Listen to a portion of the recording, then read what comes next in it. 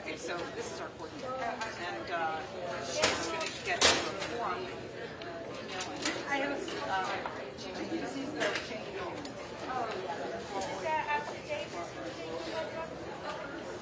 yeah, but it also, she wants to, yeah, he's already voted. He's wanting to change it for the future. Oh, here we go. So just go online? No, right here. Okay.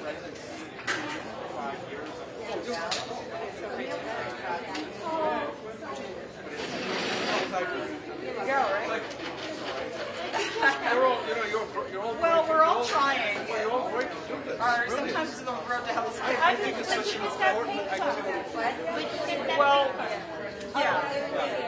I don't know about you, but I believe in America, and I believe in the voting process. And so as a result, I cannot have guys, listen. If you read this text carefully, it says that they did register last year on this. We want to make sure that we're voting for two voting police crime fires of Southern. It's just this link here. that's what it is. They don't vote because they're voting for the polling station. All right. See what I mean? Just got rid of it doesn't matter who you are. They all change. Everybody gathers. It's fine. They don't care. So could you read the text carefully? So until this moment, that actually happened. Yes. To be continued. So they're going to tell them that. But I had a nephew. So they're going to tell them that they register. So they had a registration drive here, which makes total sense. So you live in Staten Island. I live in Staten Island. I register in Staten Island, so I'm registered to vote there. But my polling site is in Staten Island. Whatever it is, and then we should register to vote along on it. My point is, so that's what you read the text. Yeah. That's what you read the text carefully. That's exactly what that is. Well, I explained it to her. So you read the text carefully. You got to go there and find your polling site. And to do it well. Yeah.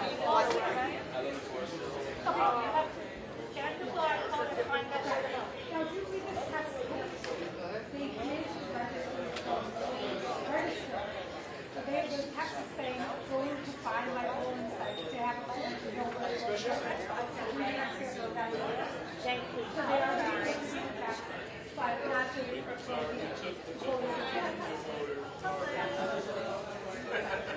And isn't it help that it I'm sorry, something made a mistake or maybe something else was done there, or maybe something attached to the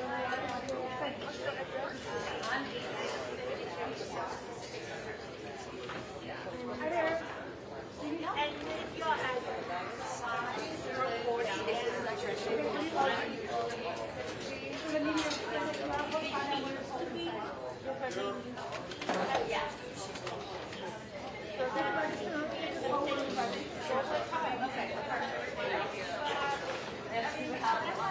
thank you. and that you are voting by the polling site.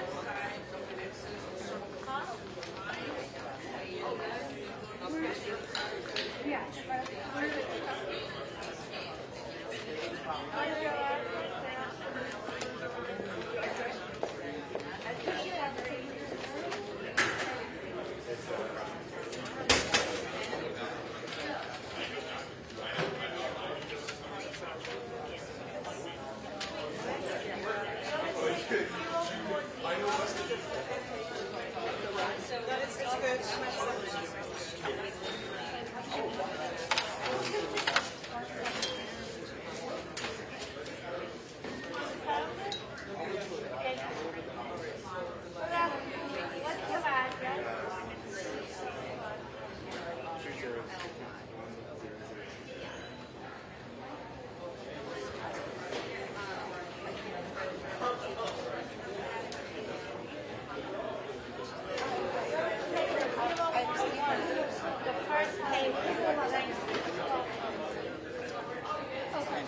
them that same ticket to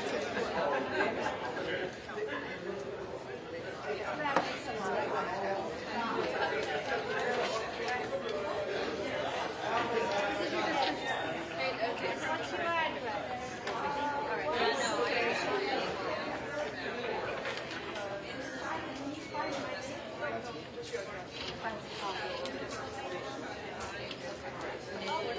You're going to go at the table 041, the third table. 041.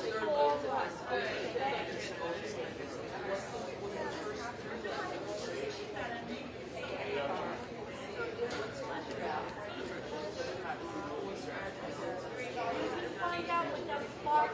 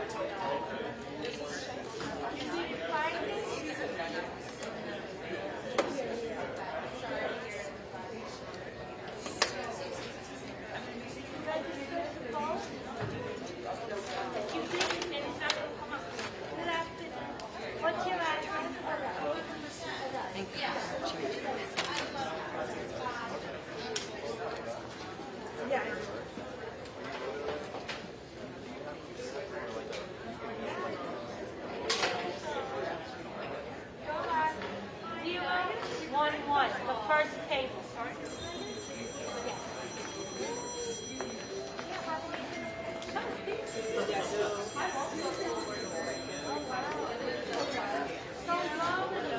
I know you. I knew what you were at your age. I wanted to read the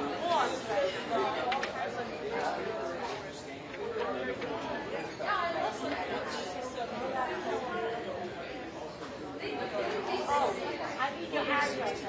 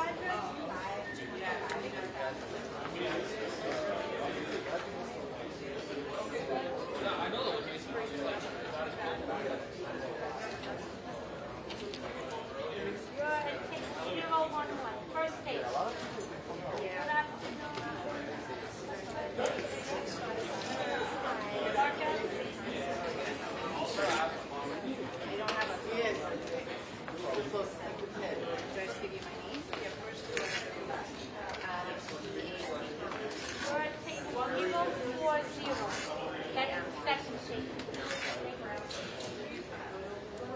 Second table, 40. Oh, thank you. Yes. Oh.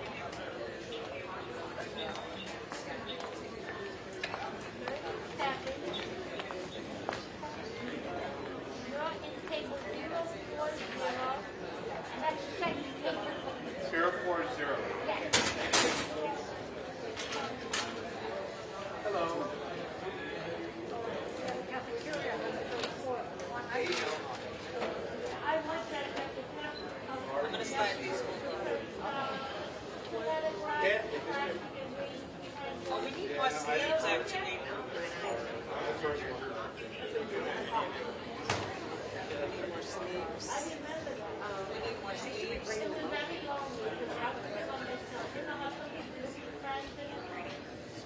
I only took 2 classes.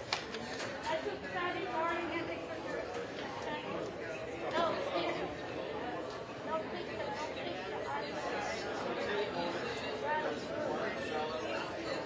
Yeah? All right. 1 through 5, yes. 1 through 5, yes. 6 Oh, it is? Okay.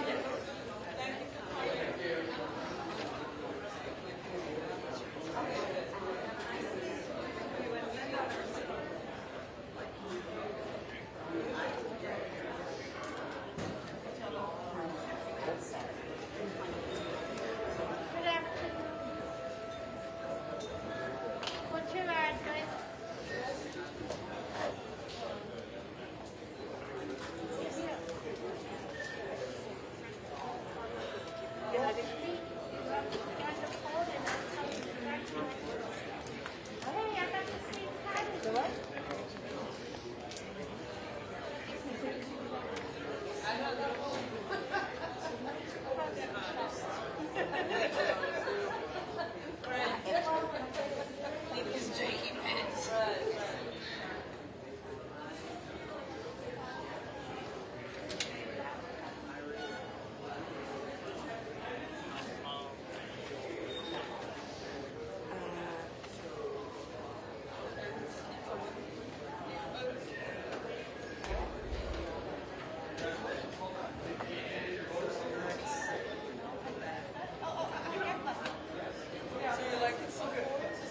We have the 19th.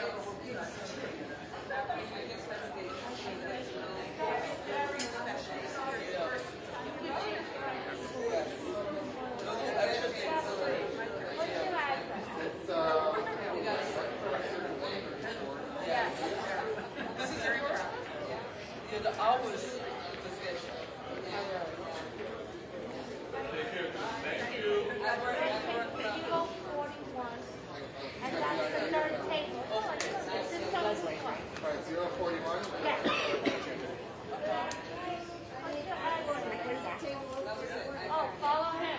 Third table. It's not too bad here. Right. That's fine. You may have a little stuck up on me. I was surprised. Right? So, are you in 6 o'clock? I'm on the west side.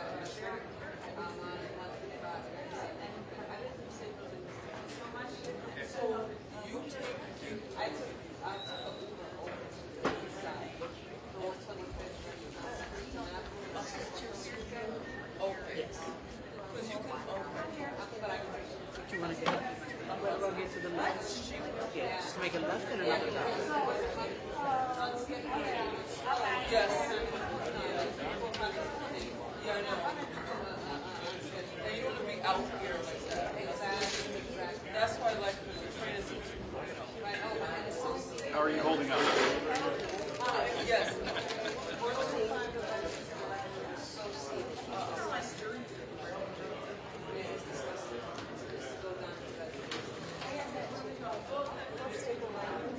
Sometimes you can tell too by the stop. When the train stops, you can tell the difference. I was like, oh no.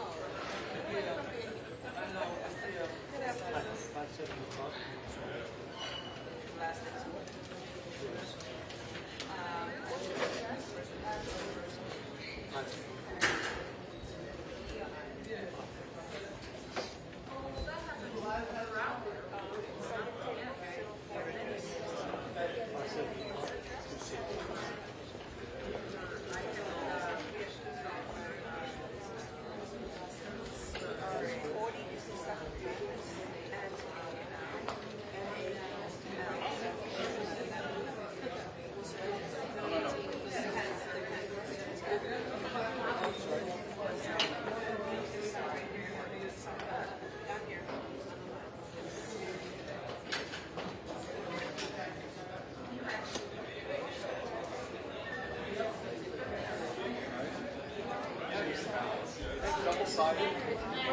sides, and then private switch over here, and once you're done, you take it to the back of the stand.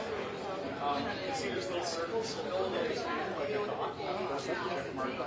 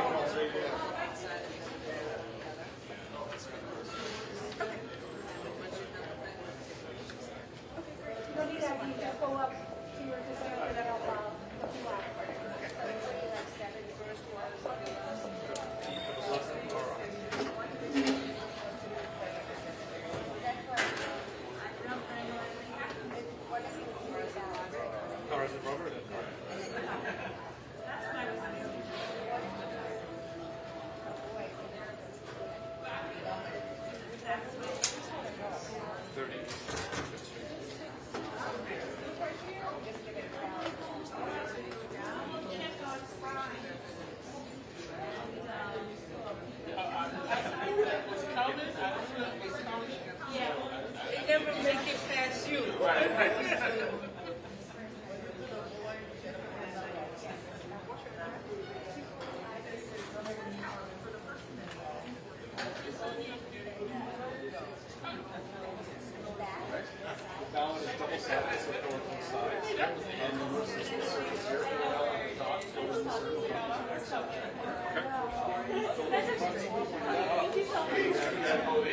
Thank you.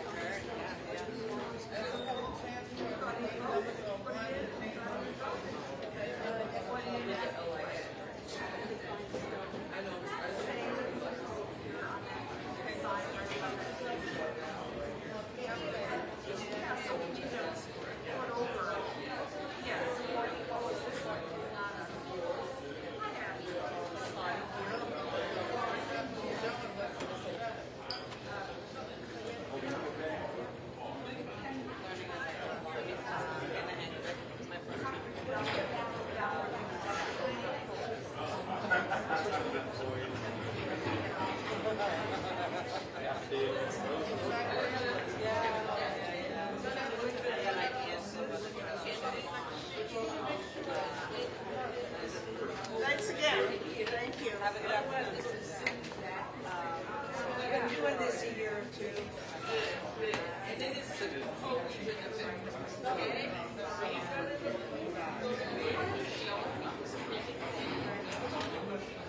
He says he's corrected.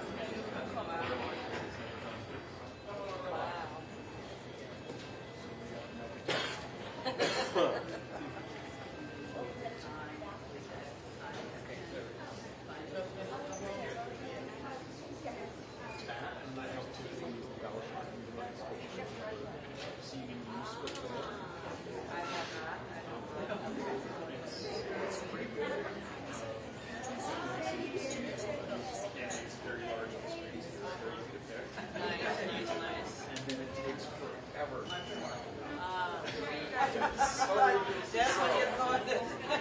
Yes, Mark.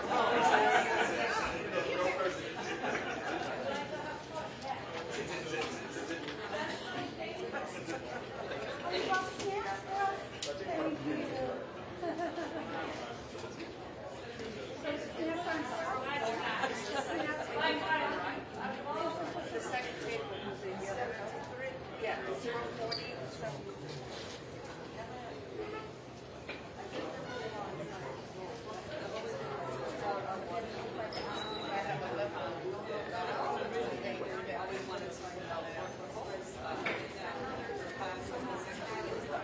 Last year was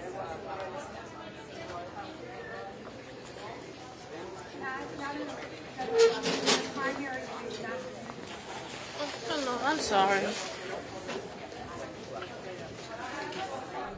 Communicate how they plan to tackle the economy.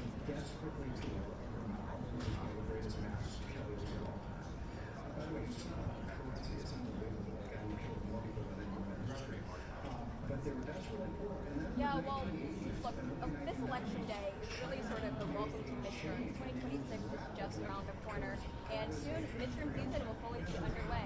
And for Republicans and Democrats nationally, they are trying to gain or regain as much control in Washington as possible. So what we're seeing right now, just across the country, and particularly in California, is plans to do redistricting. It's coming at a time where Democrats are trying to gain more House seats. Even we can take a look at Texas, where they're trying to pick up more Republican seats. So this is going to be sort of one of those key themes that we see heading into 2026 on redistricting and how Democrats and Republicans try and pick up more House seats.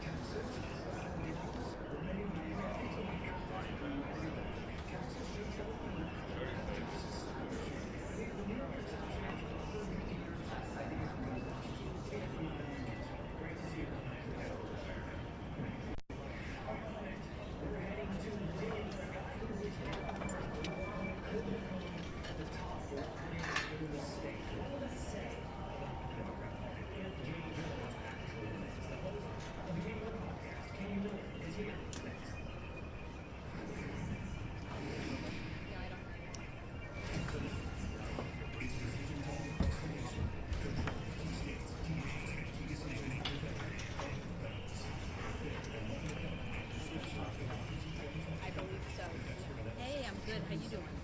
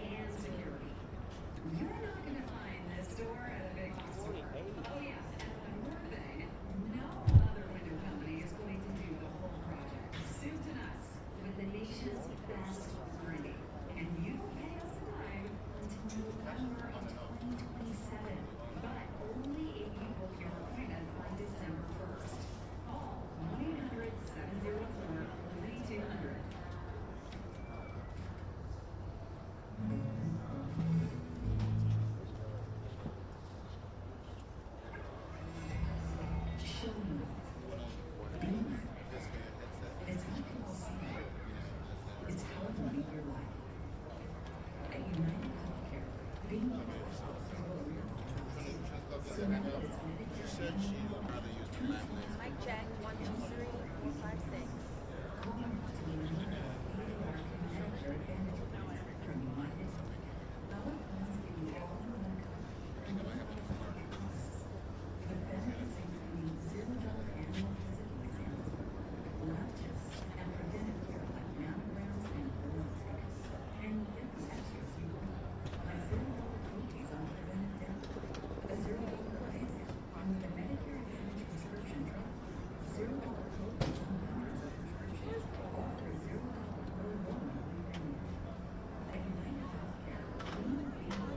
Mic check, 1, 2, 3, 4, 5, 6,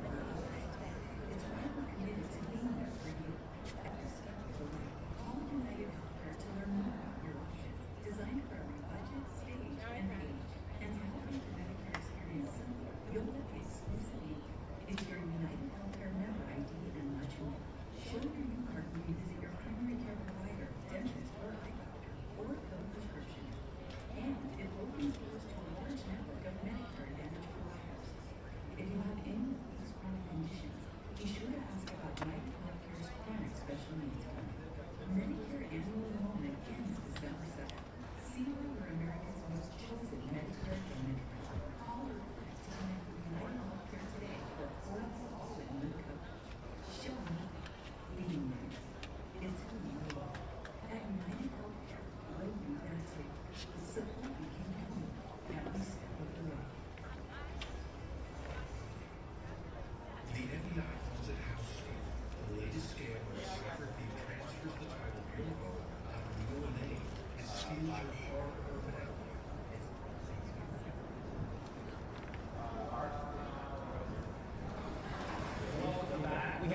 Virginia, the attorney general's race is heated. What does it say, though, about the Democrat Party if a guy who joked about murdering a Republican wins? You'll remember Jay Jones had a resurfaced text from 2022 where he jokes to a colleague about shooting then Virginia House Speaker Todd Gilbert. This comes as a new poll shows the majority of Americans expect political violence to increase. Joining us here at Dallas to host the KU podcast, a former Doge top a KU conspiracy theory person. So, it does say something more than simply who voters might want to be attorney general, but eventually James will forget or overlook Jay Jones's past. What it says tonight in the Virginia race is, are Virginians more decency, or are they so lost in partisanship and this Trump derangement interest that they can't look beyond what is a candidate wishing the murder of 2 children? And what does that say about our country when you're normalizing murder, whether that is normalizing the United CEO's murder in New York, whether that's the presidential assassination attempts on President Trump, both in Ballot and Long Beach, or whether that's the murder of your dear friend Cheryl. When you normalize something that is a heinous act, and you just wish that upon your opponents, that's a very sad state of our country that, as you mentioned, I think that political violence gets much worse before it gets better. Yeah, I have to agree. I think it's worse before it gets better. And it's something different than when we see a clip from a No Kings rally, somebody with blue hair suggesting that political violence is okay, than when a whole state of voters go to the ballot box and overlook clear endorsement of political violence. And speaking of those blue hairs at No Kings rallies, some of them actually run for office, some of them are actually political figures, and Haley McKnight is one such figure in the state of Montana. She's a city commissioner, a candidate for city commissioner, and she called Senator Tim Sheehan, and this is the voicemail she left for the U.S. Senator. Hey Joe, how's it going?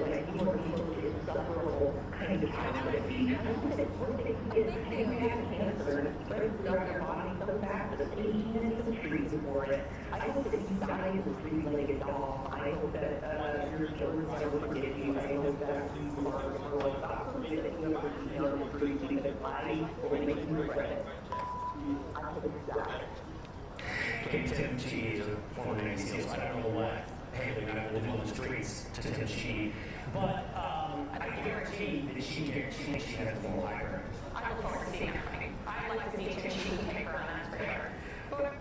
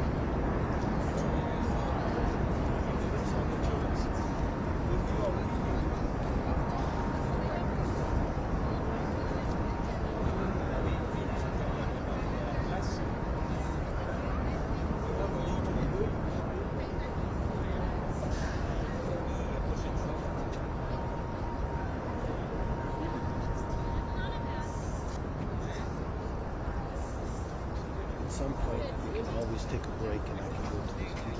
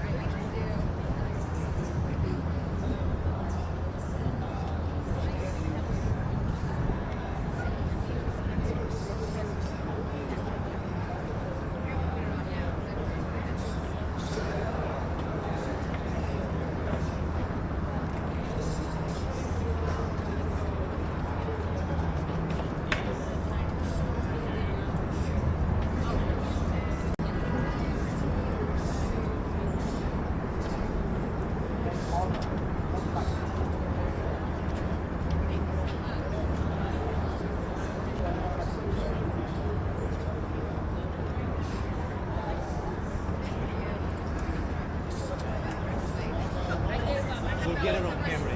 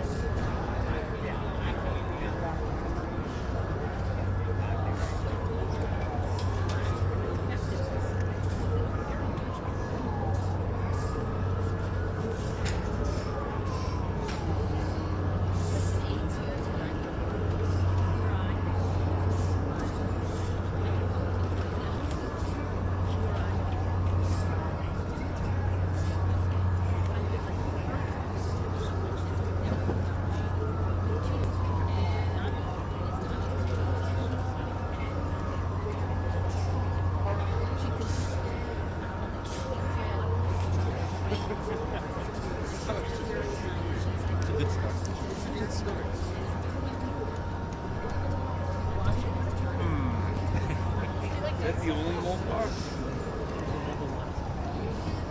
That's the one.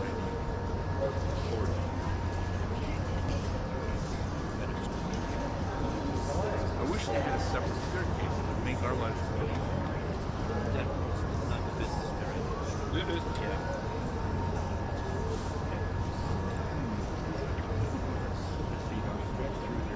Thank you.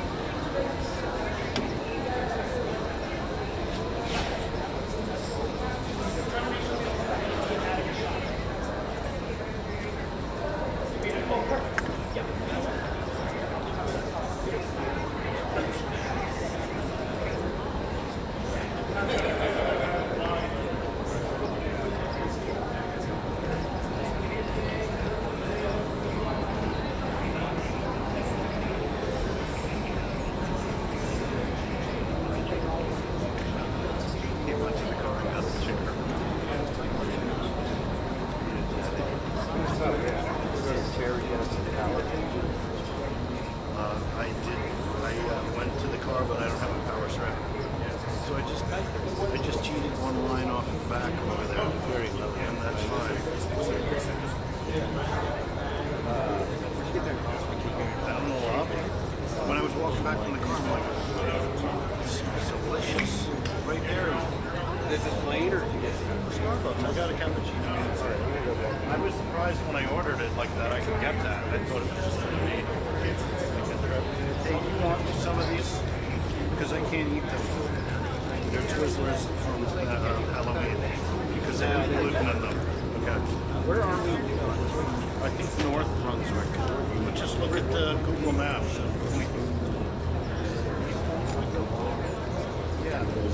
Easy.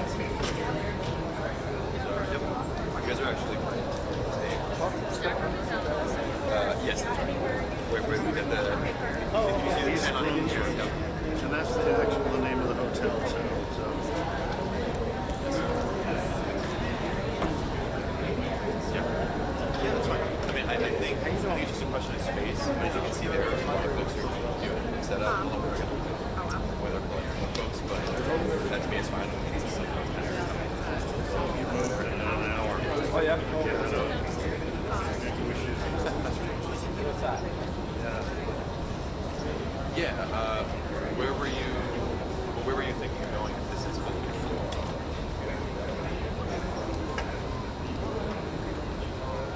Yeah, I think.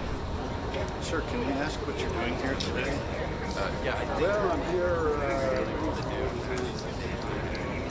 Oh, what kind of car? Well, is it a tariff car? It is a car that. Yeah, well, I think. Well, right, and it's that would be my next question actually.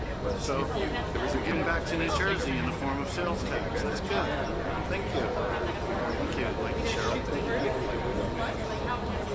I did early voting at Hackensack this morning. Whose card is this big guy? Okay. I'm gonna move this. This guy. Can you start? Can you come with Can I get in here, bro? Yeah. Right there? Yeah. Whatever you want to do. Yeah, but they can't figure it anyway. So they said it's either there or one. Yep. Thank you.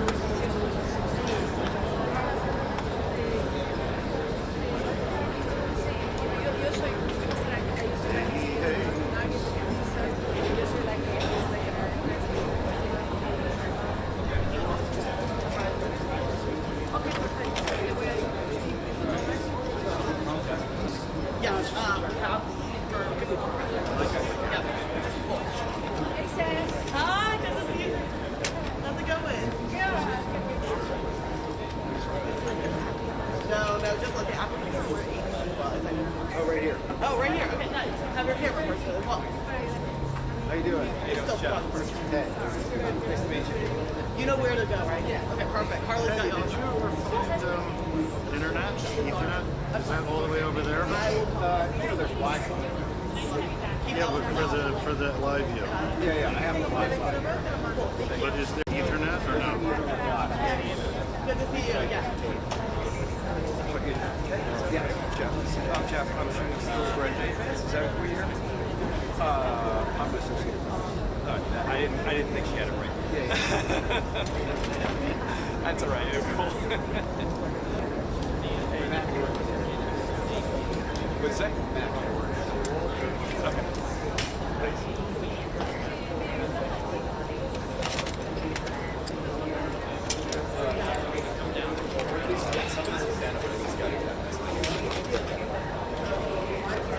Hey, what's going on? How you doing?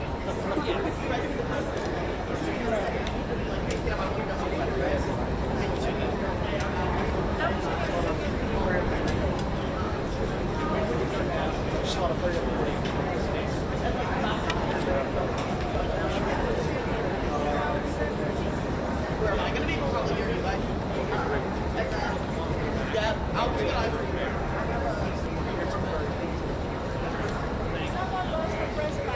Okay, I'll take that.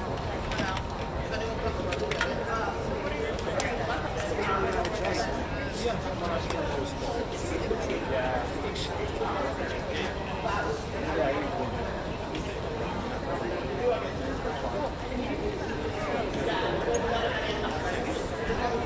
Thank you very much. Hey, how's it going?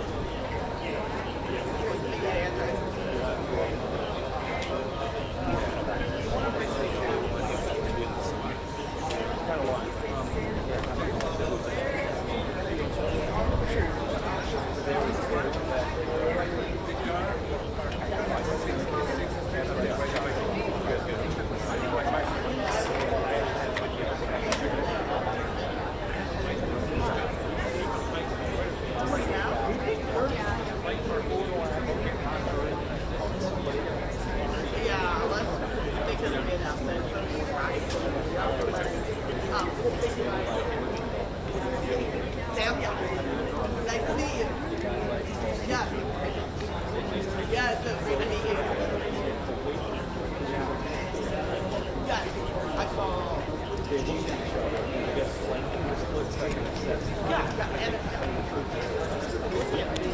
I don't know. I think that they thought it was like right on there. I think it's kind of hard. Good to see you. It's like one. I never had.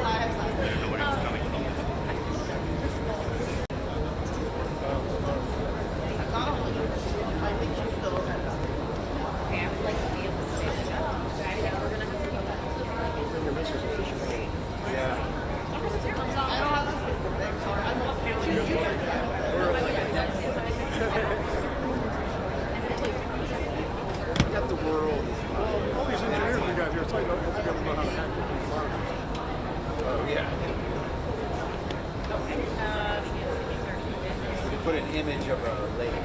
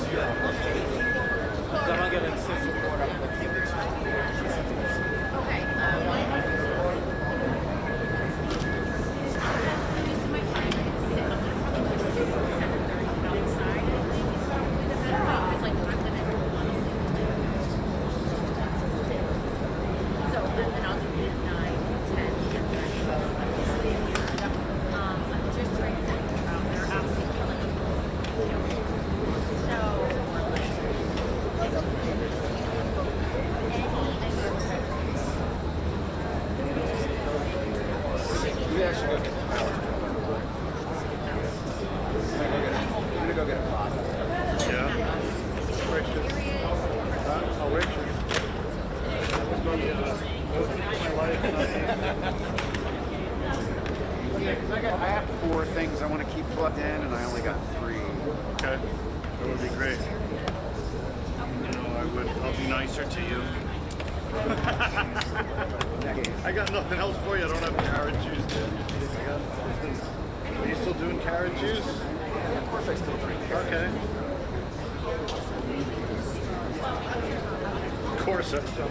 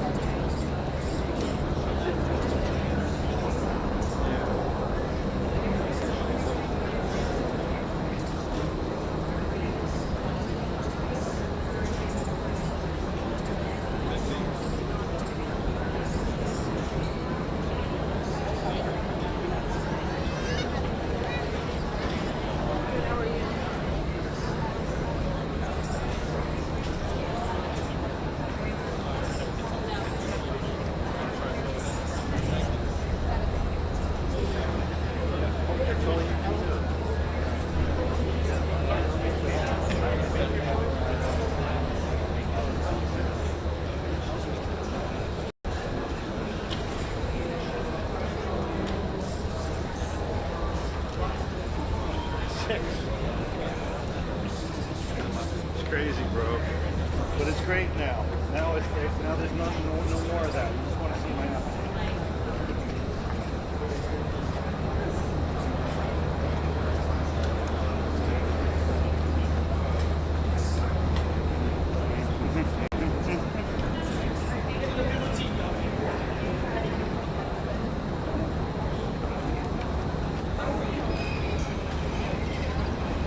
Let's see if the camera works. It's all around on my back.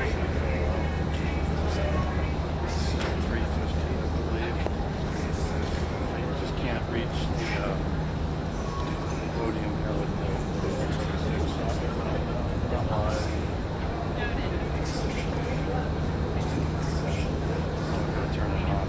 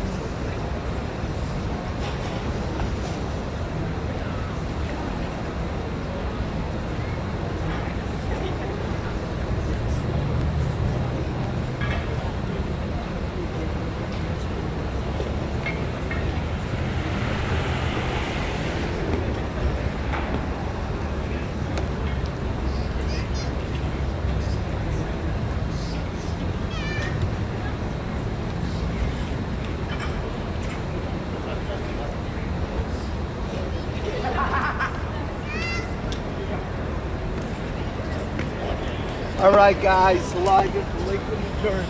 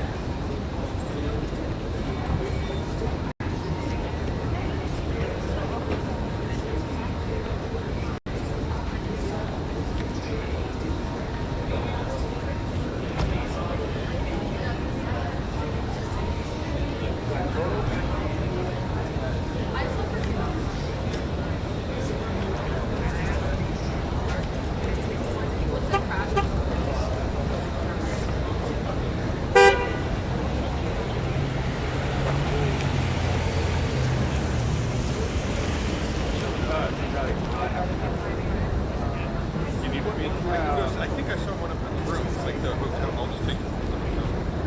I think I'll go. I was going to do it again.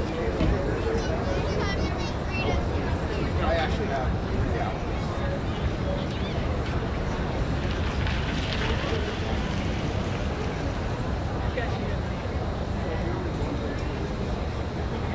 Looks like you're definitely.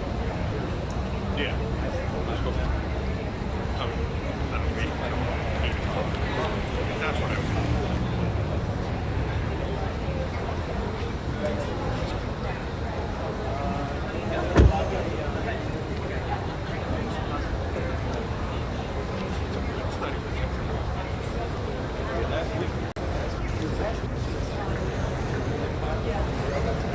I took my daughter 3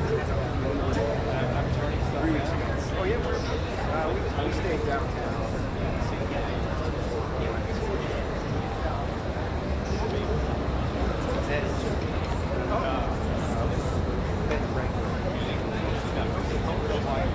She's like, oh, and you know, that's right. Even if I get the bed.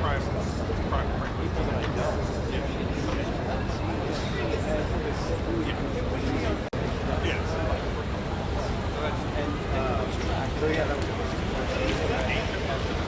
overnight. So yeah.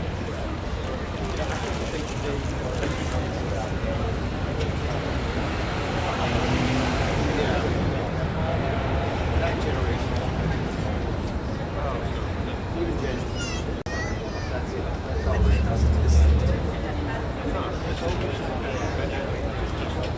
I mean, if you try to watch it,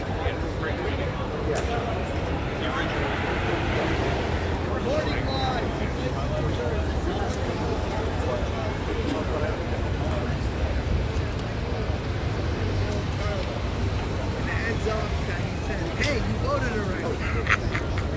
So I was like, I'm just making sure. Well, so nice, Andrew. Let's go. Knock it in. Let's come in, guys.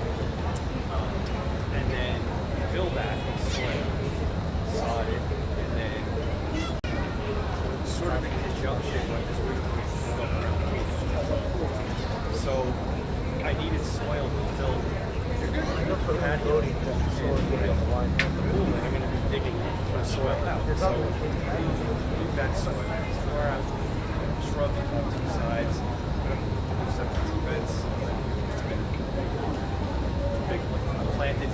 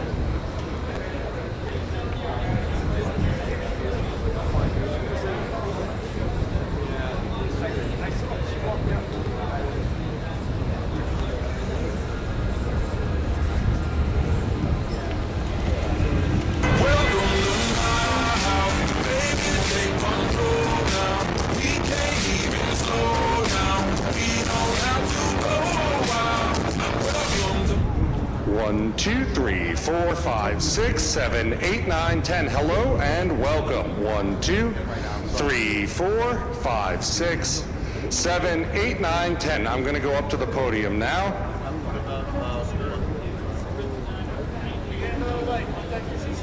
Girls bring into action. Hold on a minute. Let's see if I can turn that up. Oh, yeah. Remember that? Oh, I hear it. How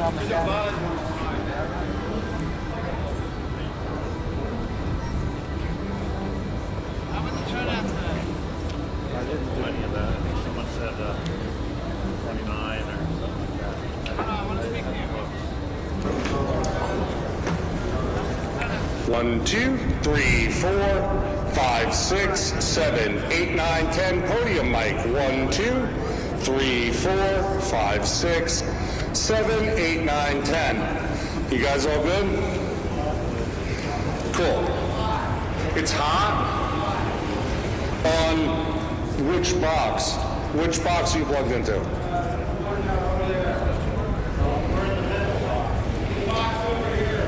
That middle box is line level. So if you're in the middle box, it's a line level box. If you're in one of the end boxes, those are mic level boxes. It's still overmodulating at line level?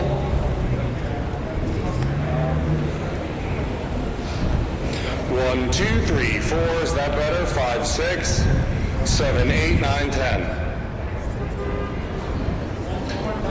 Hey, 1, 2, 3, 4, 5, 6, 7, 8, 9, 10. Hello and welcome. Better? It's borderline. You could come down a little more.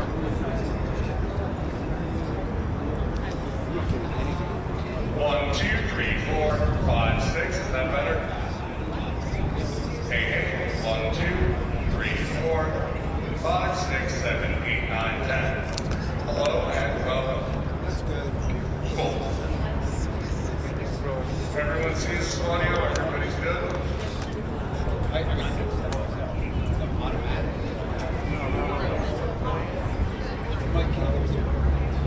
Look at the sign I saw.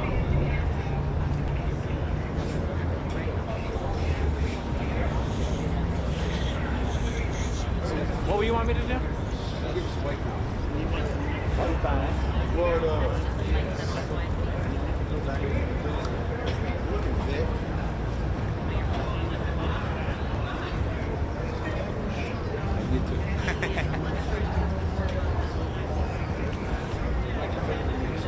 How does that work?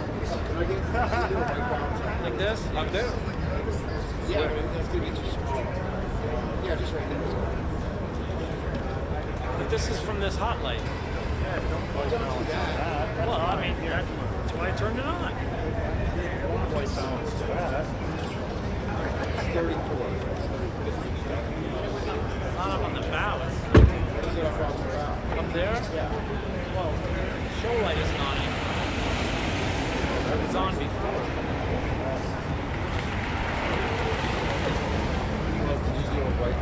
No, it's a show light for something they have to stand with. It'd be nice to get them to turn it back on. Can I go ask? Yeah. And can you go up there and hold up first? Big. I got 34. What a deal.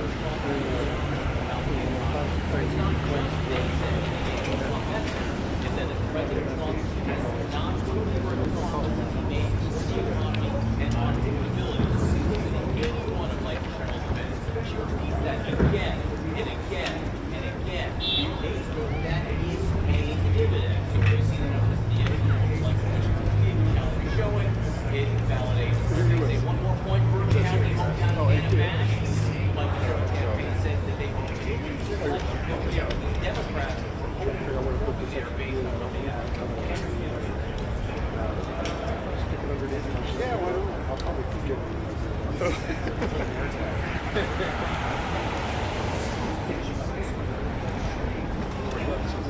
rather expensive. It's trusted in the other room by itself.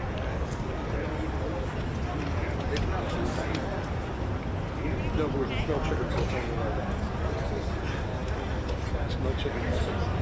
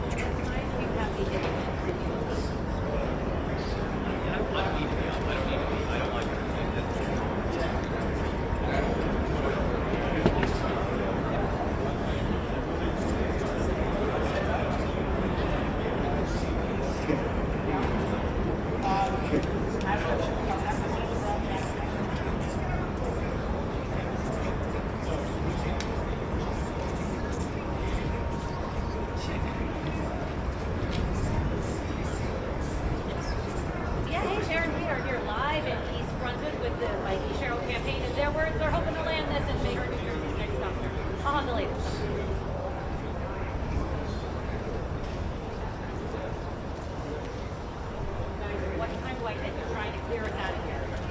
Come on out.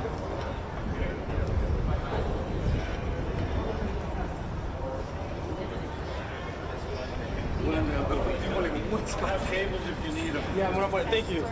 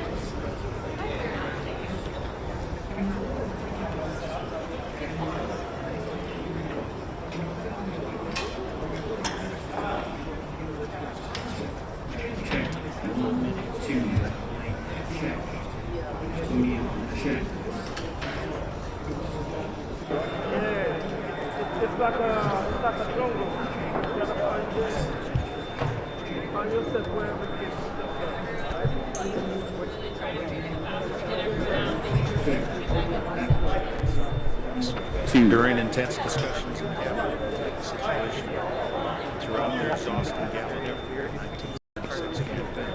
After serving as campaign manager for Ford's failed re-election, If everybody would please step out.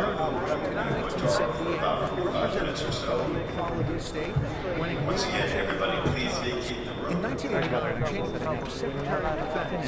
President George W. They're asking me to keep this as clear as possible. Against Saddam Hussein. When war came, America was there, and Secretary Cheney's leadership contributed enormously to the victory. Cheney won election in 1992. Clinton defeated President Bush. I believe it's anybody without a pin. As a Republican voice, choosing to stay in the private sector. In one of the most arduous and complicated elections ever, Bush and Cheney defeated Joe Lieberman in the U.S. Supreme Court days after the election. Recounts in Florida. You will always understand the pain of I just have to go flush to the upon their place, this place. Cheney's leadership was put to the test less than a year later. 9/11. Vice President Cheney was a player in the White House's war on terror. Prisoner in post 9/11. Warnings to our ordered the launch of Operation Iraqi Freedom in 2003. 6 in 10 Americans say they feel it was a mistake to go to war. What do you say to those people? We were elected to do the job. That's right for the country. The Bush White House had asserted that Iraq had weapons of mass destruction, claimed many of those officials would later retract when the weapons were never found. Bush and Cheney And then because my girls watch this easily. I think I guess they like Turkey, gosh. I know, sure. Is it weird? Victoria Justice is a little crush line. So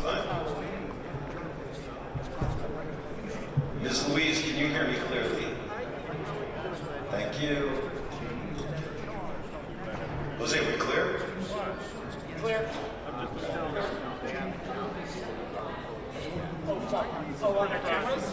Do you want me to accidentally trip over the power cable?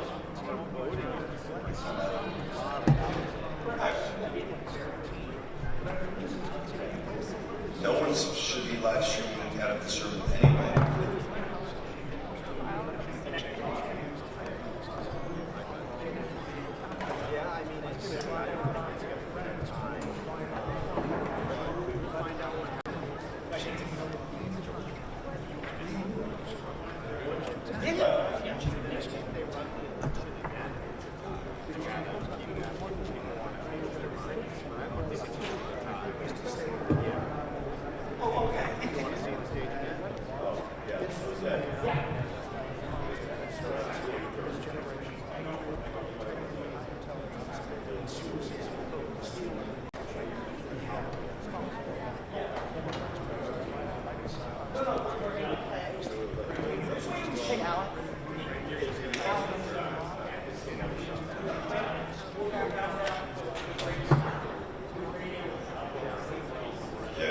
As long as they know.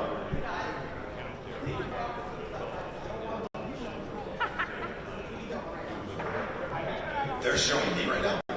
And the monitor's outside on the screen.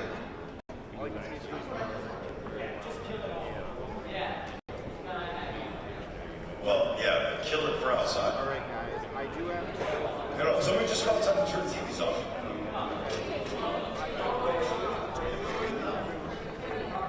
They shouldn't be live streaming out of this room to begin with. So, yes. All right, we discussed that, right?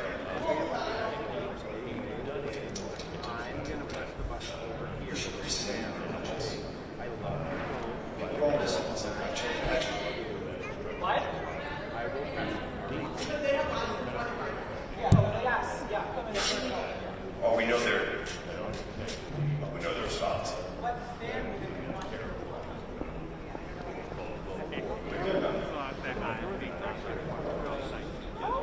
And also doing a peaceful breakthrough right now.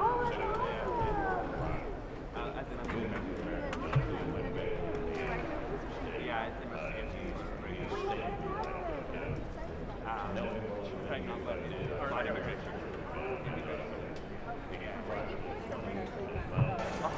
Oh, yes, yes. You probably know.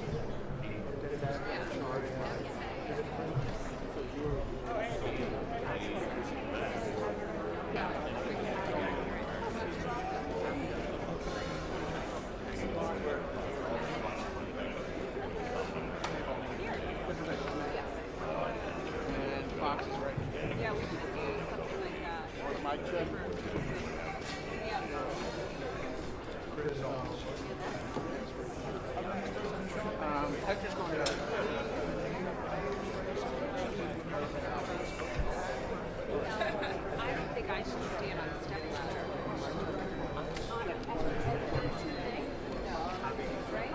I was going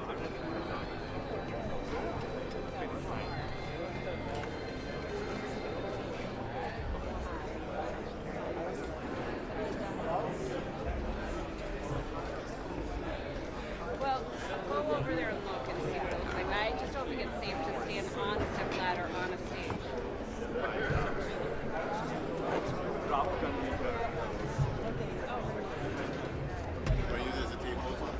Yeah, we can even put a table here. Only because there's people behind you, that's why.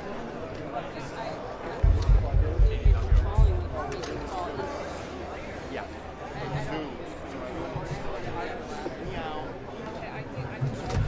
We're just going to see how the shot looks.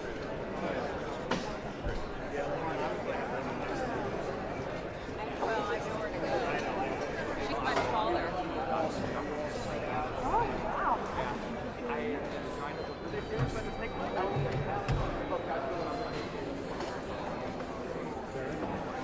With what later we use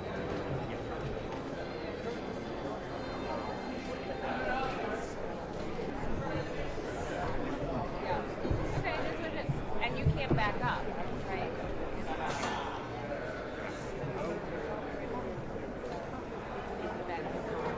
6 inches. Have to put on the other side of Where I'm way more active.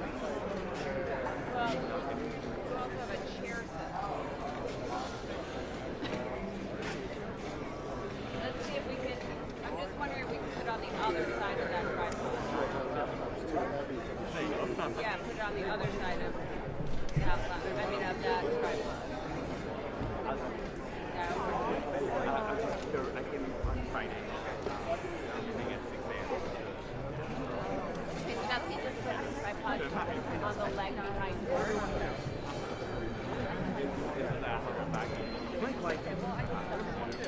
And that buys me like 2 more. Yeah, but it's fine if he's What's your percentage? well, don't move back yet. Let him get on the other side of you. You're not on the other side of him. Yeah, there we go. And then the other side of the light. No, and then the other side of the light. And then push it down and you'll be close. Yeah.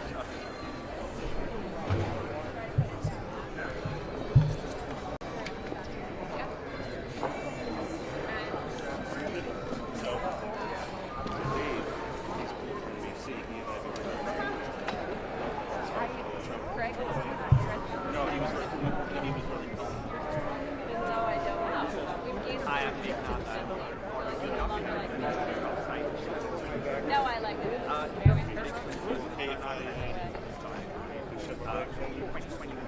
Just shove it up and give it to him. All three of us. Well, we have today. That number is from 5. Okay, great. I'm comfortable with that. 1.75.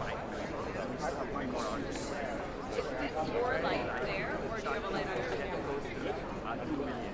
Okay, so you probably want to bring it down. How do I look? Wow, this is checking away. Yeah. Light, white tall. Well, at least you have a light. For someone rather than, I mean, because there are a lot of people who aren't sort of as enthused about Cuomo himself as much as they dislike Zohran. So when we see such a huge change in turnout, it does bode well for Mamdani. And so now you have a lot of analysts also looking at the demographics for this. So in terms of early voting, turnout is 29-year-old.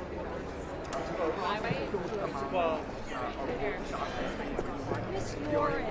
Hi, Linda. I can't wait to stand next to your long leg. What's that? I can't wait to stand next to your long leg. I'll put my heels on. That's all right. I'll put my sneakers on. No, I'm not going to put heels on now.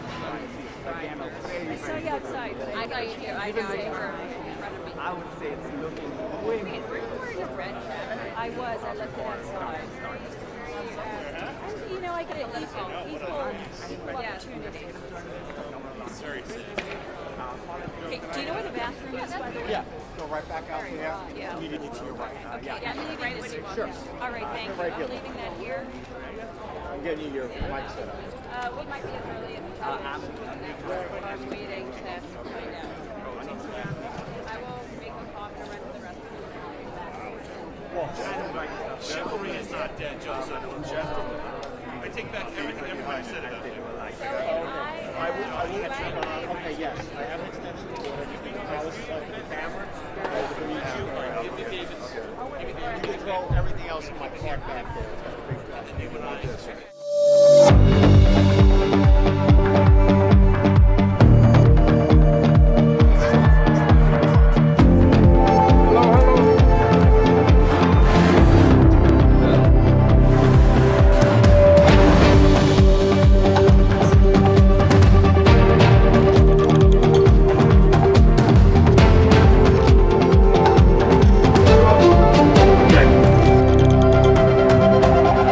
From the Associated Press, this is Election Night 2025. Live from Washington, here is Meg Kennard.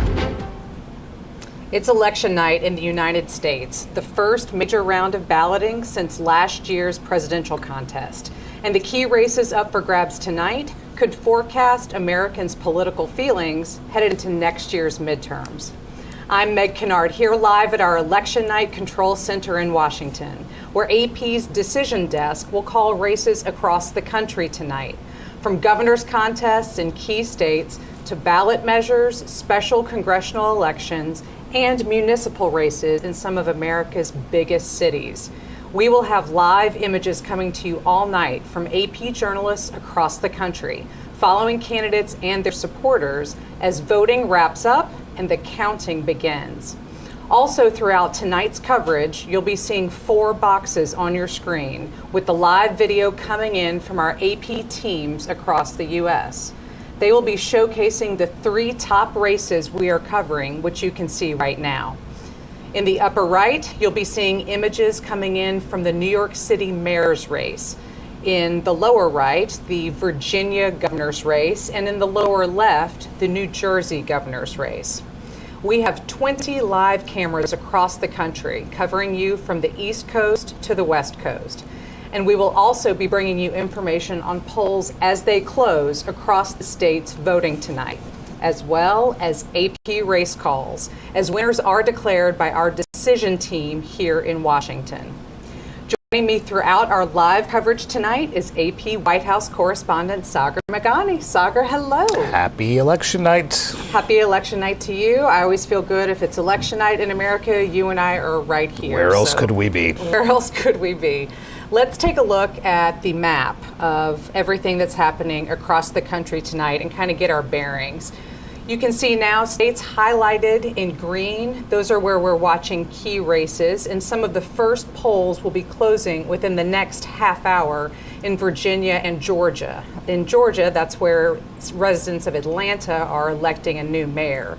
So, Zohran, can you set the table for us briefly, just taking the big picture, the big look of across the country, kind of what we're looking at tonight? With such narrow House control, redistricting has kind of taken over this election. So let's start with California. Proposition 50, a Democratic push to redraw 5 districts and essentially strip them of being GOP seats.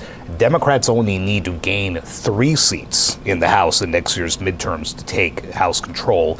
Republicans obviously trying to hold on to it. They had already mounted their own redistricting battles across the country, including in Texas, which is kind of where it got off to a start.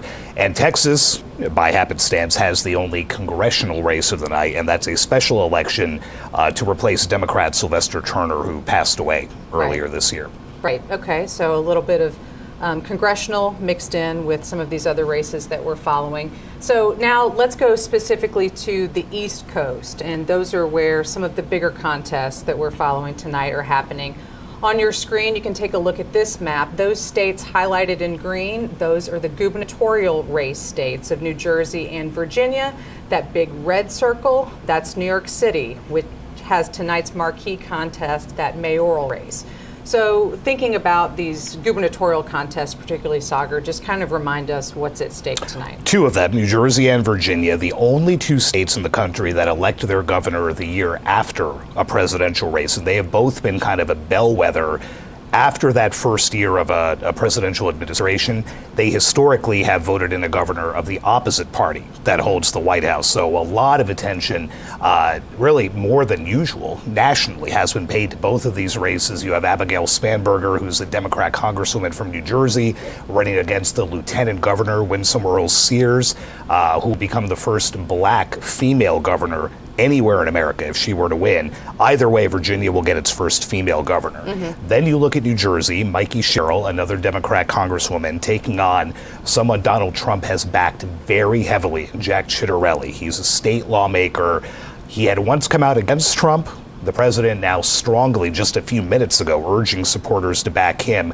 This essentially becomes a referendum on what these first 9 months or so of the Trump administration have looked like to a lot of Americans. Always interesting to get those first looks, and this being our first major round of elections since Donald Trump's return to the White House. So we're seeing it right there, and we'll be keeping a close And he, of look course, on has that. had an outweighed presence in all of this. Absolutely. Thank you, Sagar. We'll be diving more into all of those races tonight. We'll return you now to our live pictures from across the country, including right here in Washington, where we have a live look at our AP Washington newsroom. That's where our race callers will be hard at work tonight, analyzing voter data, and where we will be going live later for a conversation about AP's role on election night. As you can see otherwise on your screen, we continue to have live pictures from New York City campaign rally for Zohran Mamdani, as well as a shot from the Virginia governor's race and also Andrew Cuomo's campaign rally site there in New York City. We will be back to speak with some of the AP reporters on the ground covering that marquee contest tonight, the New York City mayor's race. Back soon.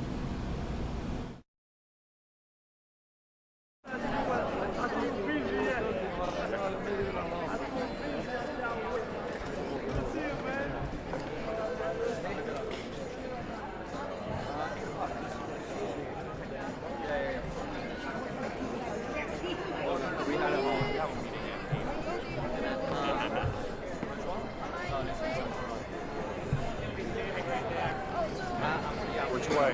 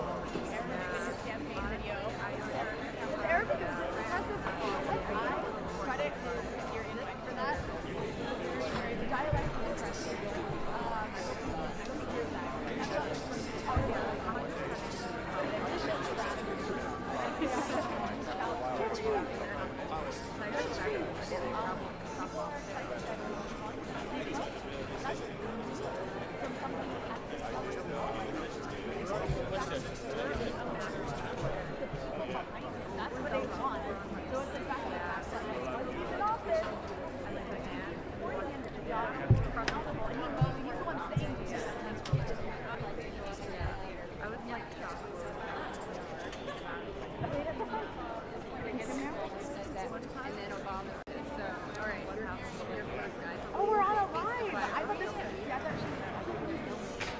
okay. That's awesome.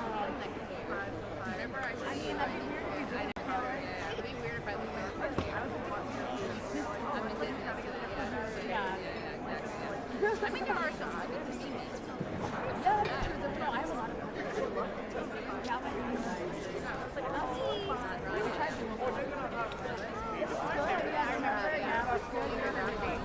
now I'm red.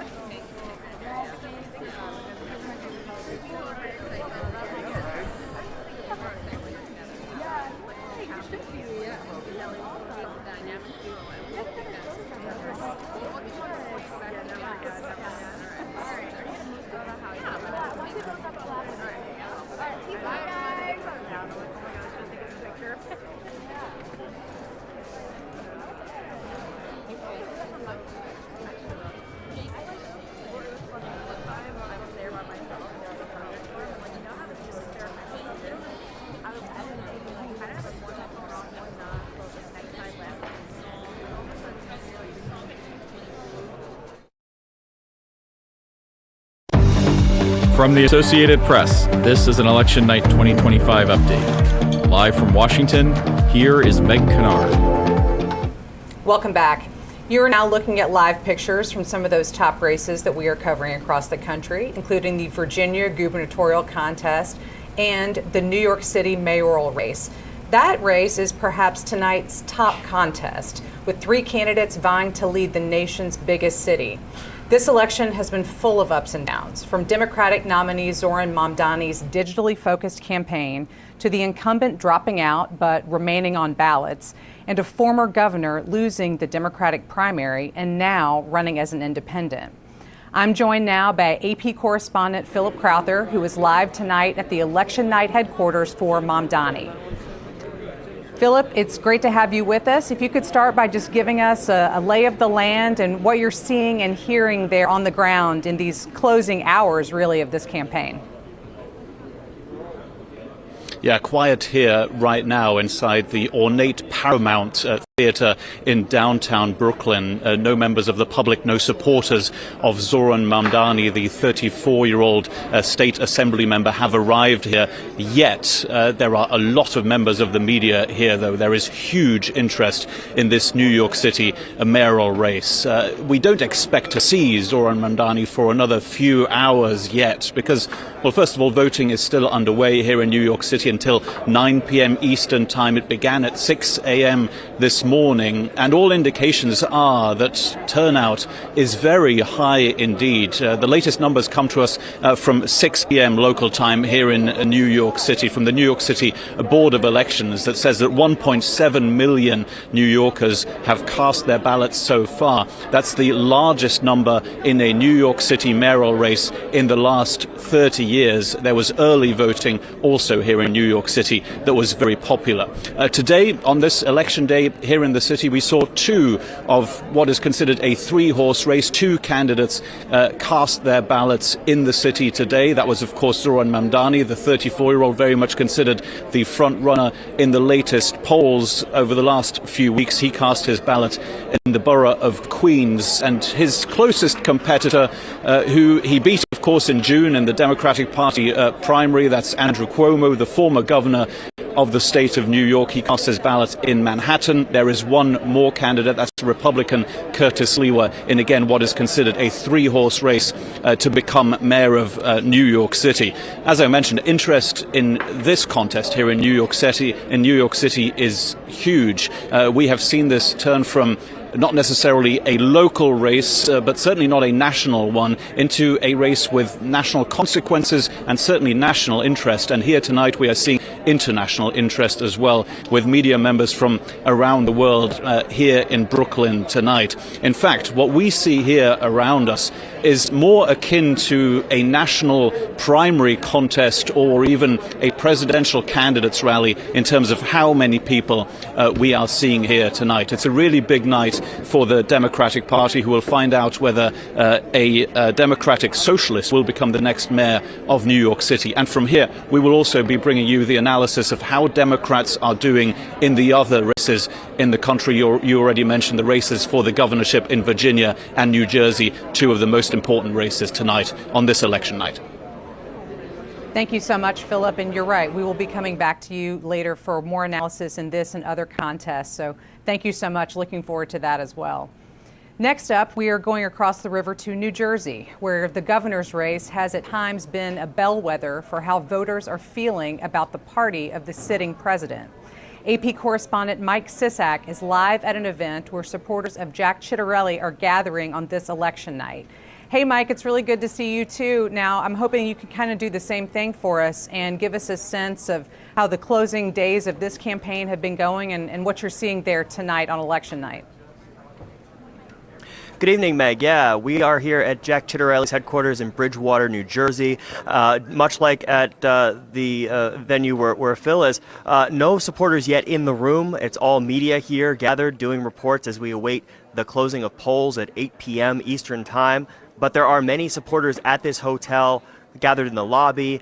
A festive mood as the last votes are cast. Jack Ciattarelli is the Republican candidate. He's facing off with Mikey Cheryl. This is an open election. Phil Murphy, the incumbent governor, is term limited. He's serving out the remainder of his second term and is not allowed to run again. So you have Jack Ciattarelli making his third attempt to become governor of New Jersey. He lost in a primary in 2017, and he lost to Phil Murphy by just 3 percentage points in 2021. And then you have Mikey Cheryl, who's a U.S. representative, member of Congress. She represents the suburbs in northern New Jersey. She's been in Congress since 2019, and she's even been talked about as a potential candidate down the road for the White House.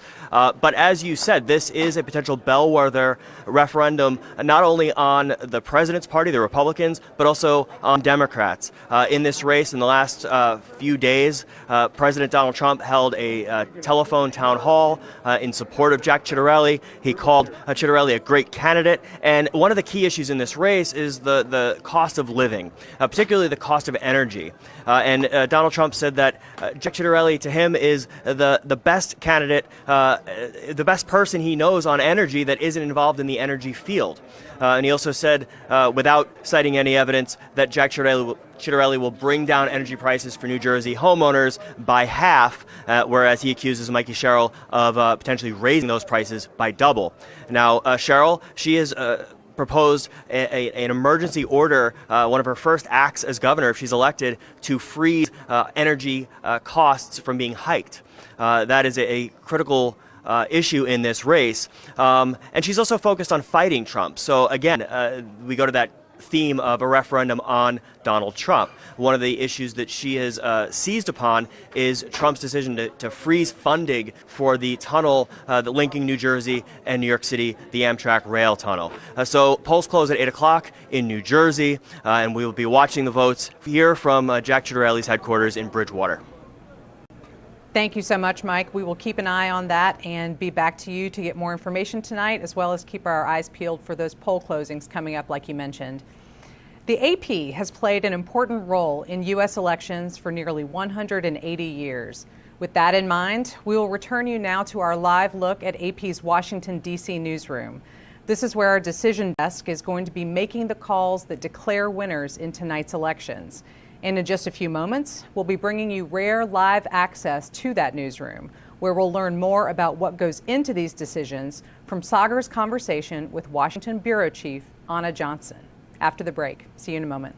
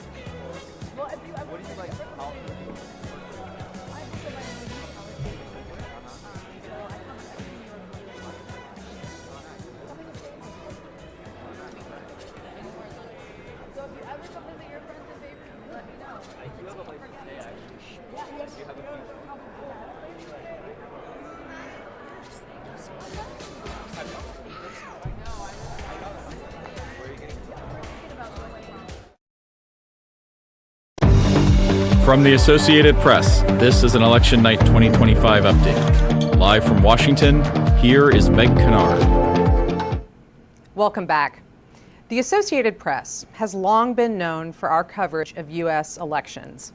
Sagar is downstairs in our AP newsroom with Washington Bureau Chief Anna Johnson for a conversation about the role that AP plays in United States elections. Sagar, take it away.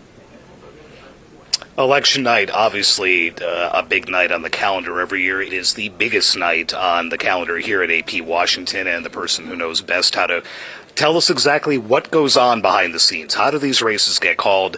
Anna, give us a sense of all this activity and what it'll be like for the next few hours. Yeah, so we are in the Washington Bureau. This is where it all happens on election night.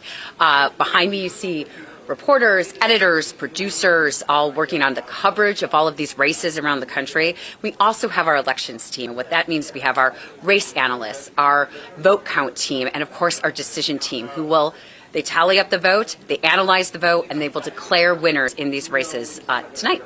We always call this internally the AP's single biggest act of journalism. For a company that does incredible amounts of journalism every day, what is the scope of this and the tradition, and what does it mean to the AP and to everyone here to be able to pull this off, essentially?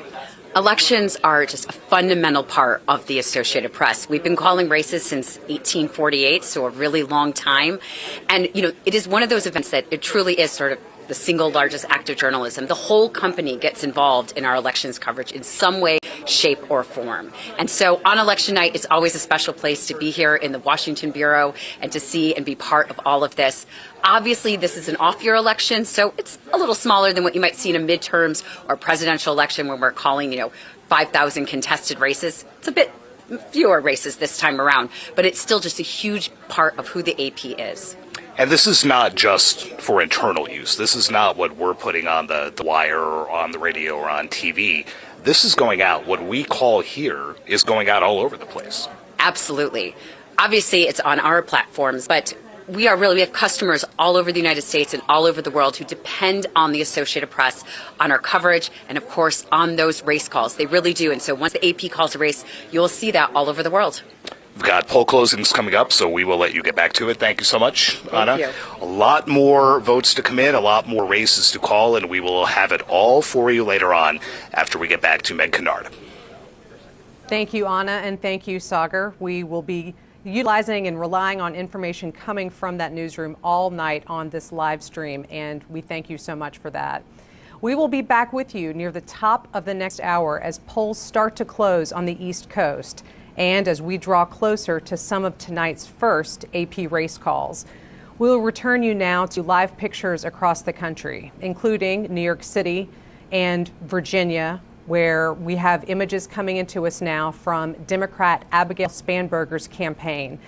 Polls will be closing soon in Virginia, and we will be bringing you more information on that contest as this live stream continues. Back with you soon.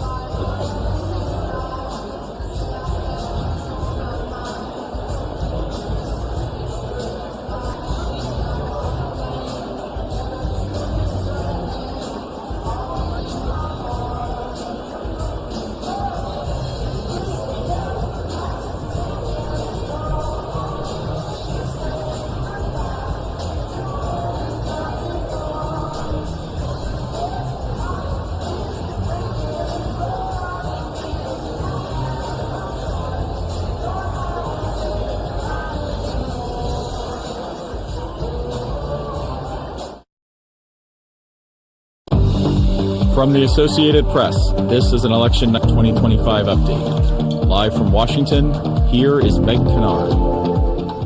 Welcome back.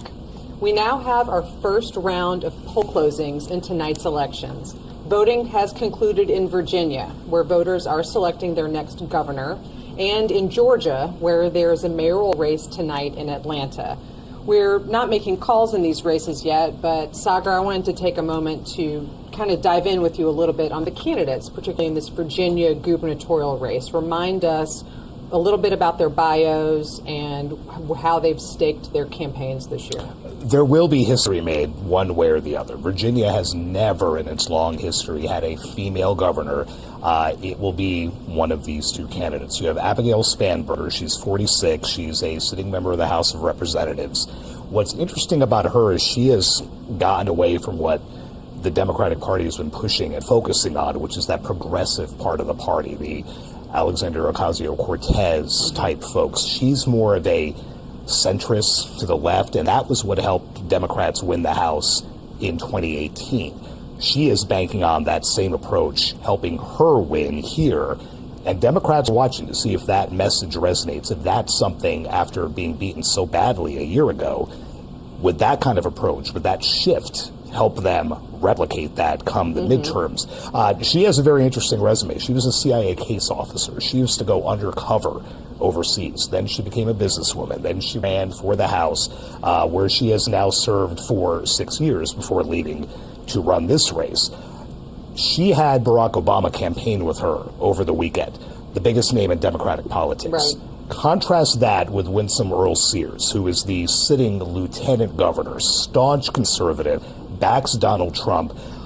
Donald Trump did not endorse her. Donald Trump did not say her name during a tele-rally for the GOP ticket. Right, he's just said, I support Republicans. I support, you should vote for the Republican candidate. He held a rally for them and never said her name. So that doesn't bode well from the perspective of a lot of Republican voters who say, oh, Donald Trump backs them, I'm going to back them too. So it'll be interesting to see whether that plays in. She has an interesting background as well. She was born in Jamaica, immigrated to the U.S. as a little kid, also served in the military. She was an electrician in the Marine Corps, then became a business owner, then started running for lower offices in Virginia.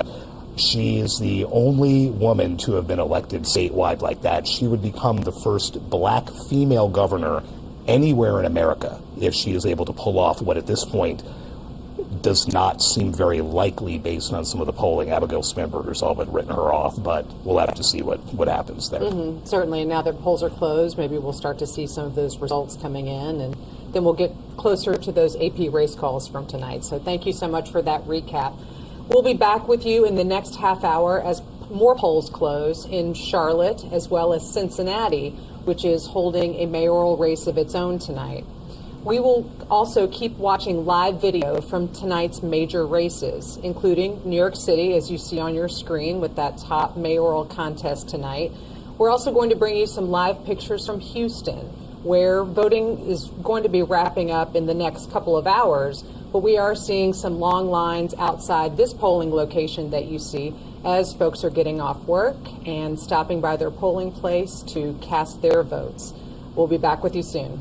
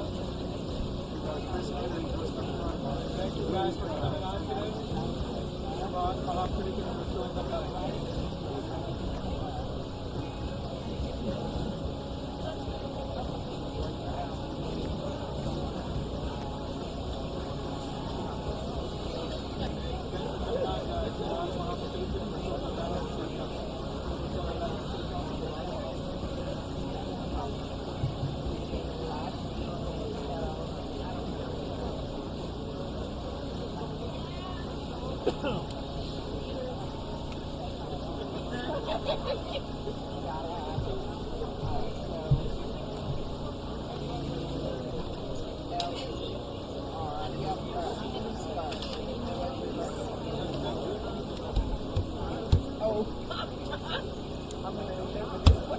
gonna laugh that I thought that was gambling. Okay, Paul.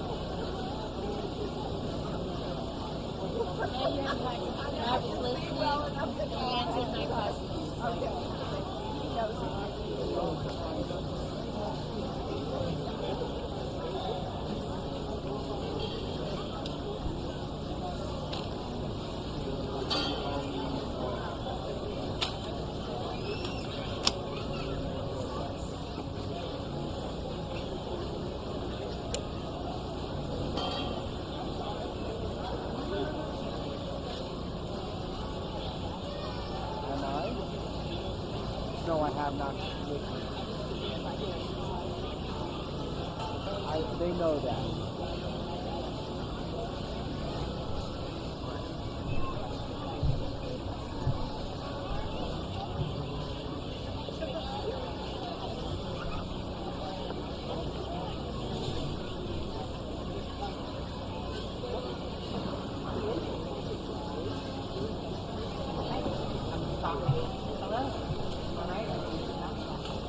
What the mic sounds like.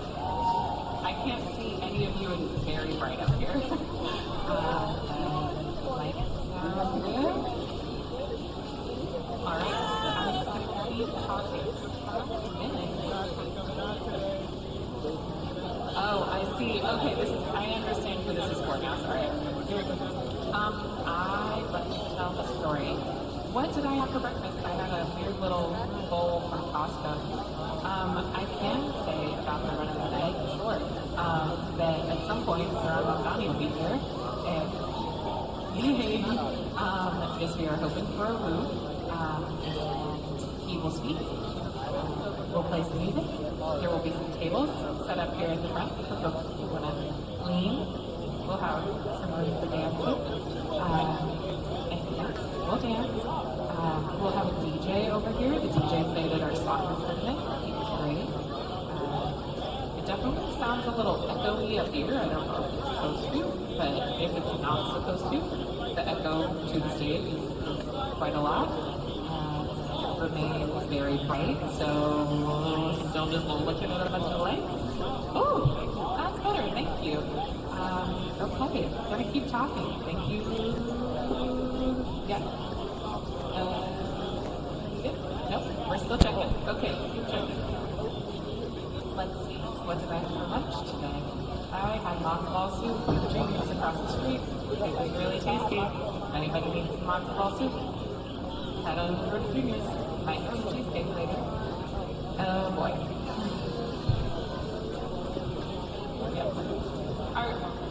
Can somebody yell if you still need me to be talking and I'll keep talking? Okay, keep talking, please. Great. I'm going to continue talking. Well, let's see. Today is November 4th. It is election day. Polls open at 6 o'clock a.m. Hope they close at 9 on schedule. We're getting a teleprompter set up here. This is nice. There's a person taking my photo. Great. I'm glad I got my glam on before I did that check. We are still checking. We're deciding what walkout music will be played this evening. It's going to be a big surprise, or you might hear it in like 2 minutes.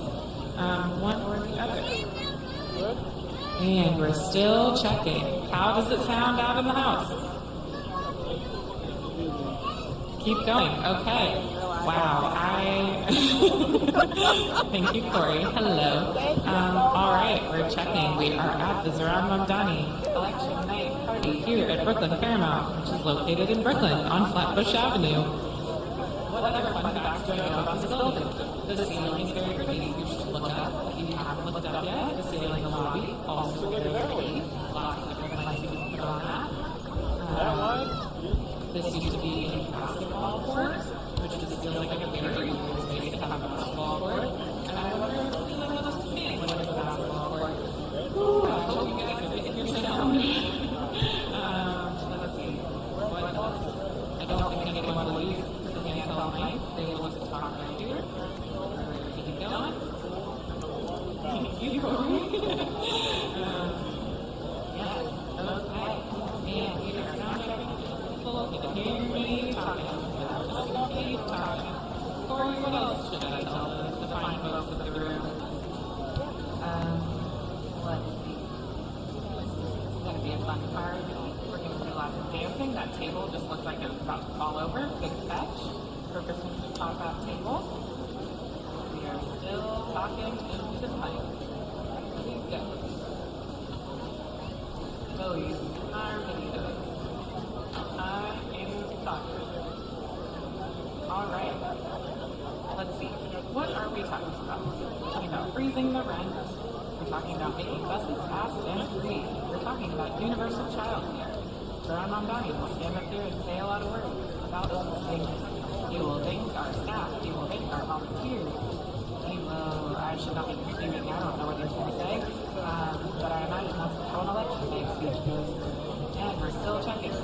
In the house, do we still need me to be talking?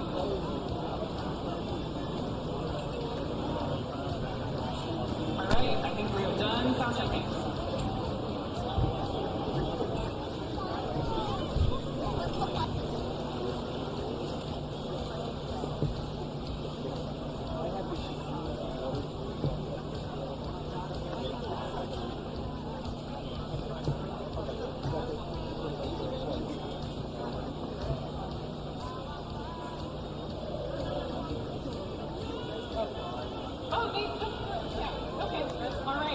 To keep talking. I don't know who needs me to still keep talking, but I will keep talking. What else can I talk to you about? Today is November. The weather was very nice. It was not super cold. If you were at our election night party in June, it was quite hot. It was on a roof, and we didn't have nearly as many risers. So I hope this is feeling like an upgrade. We are still checking. I don't know what to tell you about what's happening in the videos today. It is 7:27 p.m. which means polls close. Oh, it's dark now. Okay, polls close in about an hour and 30 minutes. And I am still up here talking. I hope I will not be talking for another hour and 33 minutes. But I am continuing. Yes, so the news cameras did not woo that they need me to keep talking. They told someone, okay. I hope you guys are getting your audio set. I can't see any of you, so if you need me to keep going, I'm just going to keep talking. What else can I talk to you about? This is why I don't make the campaign speeches. What is the weather report? Yes, it's a great idea, Matt. Thank you so much. All right, we're going to look at what our weather report is. So today, Tuesday, November 4th, it is currently 54 degrees. It looks like it's quite nice outside. I have not been outside in a little while. It's going to stay pretty steady at 55 degrees, but it's going to drop maybe down to about 49 by the time this party ends. We've got a nice forecast this week, actually. Not a lot of rain. Going to be high of 61 tomorrow.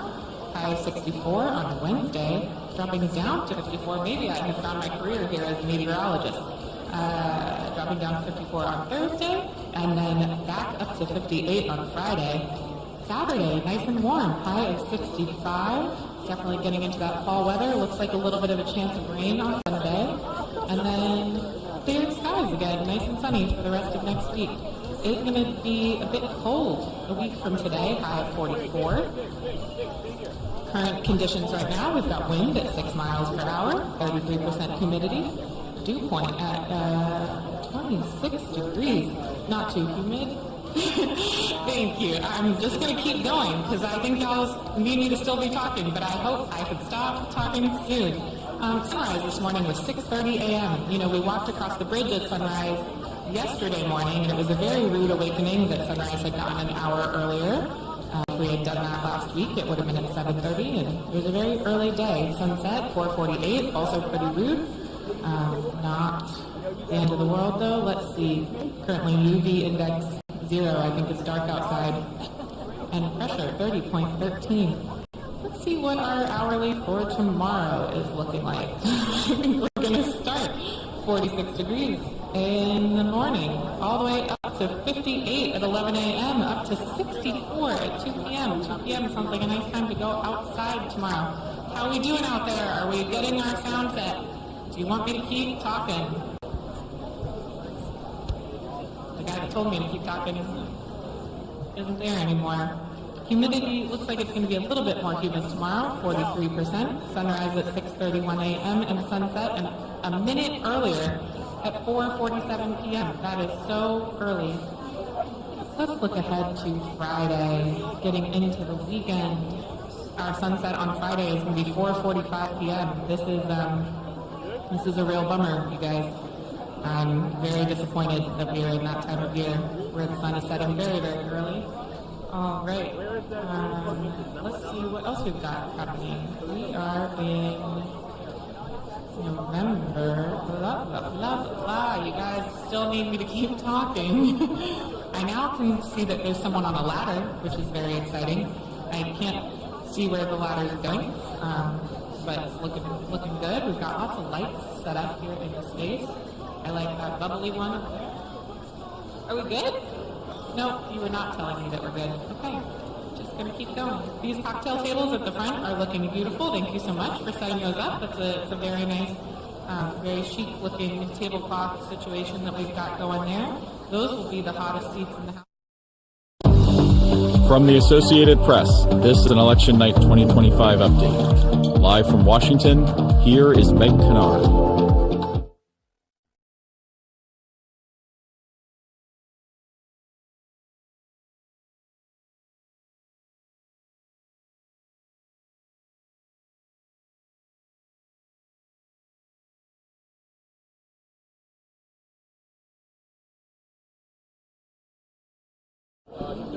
What about now? No, I've got nothing.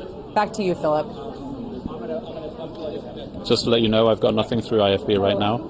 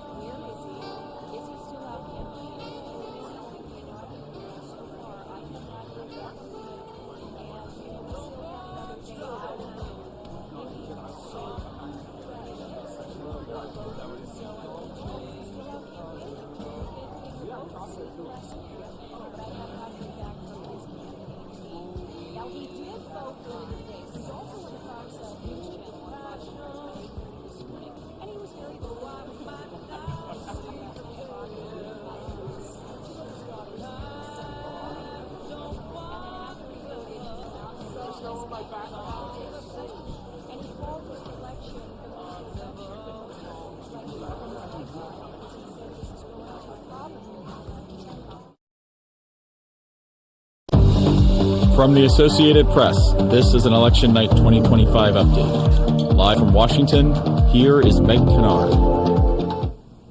Welcome back. And we have Philip Crowther back in New York City, where he's been covering the mayoral race for us this evening, and we're going back to him for some more information. So, Philip, back to you. Yeah, and it's great to be with you from the ornate Paramount Theatre here in downtown Brooklyn. This is the headquarters for Zohran Mamdani tonight, for the 34-year-old state assembly member here in New York. This is where we expect him to give his speech later tonight, a speech that, of course, he himself hopes will be a victory speech. A little note on timings here in New York City. Voting underway. We still have just about an hour and a half to go of voting. It closes at 9 p.m., started at 6 a.m. this morning, and of course here in New York City there was early voting as well. And it's worth noting that the numbers, the participation in this mayoral election so far, those numbers are very high. The New York City Board of Elections says that 1.7 million New Yorkers have voted so far. That was at 6 p.m. tonight. Now, I mentioned earlier when we spoke, Meg, about the interest in this race, and that I noted that I hadn't seen this much media interest in a mayoral race, and certainly hadn't seen this much media interest in anything maybe outside of one of the big primaries ahead of a presidential contest, or even a rally held by a presidential candidate. We're seeing interest from local media, from national media, also from international media. A lot of journalists here, and among them is Tara Palmieri, who's joining us now here at Zohran Mamdani. Tara Palmieri's show on YouTube. Thank you very much for joining us here. Thanks for having me. It's a pleasure. Now, we mentioned the enthusiasm around Zohran Mamdani and also the interest in this election, first of all, those high turnout numbers. Have you noted that enthusiasm here in New York City for Zohran Mamdani, like a lot of people have mentioned over the last few days and weeks, as interest has ramped up? Absolutely. I mean, you've seen early voting through the roof. My doorbell has been rung many times as people have tried to encourage get out the vote. There's always been this sort of enthusiasm around him. He is seen as a wrecking ball for the establishment. Andrew Cuomo, his rival, is seen as an avatar of the establishment. And he has just brought this enthusiasm for progressive politics back to the city after, I think, an electorate pretty disillusioned by Eric Adams and his tenure, and really hoping for more programs that, people in this city who are struggling with affordability can enjoy, so that the city can be for strivers, not just for the hedge fund types, for the Wall Street titans, that people who come here to dream can have a chance. And so you're seeing a lot of young people coming out, and they're the ones who are really hitting the streets and the pavements for Zohran. And I haven't seen anything like this, even from Bill de Blasio's campaign, even though he ran on a very similarly progressive agenda. It's just that Zohran is sort of this once-in-a-generation type of candidate in the way that he speaks to people in his social media posts, his youth. I mean, he's 34 years old, right? This big smile, his viral videos. He's kind of illuminated what it is to be a New Yorker with his, videos of eating halal and talking about what everyday New Yorkers care about. And, in contrast, you have someone like Andrew Cuomo, who really hasn't done much retail politicking at all. He hasn't been shaking hands. He really ran what some would call a Rose Garden campaign after the debate, an event, 2 events a day. You would think that someone who's really fighting for it would work harder, but he's had the establishment behind him. He's had the retail lobby. He's had the donors. And Mamdani's run a grassroots campaign with a lot of really wealthy people working against him. And Mamdani's somebody who, as we noted from what you said, a lot of people think they know on first-name basis, right? He's known as Zohran simply by a lot of voters here in New York City. Now, what are some of the reasons that voters have told you why they are voting for Zohran Mamdani? Now, he is the front runner, of course, to become mayor of New York City tonight. What are some of those main reasons? Do they fit with the program that he has as mayor of New York? I think it's absolutely about affordability. I mean, he is promising child care for all, universal child care. That's very popular in New York City. We're very close to it. There's 3K, pre-K, and that was actually established under Bill de Blasio. Some see him it's expensive, but they want him to keep extending it, and he may be able to. Universal busing is very popular. You know, city-run groceries. It's never been done before. I mean, they tried to do it in Kansas. It didn't work out too well in Kansas City, but if New York can't do it, you know, he's only suggesting 5. He does say he wants to raise corporate tax rates and the tax rates on wealthy individuals, but that would have to go through the state, and I don't think that Kathy Hochul would do that in an election year. She's the governor and she's up for re-election. But I do think she's going to be supportive of a lot of these progressive ideas, because it was New York City that really helped her squeak out a win against Lee Zeldin in the last race, and she's going to need progressives to help her get over the line in the next election. So she needs Zohran Mamdani, and that's why you saw her campaigning out there with AOC and Bernie Sanders recently, and then there's Kathy Hochul, this kind of center-left Democrat. It was a little odd, but she's clearly aware that she needs this constituency to win, whereas, you know, Hakeem Jeffries, the minority leader, neighbor, a little bit careful about endorsing. Chuck Schumer still has not endorsed, and I think that just shows you how threatened and worried the Democratic establishment is about a Democratic socialist running a city of 8 million people, which is as large as Virginia, the other election in this tonight. So we'll see how he does. 2 million people coming out. That's a lot. That's huge turnout. I don't think I've heard of that in my entire time covering city politics. I used to be a City Hall reporter for the New York Post. Certainly not in the elections that I covered. So we'll see what the numbers are like. Everyone's just looking to see if he pushes over 50%. And if he's able to do that, that means his mandate will certainly be stronger, and he can make arguments to the state Senate and to the city council to really approve some of his broader and far-reaching agenda. You've covered quite a few races for mayor here in New York City, and the administrations of Bloomberg and de Blasio. In how far would you say this race, this time around, is different to other mayoral races that you've seen in this city? I think by the third term that I covered for Mayor Bloomberg, people were a little bit over it. He had to spend a lot of money. He ran as an independent. They sort of begrudgingly took him for a third term, right? There wasn't a sort of enthusiasm. When I covered Bill de Blasio, you know, I think there was excitement, but I think, you know, he leaned into having a biracial family, and that was kind of cool and different. Go with the fro was his campaign based on his son's fro, and he had this very progressive agenda as well. But he didn't really spark a national interest in the way that Zohran Mamdani has. And so I think what you're seeing right now is just like a surge of youth vote. And you know, there's the other part about it is that Zohran Mamdani is very controversial because of his stances on Israel, right? And you know, he said that if Bibi Netanyahu, the Prime Minister of Israel, comes to New York, he will arrest him for being a war criminal. This is a very controversial stance in New York City, a city where Bill de Blasio went to visit Israel. You know, Andrew Cuomo has gone to visit Israel.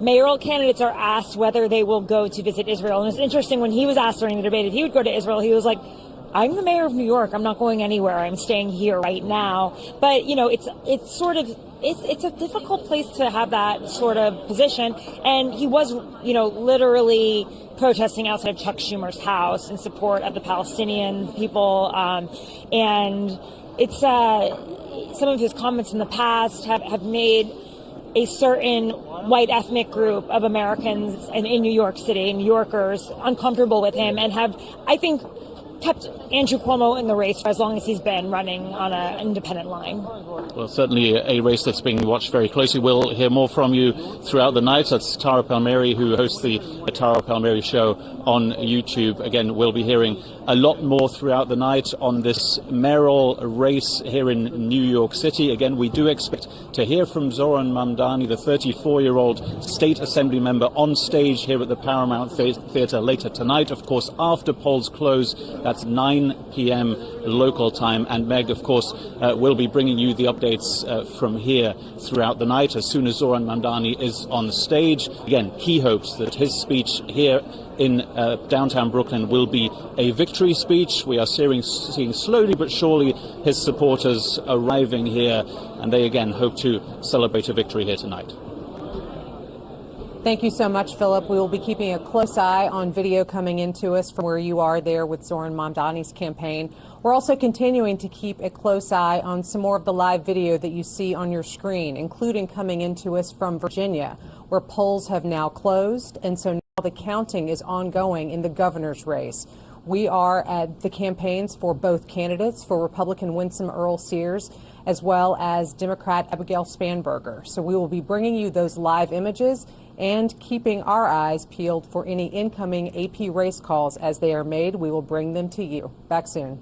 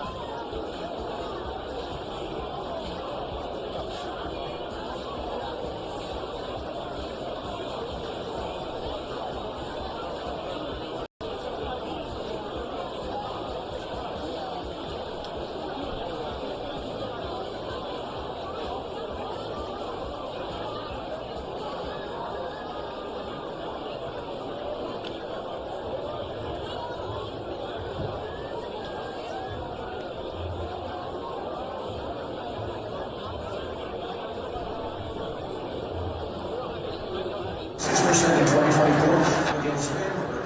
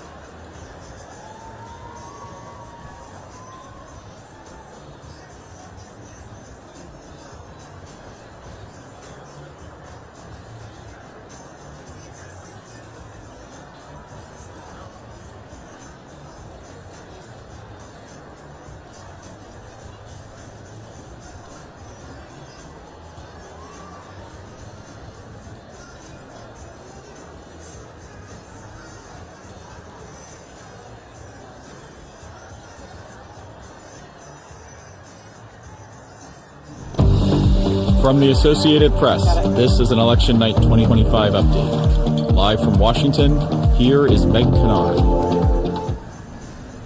This is a breaking alert that has just moved on the AP wire. The Associated Press has determined that Democrat Abigail Spanberger has been elected as Virginia's first female governor. This call comes about an hour after polls closed in Virginia, the first in the wave of poll closings happening this evening across the country. Joining me to dive further into this race is Zohran Mandani. Sagar, so let's recap. What was at stake in this race, and what does it mean now that AP has declared Spanberger the victor? Like the other races all around the country, Meg, this is essentially a referendum on the first 9 months of the Trump term.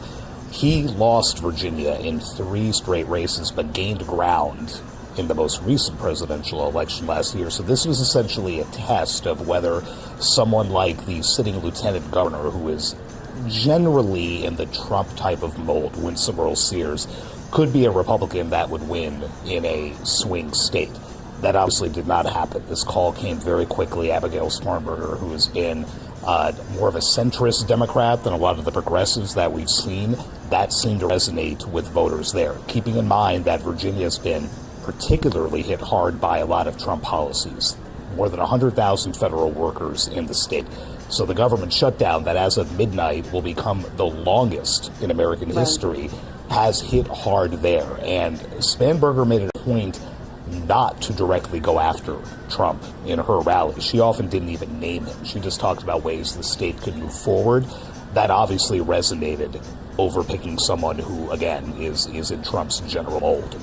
So definitely in this campaign, and I've seen it every time I'm here in Washington, all of the ads, the influx of discussion about things that the Trump administration has brought to Virginians, but also coming from here in the capital area, spilling over into Virginia, as you referenced, that could have been on a lot of people's minds. This is partly what the GOP feared, was that there would be backlash, and there always is the year or two after a presidential election. But again, this was a testing ground of sorts to see whether that Trump message played. It did not. It's notable that the president barely backed Winsome Earl-Sears. You know, we mentioned it earlier. He had a tele-rally for the candidates last night. Never once said her name. Right. All he generically said was vote for the Republican. Didn't say her name, never endorsed her, never stepped foot in Virginia for campaign purposes. So he essentially stayed out of it while giving full-throated support to the GOP candidate for governor in New Jersey. This was categorically the opposite, and as a result, Democrats win back the governor's seat after Glenn Youngkin, the Republican, won 4 years ago. Right. Thank you for that analysis. We'll be keeping our eyes out for more AP race calls as they come in. As you can see on your screen, we have images coming in, live pictures from Spanberger's campaign rally in Virginia, as well as Republican Winsome Earl-Sears. So if either of these candidates come out to speak to their supporters, we will be bringing you those images and comments live as well. For now, we are also going to show you some images coming from Pennsylvania, where Philadelphia is counting votes. Polls have closed in that state of Pennsylvania, which is considering elections that have impact on the state Supreme Court there. So we will return you to these live images. Polls have closed, as a reminder, in new states as of this hour, including Pennsylvania, Massachusetts, Maine, and New Jersey, where we still have our eyes on that gubernatorial contest as well. We will be back with you soon with more information coming into us from AP journalists across the country, as well as AP race calls as they come to us from our decision desk. Back soon.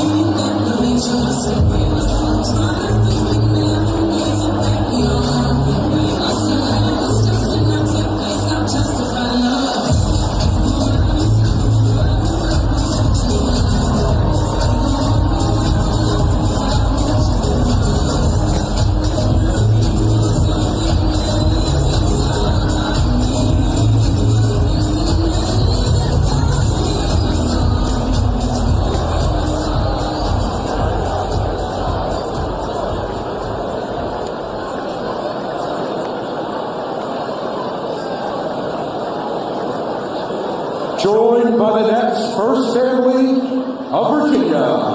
Please welcome the governor-elect of the Commonwealth of Virginia, Spanberger.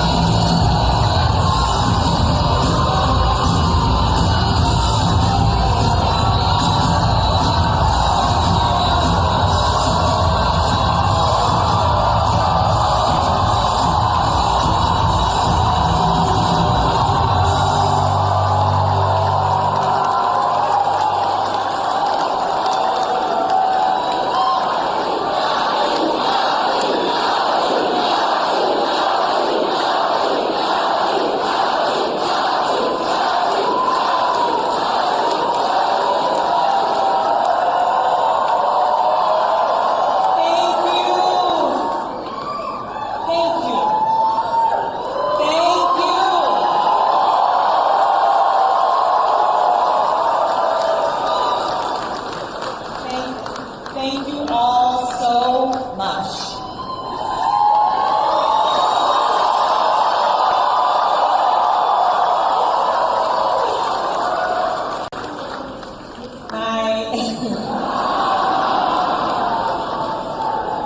My fellow Virginians,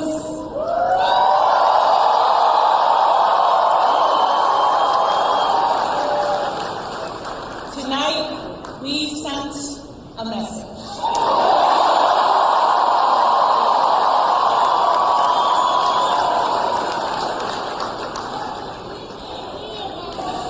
We sent a message to every corner of the Commonwealth. A message to our neighbors and our fellow Americans across the country. We sent a message to the whole world that in 2025, Virginia chose pragmatism over partisanship. We chose our Commonwealth over chaos.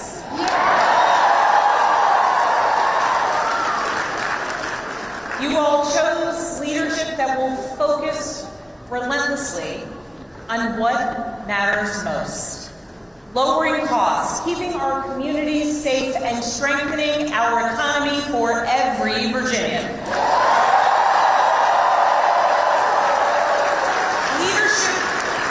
Leadership that will focus on problem solving, not stoking division. We chose leadership that will always put Virginia first. And Virginia, I cannot wait to get to work for you.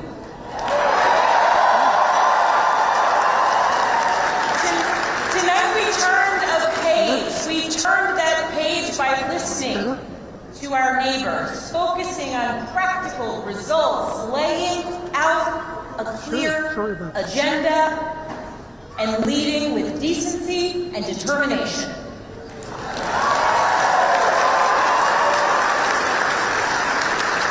To everyone who helped us achieve this win, from the bottom of my heart, I thank you.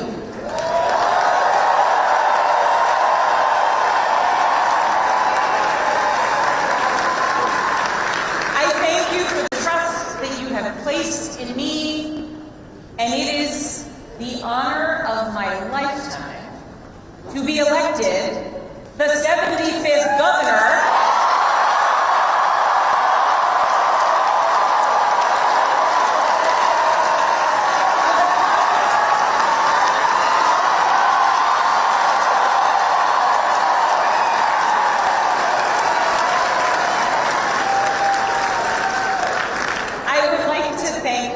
my opponent for a hard-fought race. The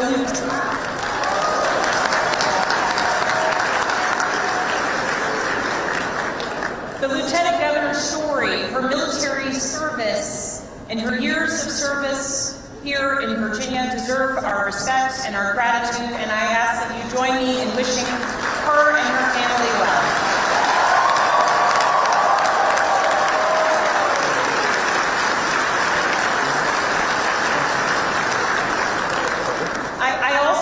Those who were supporting my opponent are disappointed today.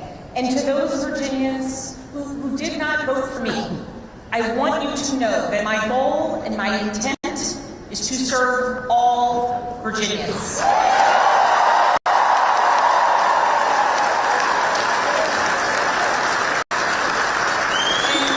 And that means that I will listen to you, I will work for you and with you. That is the approach that I've taken throughout my entire career. I have worked with anyone and everyone, regardless of political party, to deliver results for the people that I serve. And that's because I believe in this idea that there is so much more that unites us as Virginians and as Americans than divides us.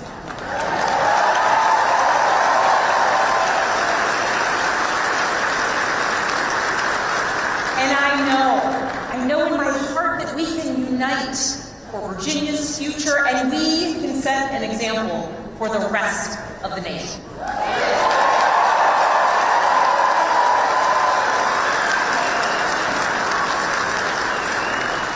Our founders understood this from the very beginning. They didn't choose to call Virginia a Commonwealth by accident. They chose it to signify that our government would be based on the power of the people united for a common good. Not for a political party, not for a president, not for a monarch, but for a common good, together.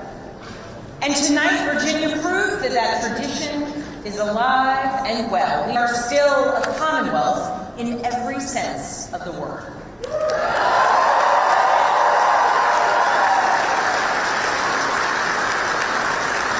We are built on the things we share, not the things that pull us apart. And I am proud that our campaign earned votes from Democrats, Republicans, Independents, and everyone in between.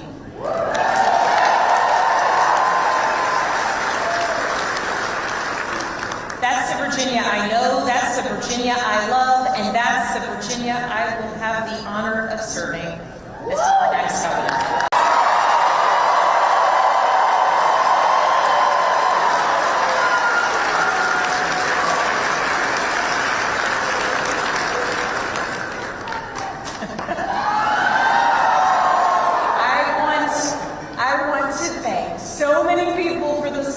That they have given to our campaign. Thank you for your work. Thank you for your support. To our tireless volunteers, to those who believed in me, thank you.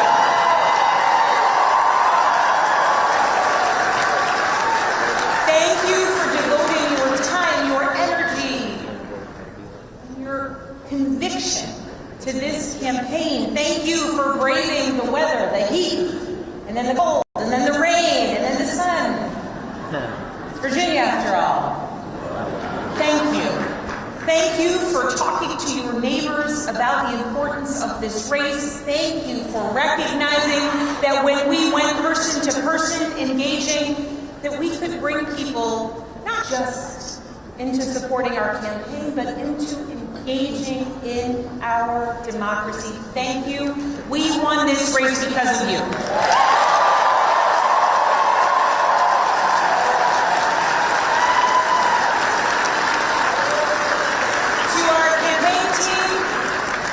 You're the best in the country.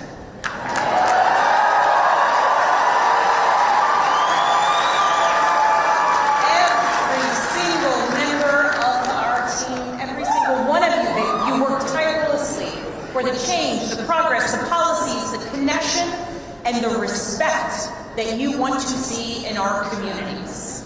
Thank you for working so hard. Thank you for giving people hope. Thank you for knocking on doors in the sweltering heat.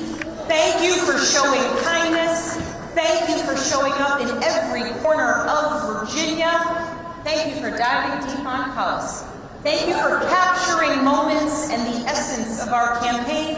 Thank you for reaching voters everywhere. And thank you for believing that Virginia could and would send a hopeful and joyful message tonight.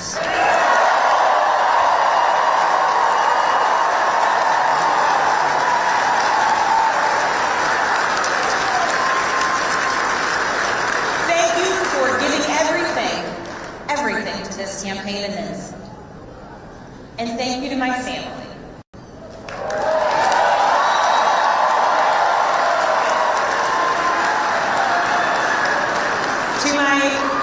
To my husband Adam.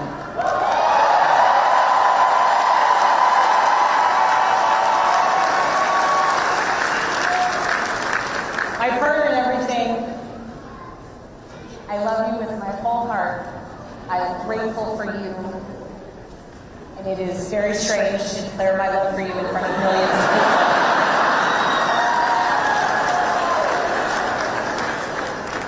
But every adventure we have ever been on has been worth it because you have been by my side. I love you, I'm grateful for you, and I cannot wait to see what the next couple years bring.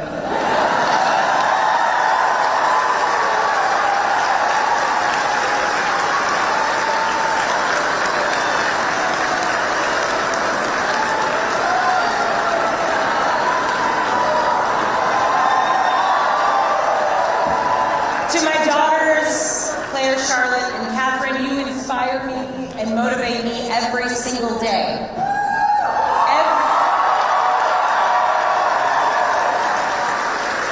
Everything I do to build a better future for you and for all of Virginia's children, and I am so proud of you every single day. I am lucky to be your mother. And Catherine, you did not clean your room today as you promised me.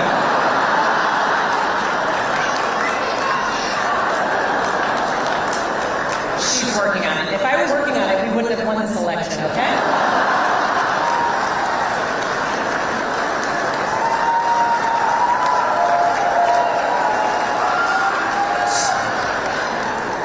To my sisters, my dearest and earliest friends, I love you. I love you, I love you, I love you. To my friends who have traveled from around the world to be here with me today, thank you. Thank you for making me who I am, and thank you for always believing in me. And to my parents, I love you. Thank you for leading by example every day. And I know that today is a day that you all could have never imagined.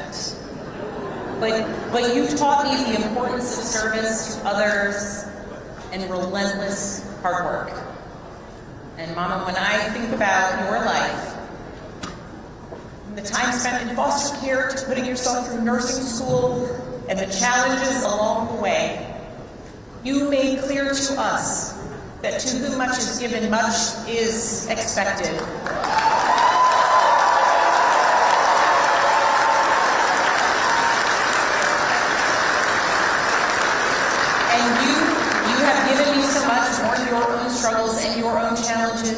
I know much is expected.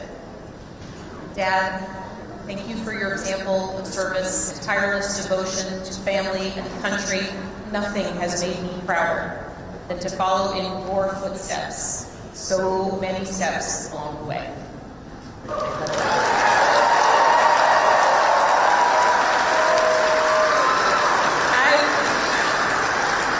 I've talked a lot throughout this campaign about the importance of service and how it's shaped my life and my approach to public office, and that all came from my parents.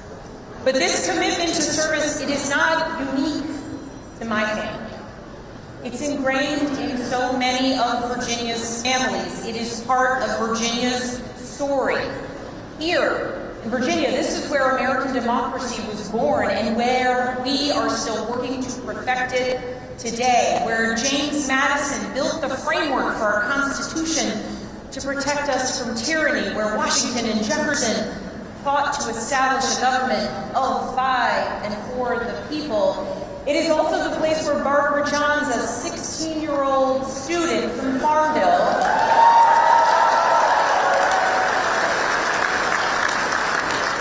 led a walkout of students that became part of the Brown versus the Board of Education case to integrate public schools.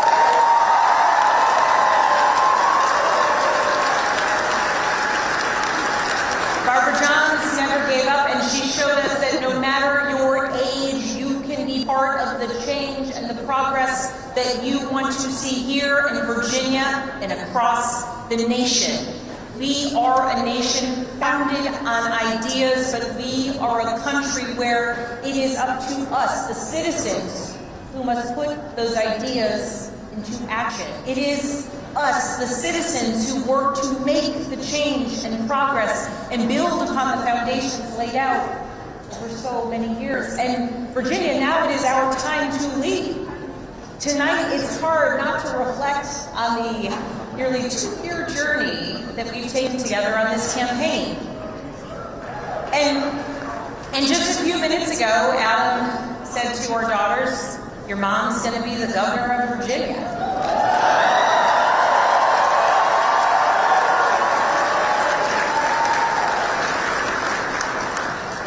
And I can guarantee those words have never been spoken in Virginia, ever before.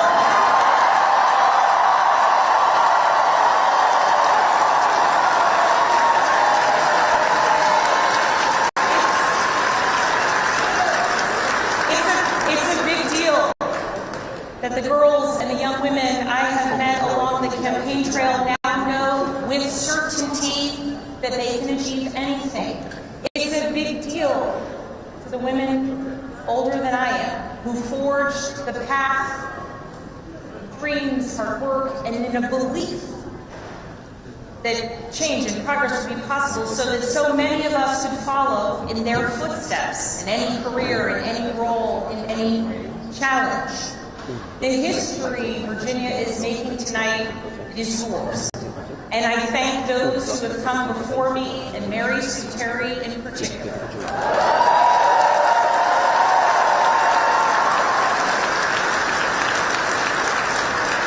She was the first woman elected statewide in Virginia. And because of her and the continued work of so many, there will be many more women to come for generations to come.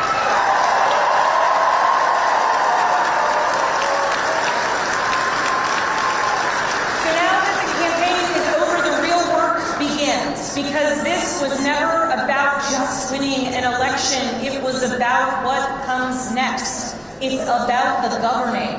Virginia voters made our choice tonight, and that choice was loud and clear. We are going to work to lower costs of renting, buying, or staying in your home.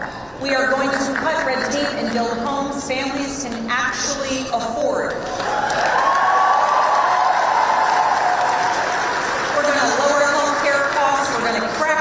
Predatory pharmaceutical practices and surprise billing.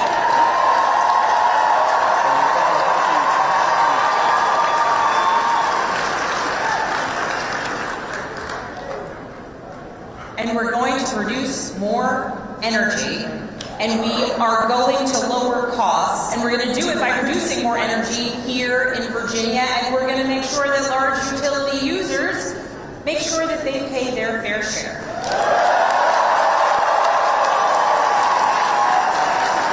We're going to grow Virginia's economy by investing in apprenticeships and job training of the future. We're going to leverage AI and cutting-edge manufacturing to bring more capital investment into our Commonwealth. We are going to take politics out of our schools. We're going to make sure that teachers are well paid and well respected.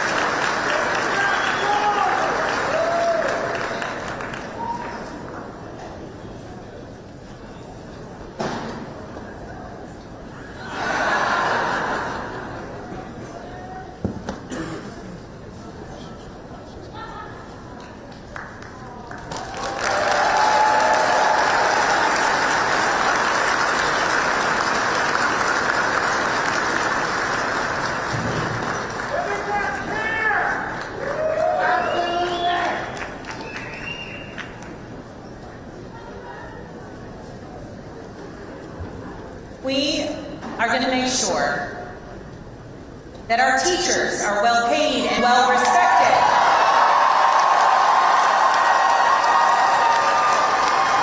So that our students can focus on actually learning and so that parents know that their children will succeed. And we are going to make our communities safer by providing the training, pay, and support that our law enforcement community needs and deserves.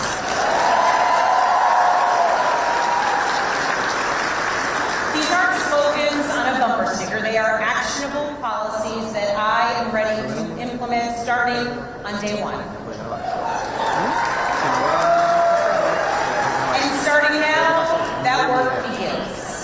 So as we begin this transition to a new administration, I want to be absolutely clear about a couple things.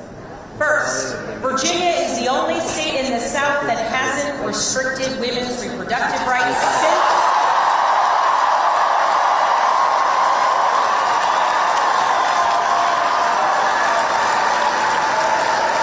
the Dobbs decision, and under my watch, it will stay that way.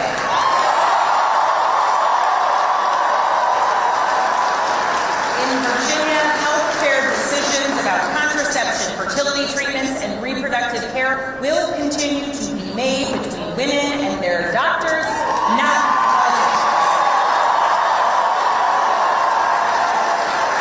That's a promise I've made and a promise I intend to keep. Second, I will always stand up for Virginia workers, always.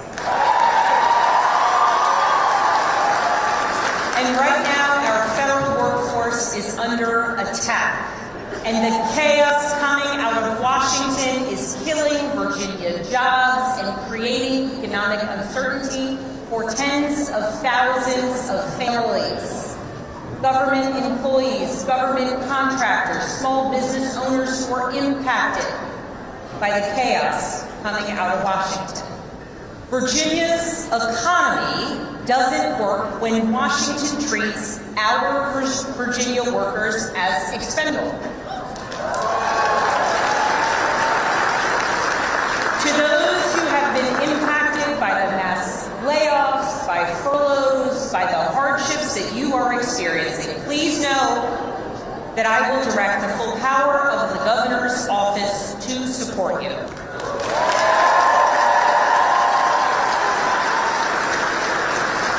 And to those across the Potomac who are attacking our jobs and our economy, I will not stand by silently while you attack Virginia's workers.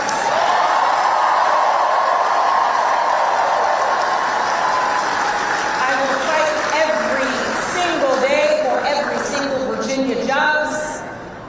ones we have now and the ones we will bring to our Commonwealth into the future. I will stand up to anyone who tries to harm our economy or the livelihoods of our Virginians. As governor, my job will be to put Virginia first, full stop. And tonight, as the governor-elect, I call on Congress, Republicans and Democrats, and our president to make real progress on bringing this shutdown to an end.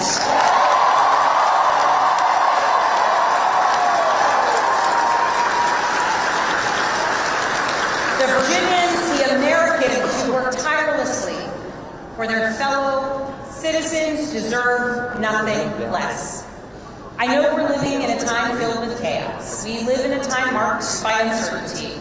And along the way, we do our best to try and explain it to our kids. I know the list of challenges that we are facing is long, but I also know that the only way we're going to solve these problems is by tackling them together. Democrats, Republicans, Independents, all of us, because that embodies the message that we sent tonight. That is what being a Commonwealth is all about, standing united for our future. That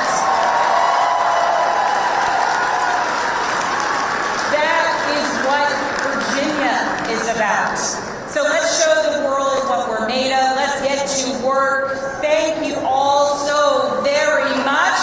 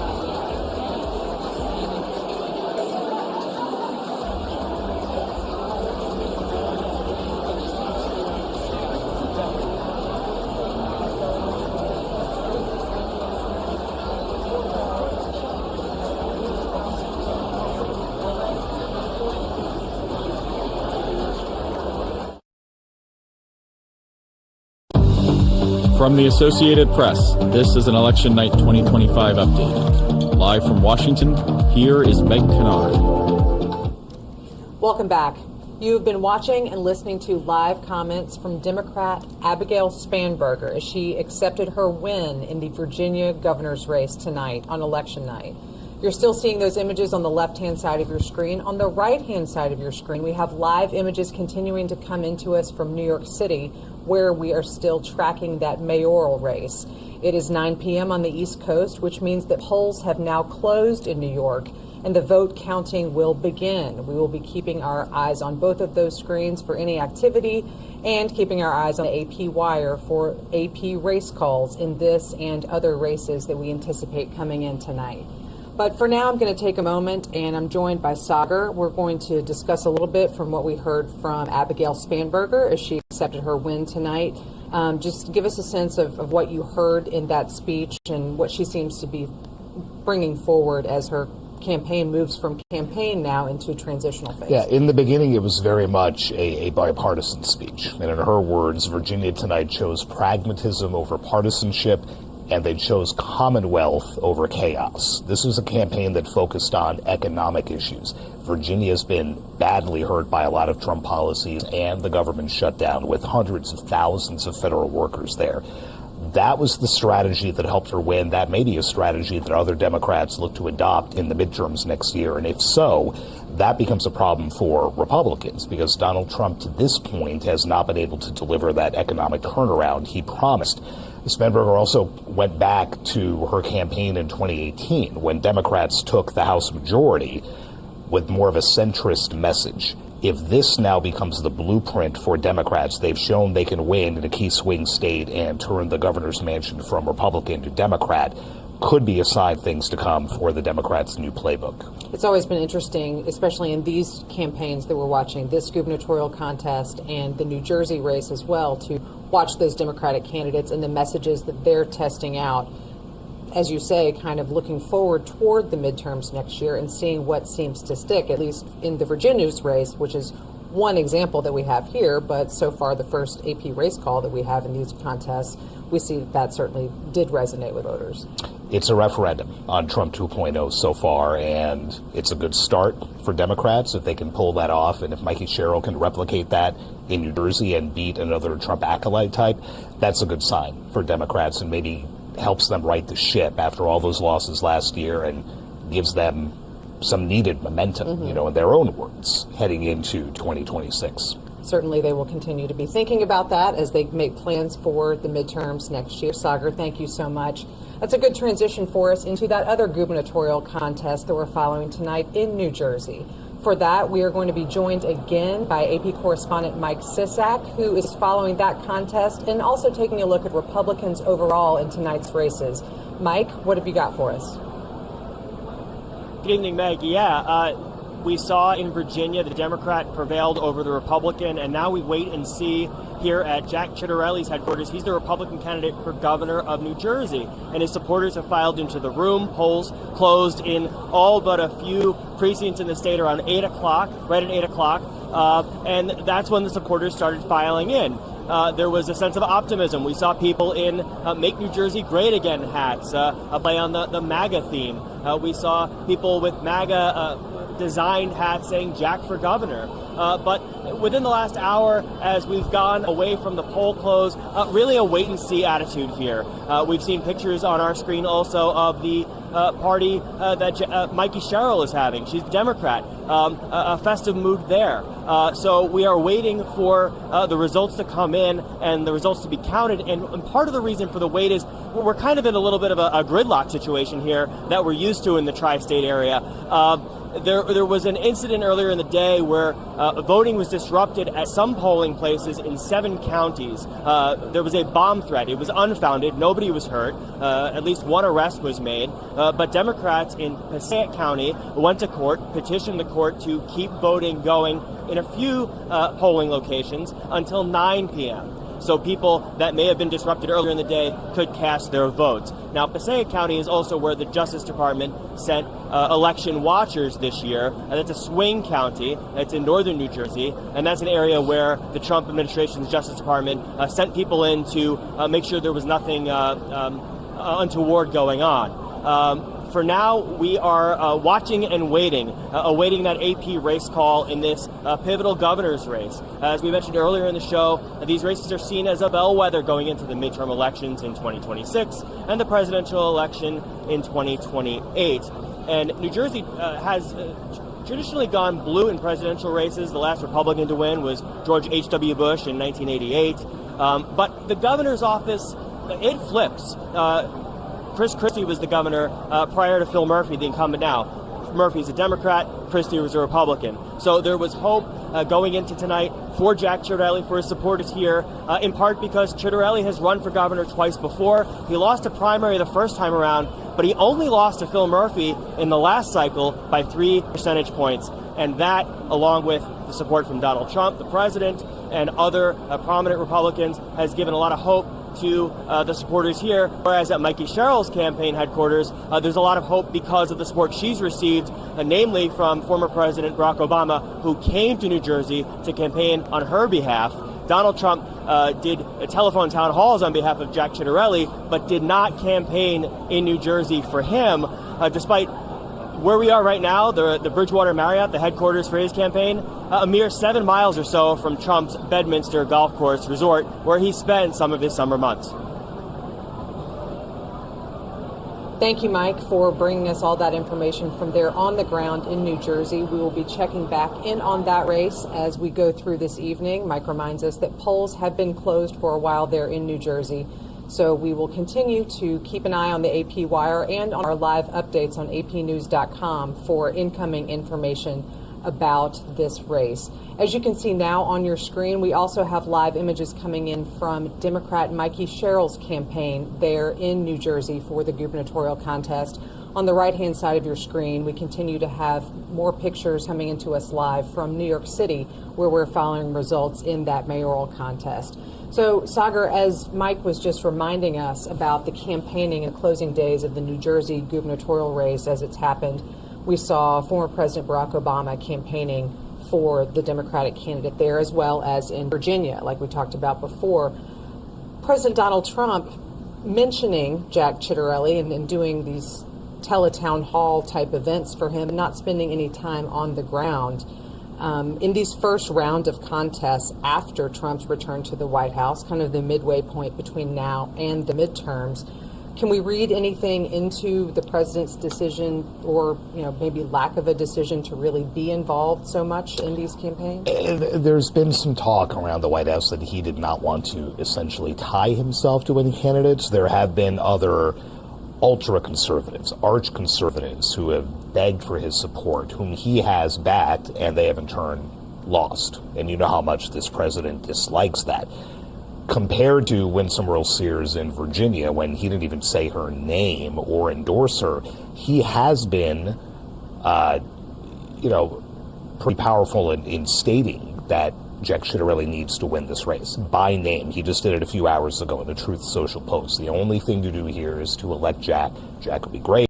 Knows a lot about energy. I mean, very effusive praise. And he did come out and endorse him. And that's even after Ciattarelli 10 years ago had come out against Trump. And that's usually not the kind of thing that Donald Trump forgives. But he did in this case. That gives you a sense of the stakes for Republicans here. But it is interesting, with his trips to New Jersey, to his golf club, with his trips to another golf club in Virginia, he didn't set foot in either of those two states to campaign for the GOP candidates. And whether that played a role here or not, one of the two has now gone to the Democrats. Always interesting to try to telegraph any connections that we can see between what may be happening on a decision-making basis at the top level, and then thinking about how it affects the lives of not only the people who are going to be voting in these contests, but the political reporters like you and me who are going to be watching those midterms very closely. So with this first round of votes and first round of results, I guess that gives us whatever idea we can have at this Plenty of fodder for a year. We can look at it that way. Lots of things to think about for those midterm elections, which will be 364 days from today. We will return you now to the live images, those 4 boxes on your screen that you can see still continuing to come in from Mikey Cheryl's campaign rally in New Jersey. She is the Democratic candidate there. Also on the right-hand side of your screen, we see live images from New York, where we continue to follow that marquee contest for tonight, the mayoral race in New York City. We'll be back with you soon.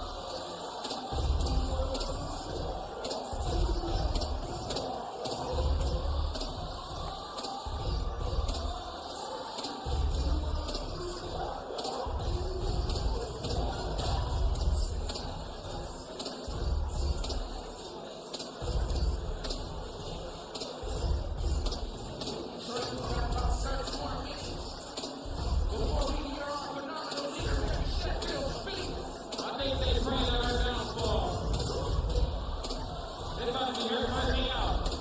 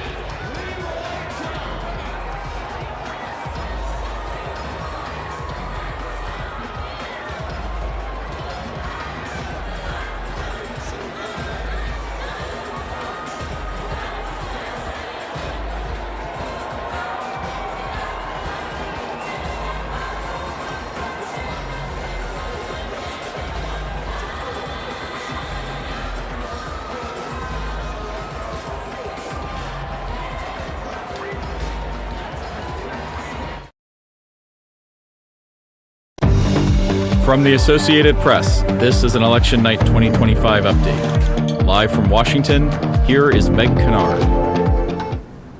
This is a breaking alert that has just moved on the AP wire. The Associated Press has determined that Democrat Mikey Cheryl has been elected as governor of New Jersey.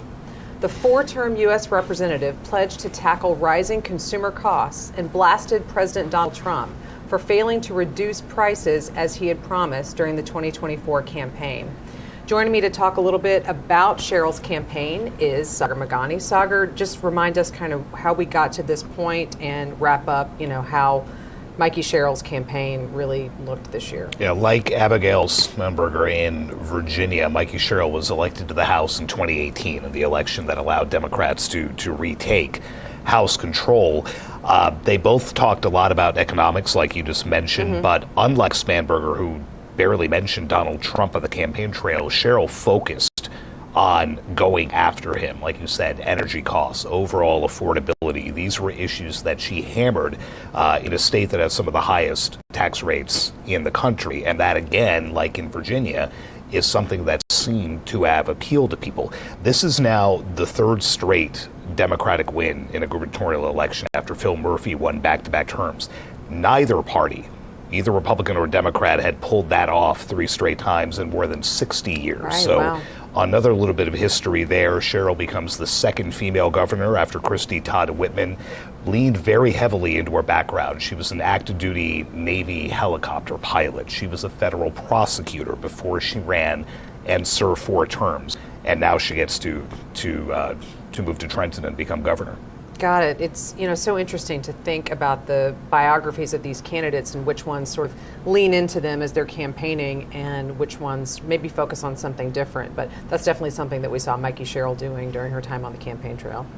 She is someone who had that military service in her background and really wanted to play up the national security portion, as did Abigail Spanberger again in Virginia. Cheryl's grandfather was a pilot in World War II. And then she goes on to, again, serve in the Navy for more than 10 years, flying rather large helicopters. So it seems to be a playbook that has worked so far for Democrats, 2 for 2 in the only 2 governors' races so far this year. Right. Thank you so much for that analysis of the Democratic side of things.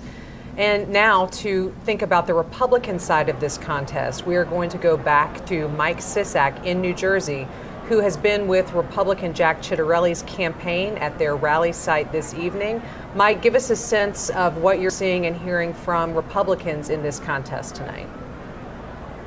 Yeah, you're seeing on your screens Mikey Cheryl's headquarters, the Democrat that the AP has declared the winner in this race. Lots of jubilation there. Not so much at Jack Ciattarelli's headquarters. He's the Republican who now has lost his 3rd bid to be governor of New Jersey.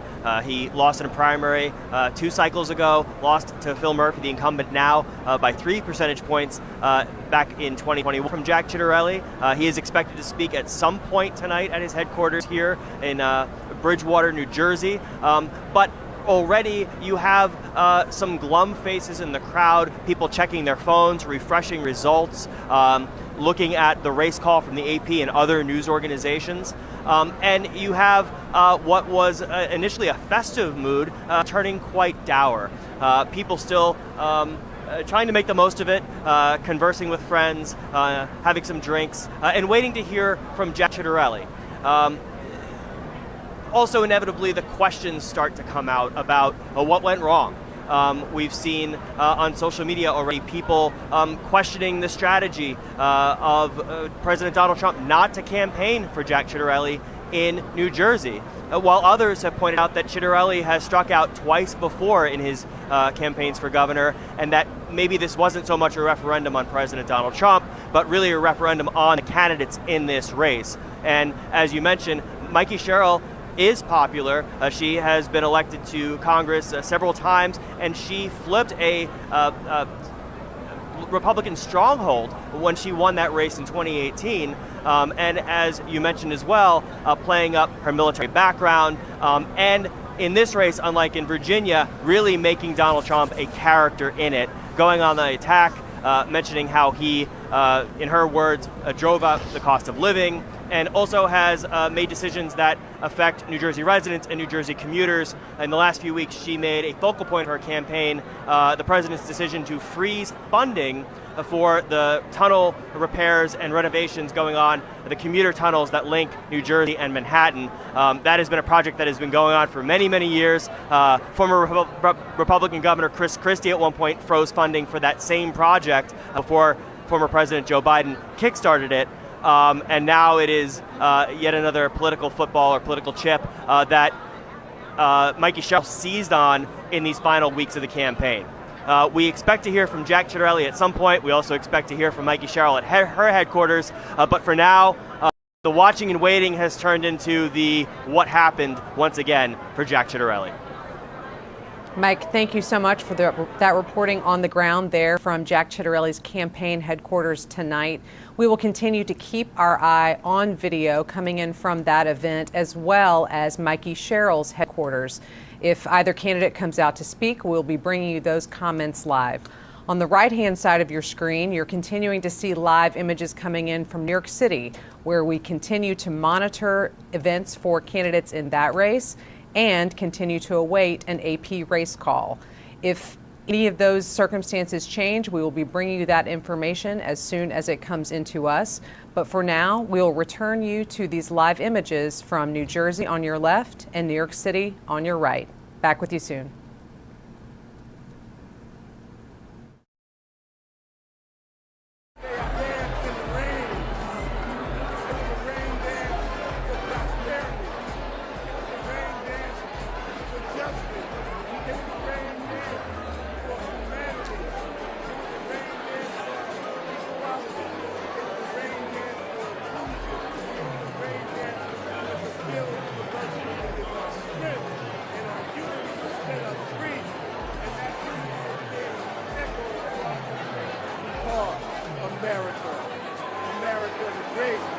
America, the home of the brave and the free.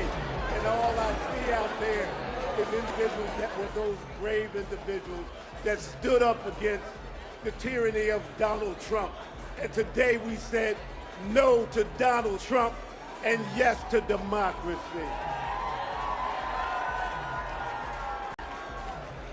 Now, I'm not using a teleprompter. This is all from the heart.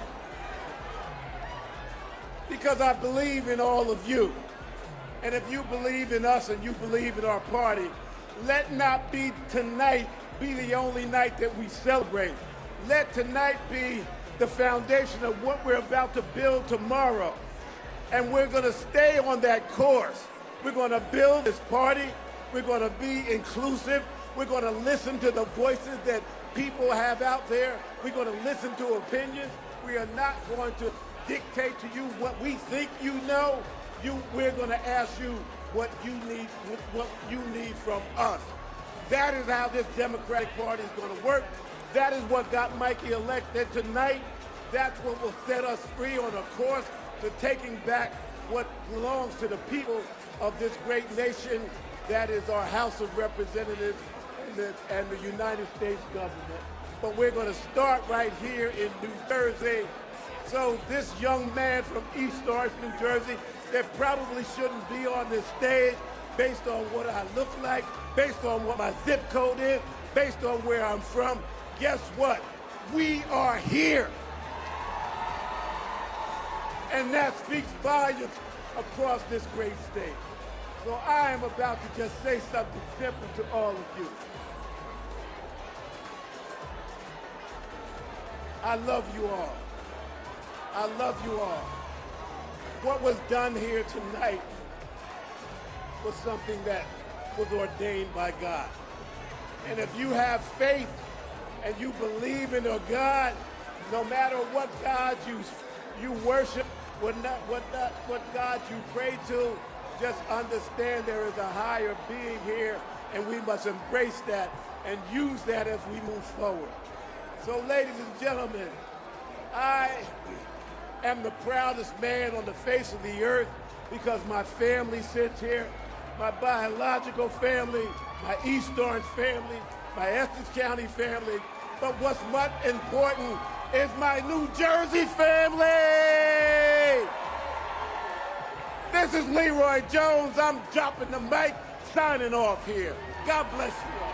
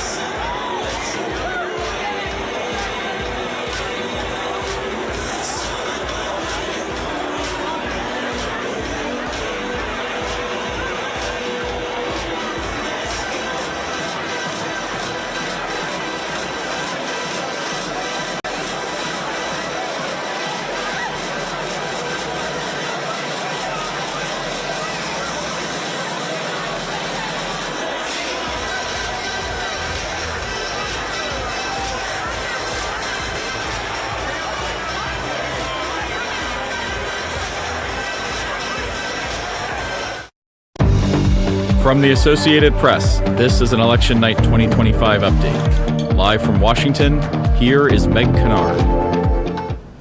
This is a breaking alert that has just moved on the AP wire. The Associated Press has determined that Democrat Zohran Mamdani has been elected as mayor of New York City. The 34-year-old and his campaign has come to symbolize the more youthful and progressive wing of the Democratic Party. Joining me to talk about this race is Sagar Mandani. Sagar, so again, this is the big race that we've been watching all night. We've been watching the live video coming in all night from people gathering.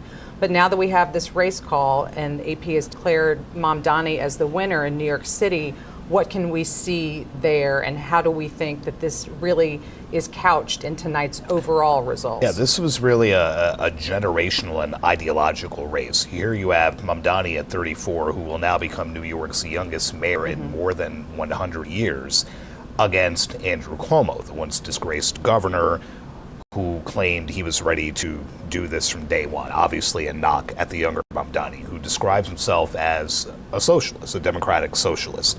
This now plays into a lot of thinking that Democrats really do need to embrace that wing of the party to make themselves more relevant. But then when you look at the two governors' races that have been decided in Virginia and in New Jersey, both of the winners there ran as more centrist Democrats. So it's a really interesting dichotomy now for the party, where you've scored these three big wins going in two totally opposite directions. But Mamdani's campaign, you know, a young guy, very digitally savvy. It was entirely focused on how expensive it is to live there. And he put out some ideas about how to make things cheaper. That electrified a lot of folks, that turned off a lot of folks. It infuriated President Trump, who threatened to arrest and deport him. He was born in Uganda. He is an American citizen, so you can't just arrest and deport him. But that was the kind of rhetoric that we heard. And New York is the nation's biggest city. It's always going to get attention. This race just took on a life of its own. And, no one had heard of Zohran Mamdani a year ago. 33-year-old state lawmaker has now been elected the mayor of America's biggest city. A stunning ascent for him there. Absolutely. And I want to talk in just a minute about some of the contrasts with the other major contests we've been tracking tonight, which Democrats have also been declared winners in. But if you are just joining us, just an update on where we are on this election night. The Associated Press has determined that Democrat Zohran Mamdani is the winner of the New York City mayoral race. Again, that is the major contest that we are watching tonight. As Sagar just noted, it is America's biggest city and is really one that has drawn attention, not just from journalists and politically interested people here in the United States, but also globally, given the position that New York City has, economically speaking, culturally speaking, as well as politics, the former home of current President Donald Trump, who often weighs in on circumstances that are happening there in New York City, although he now is currently in the White House and technically a resident of Florida.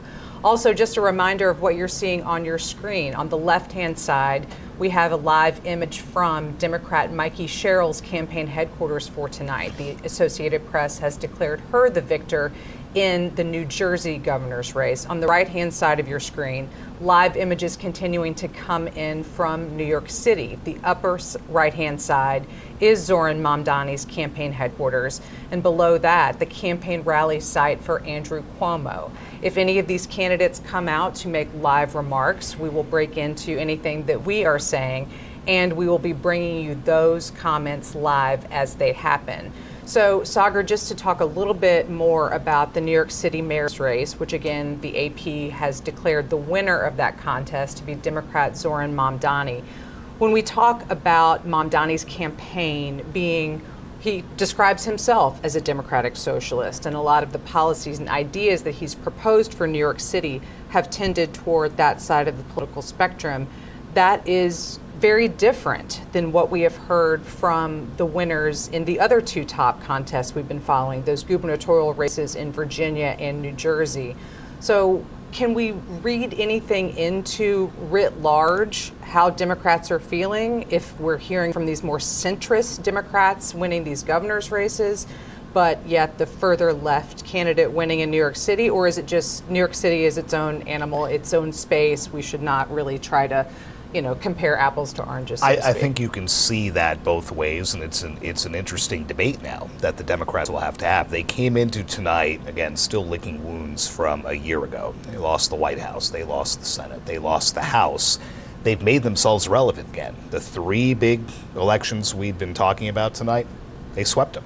They won all three, but again, with two diametrically different approaches. So what does the party do? Does this, further embolden that progressive wing, like Mamdani, like AOC, Bernie Sanders, folks both of like whom we that. saw campaigning with him. Exactly. Right. Both of whom were on the campaign trail with him. Or you have the more centrist, more moderate ones who worry that some of the policies that Mamdani put out about raising taxes on the rich, about making city buses free, about making free child care, things like that, they worry that as they try to broaden the party's appeal to a bigger swath of America, if the focus is on that kind of thing that some even Democrats will say is way too far left, where does that leave you going into the midterm? So I think they have to be feeling good about all three, but now the party elders will have to have that debate.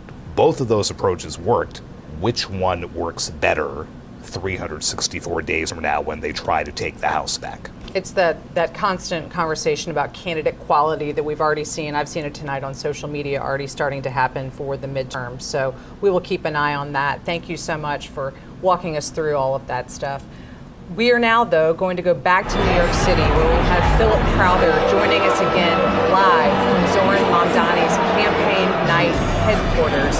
Philip, what can you tell us about what's happening there? What are you hearing from people as they celebrate this win for Mamdani?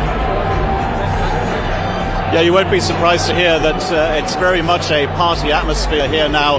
We're in downtown Brooklyn at the Paramount Theater, and I can actually see people only just walking in They were kept outside, standing in line for quite a long time. So some of the people who are entering now to celebrate this victory of Zohran Mamdani to become the next mayor of New York City, they are getting the news as they walk into the theater here. Of course, we're seeing a lot of people celebrating right now. Not necessarily surprised, of course, because Zohran Mandani was very much the front runner in most of the polls ahead of today's election day here.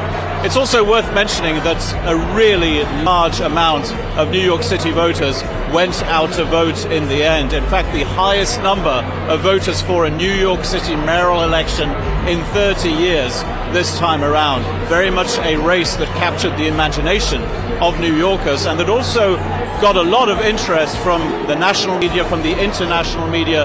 Very much a story that has been followed throughout the world, this one.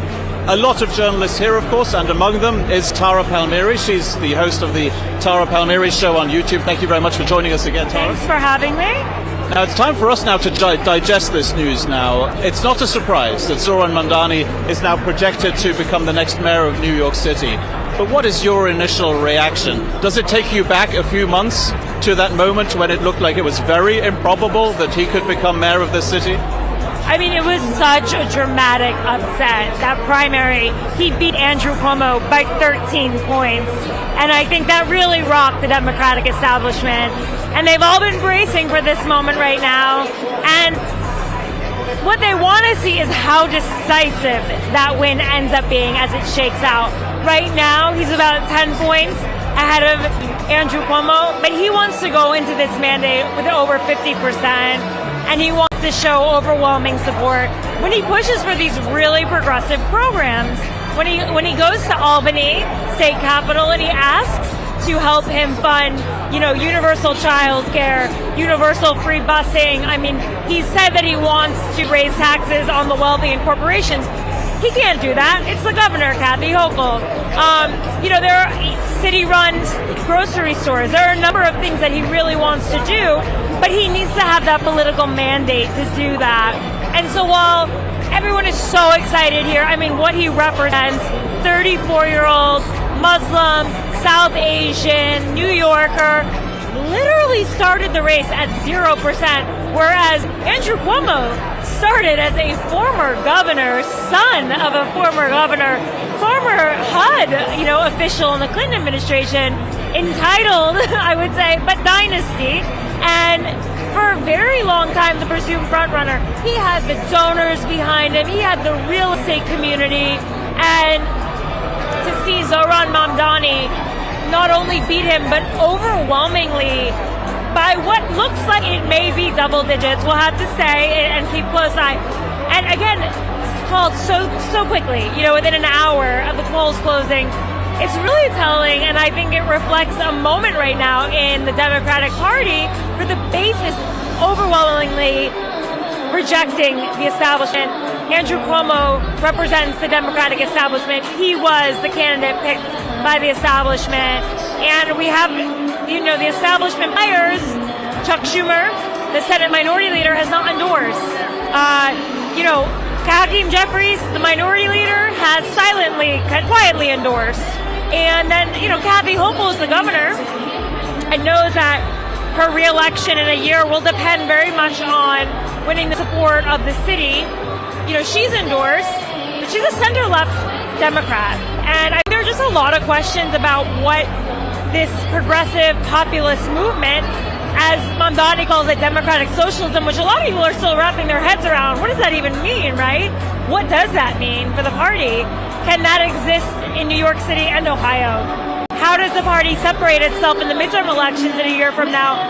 Is he just going to become the poster boy for the Democratic Party that the Republicans will use as a foil? Will President Trump target him in his, in his ICE initiatives and his anti-immigration initiatives? Then there are the clashes over Israel, and there's just so much tension. There's going to be so much clashes to come. This is going to be an administration to watch. A lot of his progressive policies are not that different than Bill de Blasio's, but he has so forward about what he represents, and he's got big dreams and a big agenda, and we'll see if he's able to do it. as we stand here, we expect the next thing to happen here, of course, is for Zohran Mamdani, the projected next mayor of New York City, to actually take the stage and give what is going to be his victory speech. Now, for his supporters, who are, some of them still coming into this theater here, and who are celebrating now, what is maybe the first thing that they want their new mayor, who will be inaugurated in January, what is the first thing that they want to see him do out of all those promises he's made, out of all the things that maybe you might consider unrealistic and that certainly a Republican president might consider unrealistic? Free buses, free childcare. Which one of those is the absolute priority for his voters, do you think? I forgot to mention rent freezes. And I think a lot of people would agree with Jimmy McMillan, the former mayoral and presidential candidate. The rent is too damn high in New York City. It is astonishingly high. And I would say probably this audience, a lot of people in their 20s, 30s, strivers, making their way, would probably agree with that sentiment, right? They're not likely to be, the Wall Street hedge fund types, dynasty families that can afford to live in a New York City that seems to be increasingly only made for them. So he's got some hurdles because the real estate board decides if you can freeze rent-stabilized apartments. Eric Adams could stack the board in the favor of keeping it exactly the way it is right now, but in a few years he'll be able to choose his own board. So we might have to wait for that for a few, years. I think he's very close to already universal childcare because Bill de Blasio started with pre-K, universal pre-K, 3K in a lot of places. I don't think he's very far away. By the way, I see AOC up there. She is in the balcony, there we go, in the VIP section. AOC being Representative Alexandria Ocasio-Cortez of New York. She's right up there. One. So I saw Cynthia Nixon earlier. She's another populist, progressive star in the party right behind us over there, Hassan Piker. But yeah, I think there's the universal busing. I mean, it costs about $800 million a year.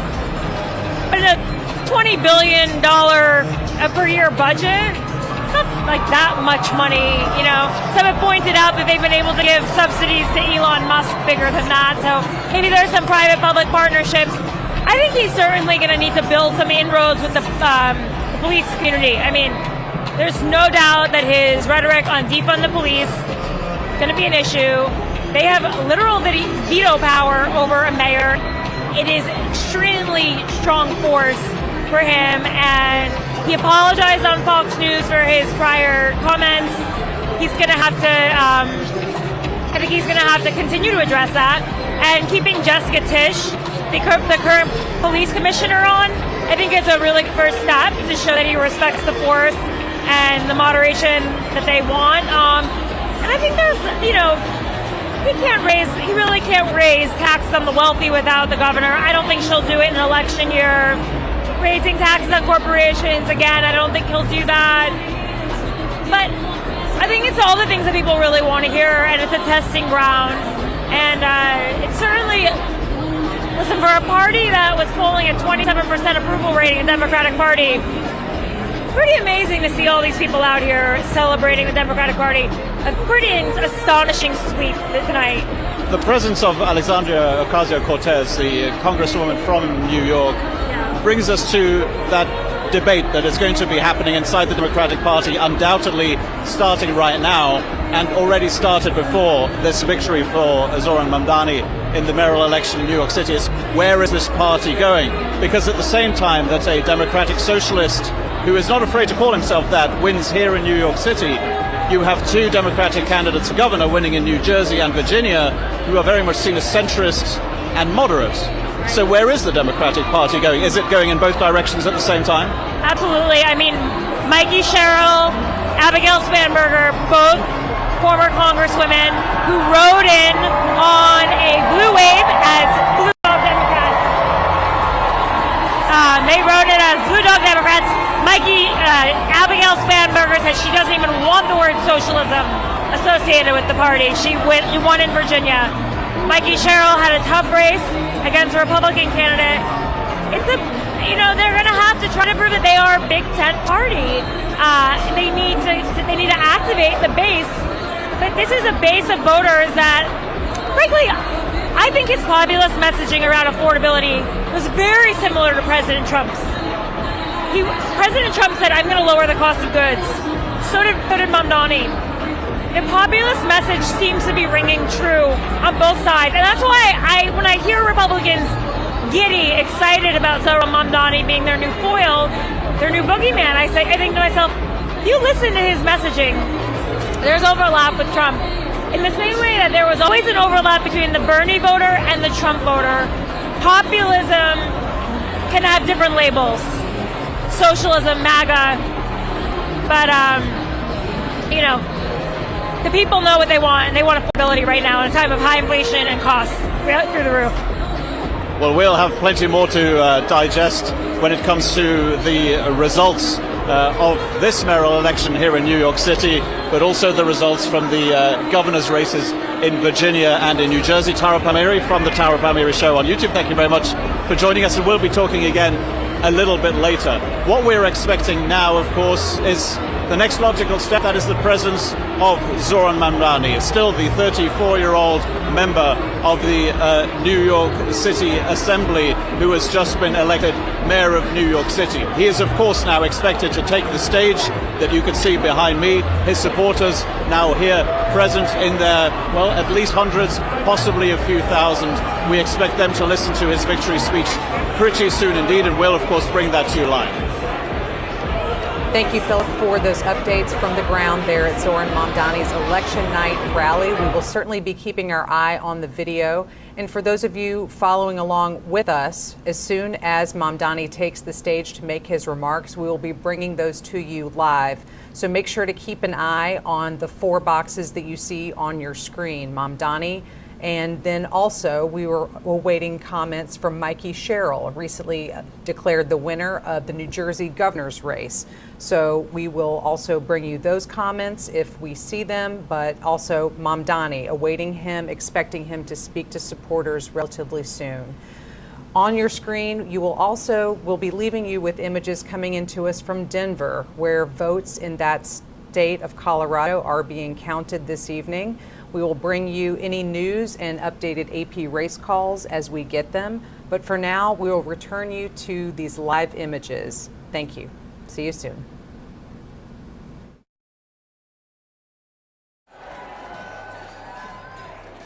She listens to people, she includes them, and she leads with both her head and her heart. And no one gets left behind. So I think this outstanding victory tonight is a great affirmation of a positive direction we're headed in this country. And I don't think that we can rest easy, but I will say I will rest easier tonight knowing Mikey is at the helm.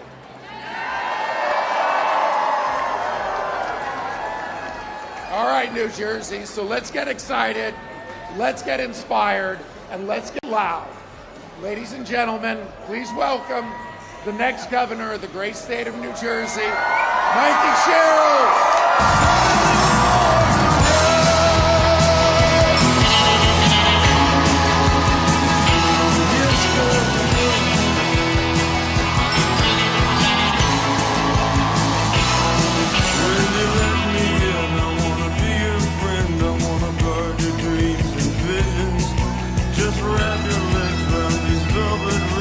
Strap your hands, cross my engines. Together we could break this truck. We'll rock till we drop. Baby, we'll never go back. Oh, you walk with me out on the wire. 'Cause baby, I'm just a scared lonely ride.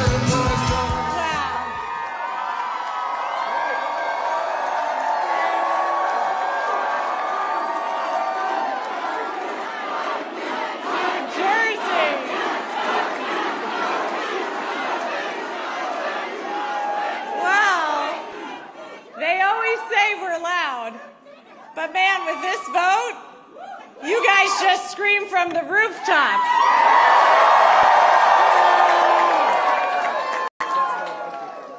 And people around the country have heard you. I hear you too. This was a tough fight, and this is a tough state. But I know you, New Jersey, and I love you. I've fought for you. I've spoken with thousands of you over this last year. I know your struggles. I know your hopes. I know your dreams. So serving you is worth any tough fight I have to take on, and I am incredibly honored to be your next governor.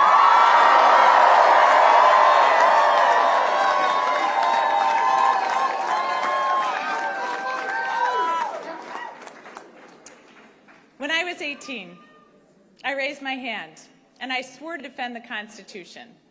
And that moment defines me. It taught me that leadership means carrying the weight of other people's hopes, standing firm when it's easier to bend, and always putting the common good above personal gain. And I know how hard it can be to serve in these times. And I just got a call from Jack Ciattarelli, and I want to recognize him for stepping up.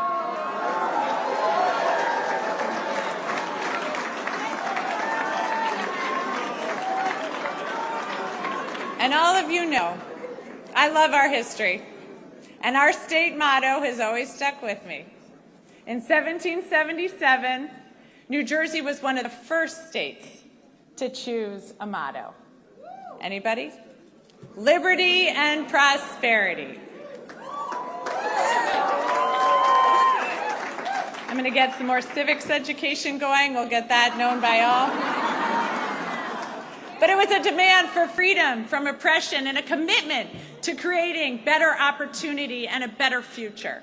That idea has defined us for almost 250 years. We fought for liberty at the crossroads of the American Revolution, turning the tide for our young nation at the battles of Trenton and Princeton. We offered prosperity as we built the nation during the Industrial Revolution. We've been the cradle of scientific discovery, inventing everything from the light bulb to the laser. Liberty and prosperity. I've seen the genius in that motto over the last year because both are essential in our democracy. And as the president is backing away from this ideal, cutting SNAP, ripping away health care, terminating Gateway, we here in New Jersey are bound to fight for a different future for our children.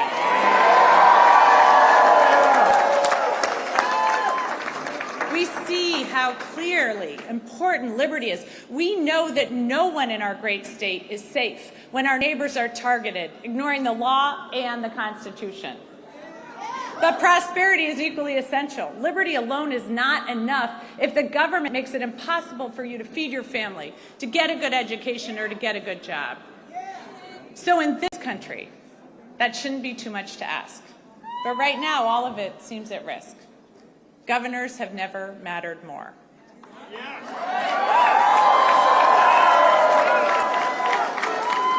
And in this state, I am determined to build prosperity for all of our citizens. And I've heard from thousands of you about what liberty and prosperity mean to you, what it's going to take for your family to thrive. So I hear you, Newark. I'm going to work with communities from the ground up so all of our neighbors thrive.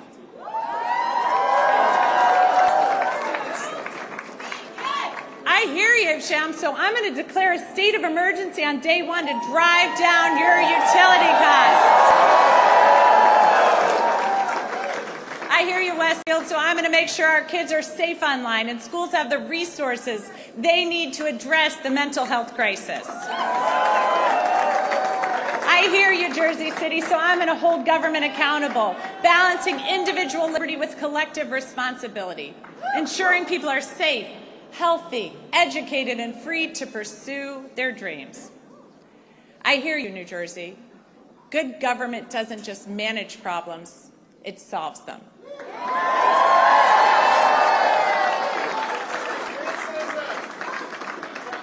So I'm going to continue to listen and work with you to move our state forward, because I have learned so much as I've traveled our state. Our innovations, our businesses, our inventors and entrepreneurs have amazed me, but it's the people that have left the biggest mark. especially those who are fighting for prosperity for their entire communities. I was moved during my block walk in Trenton with Shanique as she spoke so passionately about the promise of her city and her neighbors despite the challenges. I love the group of young men from Monroe who've been hard at work on this campaign. They want a seat at the table and they're ready to fight for their future. The little girls who come up to me to say that they're going to be a governor or they're going to be a president. It reminds me of my own belief that anything was possible. Akeem's team, who worked their butts off,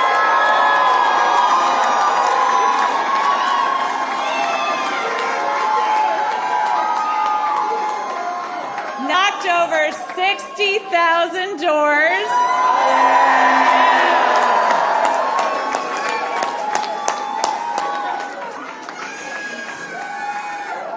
Akeem told me these are not the kids who will succeed in Trump's vision of this country, but they will in mine. The men and women in labor.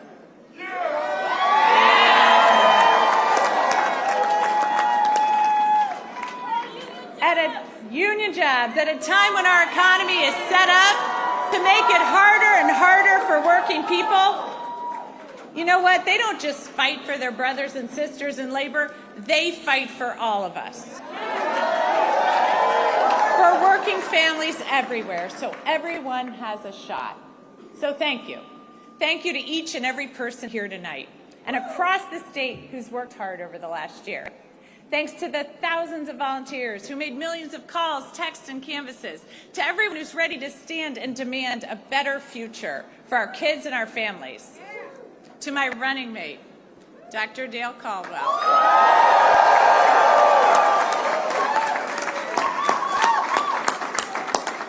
You've already served our state so well, and I'm proud to have you by my side as we embark upon this new chapter for New Jersey. To my team, who put together a campaign the likes of this state has never seen, and helped in our efforts to create a great future for New Jersey. And thanks to my family.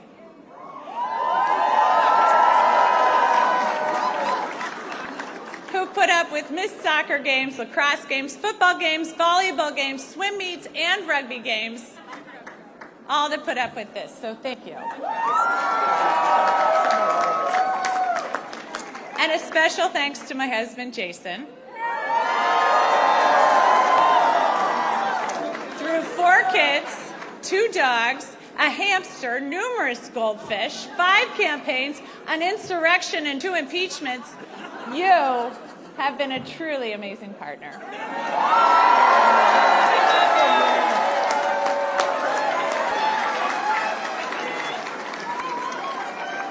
So thank you to everyone who's joined me in fighting for a better future.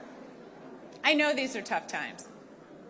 I know not everyone voted for me, but I'm working for everyone. Every single one of you. When we all do better, we all do better. So tomorrow begins a new day. And at each new day in New Jersey, the sun rises over the Statue of Liberty, a daily reminder of her promise. Give me your tired, your poor, your huddled masses yearning to breathe free.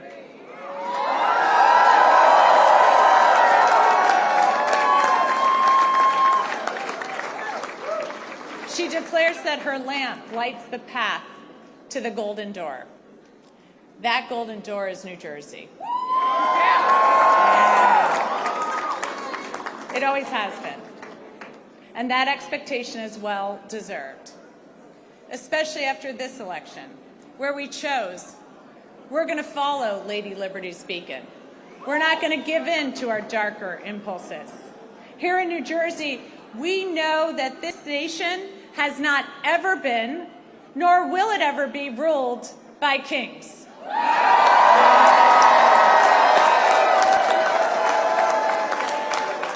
We take oaths to a constitution, not a king. We've chosen liberty, the very foundation of democracy, and we've chosen prosperity necessary to create opportunity for all. So New Jersey, to quote the boss, the future is now. Roll up your sleeves, let your passion flow. The country we carry in our hearts is waiting. Thank you, New Jersey.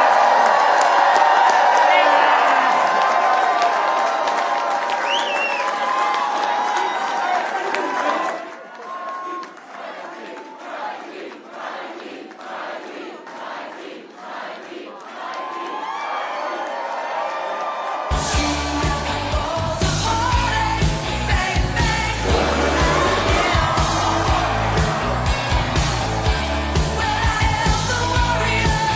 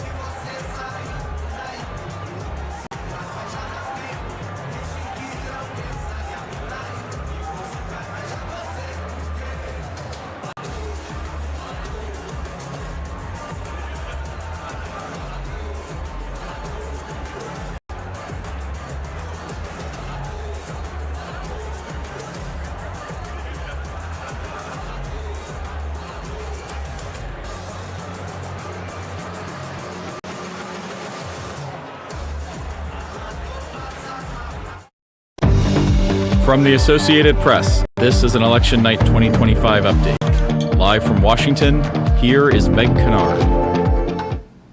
Welcome back. Just to give you a recap of where we are at this hour, the Associated Press has declared Democrat Zohran Mamdani the winner of the New York City mayor's race. You've been seeing on your screen images coming into us from his election night headquarters there in New York. And we are now going to go there with AP correspondent Philip Crowther to give us a sense of what it's like on the ground as we wait for Mamdani to make remarks. Philip? Yeah, and you can of course see the contrast right now in the boxes you have on your screen. One event, that's the one where I'm at, this is Zohran Mamdani's election night party, is lively. There's obviously a celebratory atmosphere. There are occasional shouts of joy here, maybe when a leading Democratic politician walks around, Alexandria Ocasio-Cortez, the congresswoman from New York.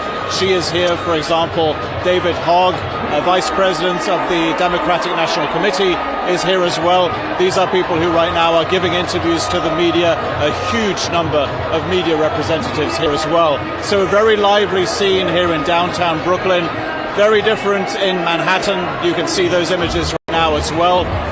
From Mr. Cuomo's headquarters, his election night party, not that much of a party, of course, right now. Expectedly, the former governor of New York State, who ran in the Democratic primary against Zohran Mamdani and lost, and then ran again tonight in the mayoral election as an independent.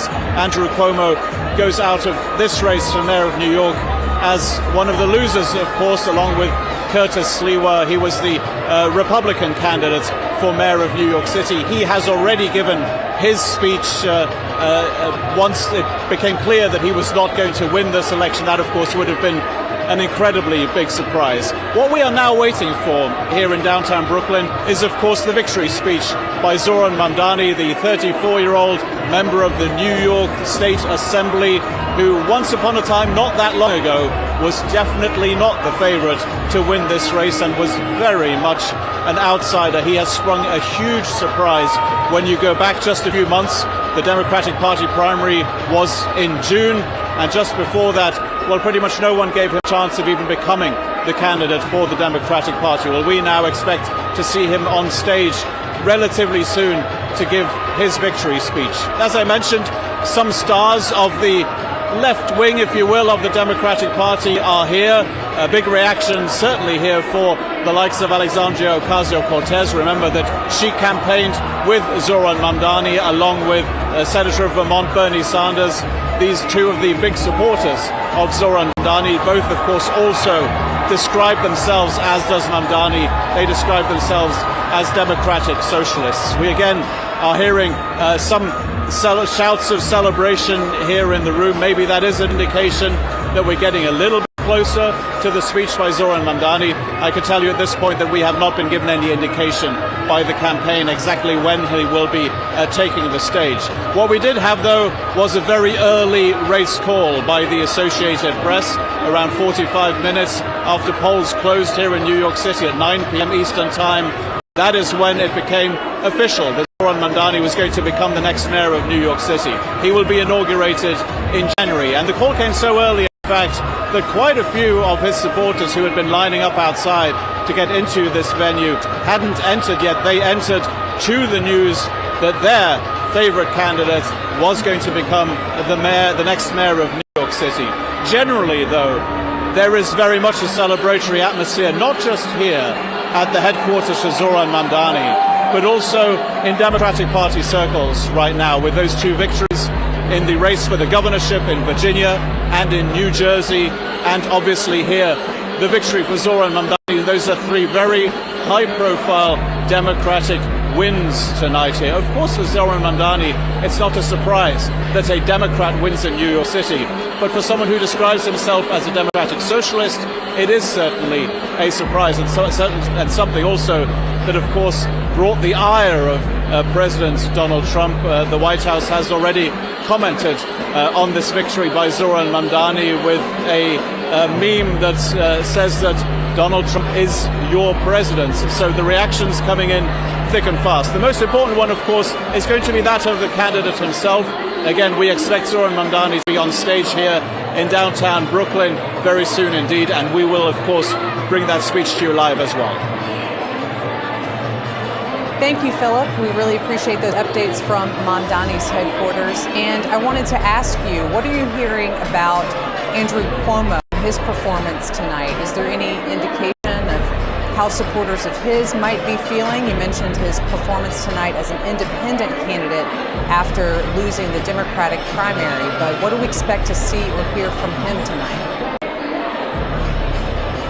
Well, what you'd expect to hear, logically, would be a concession speech from the former governor of New York. That has not happened yet. You can see in the images, obviously, that Andrew Cuomo's election night party is not exactly a very festive affair, because at the end of the day, he will have lost twice to Zohran Mandani. First of all in June in the Democratic Party primary, and then tonight again in the race for mayor of New York City. We don't yet know what exactly the difference will be, the percentage difference between the two candidates, but it looks like this is going to be a pretty handsome victory indeed for Zohran Mandani.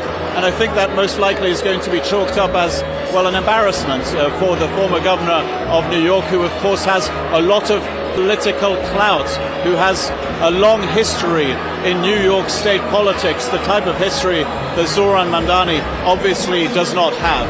We should also mention at this point that there was, of course, a candidate for the Republican Party, Curtis Sliwa, who has run for mayor of New York before and lost again here tonight.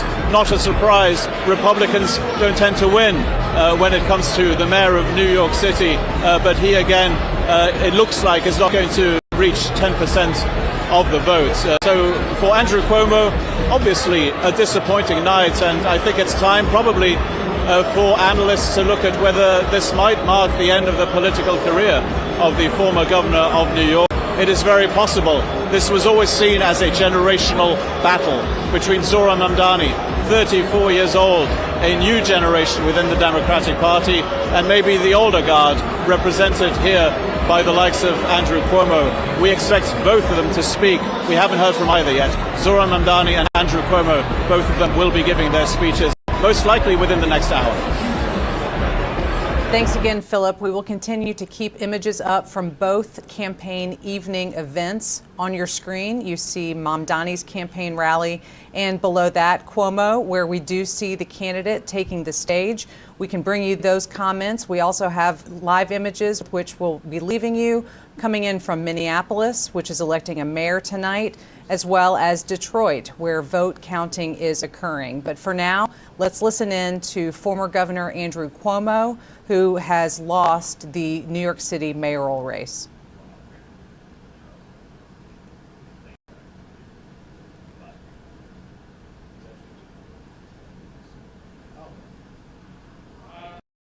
First, let me, I love you too. I love you too.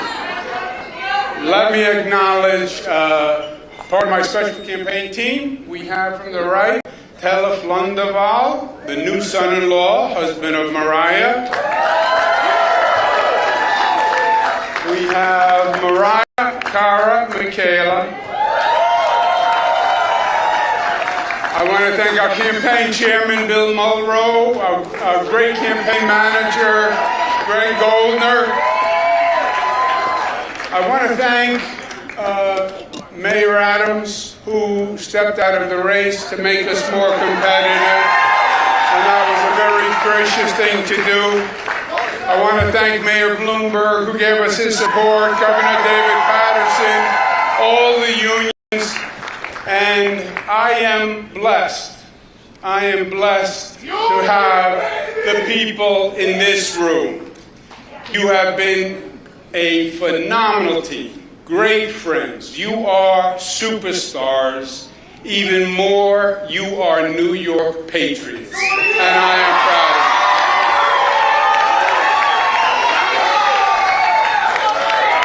you. This campaign was the right fight to wage. And I am proud of what we did and what we did together.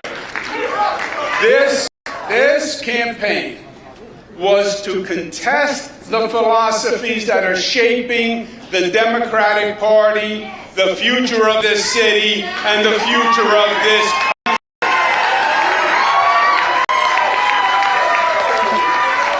And this coalition transcended normal partisan politics. It brought together Democrats and Republicans and independents, joined by the simple fact that their first allegiance is as citizens of New York City.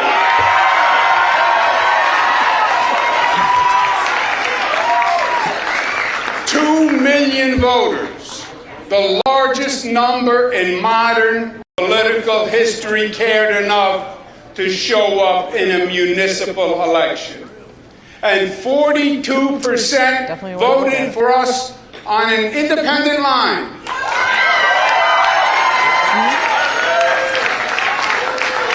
That is the highest percentage in modern history. Ironically, it is just higher than when Mario Cuomo got 40% on an independent line against Ed Koch in 1977. It's also important to note that almost half of New Yorkers did not vote to support a government agenda that makes promises that we know cannot be met.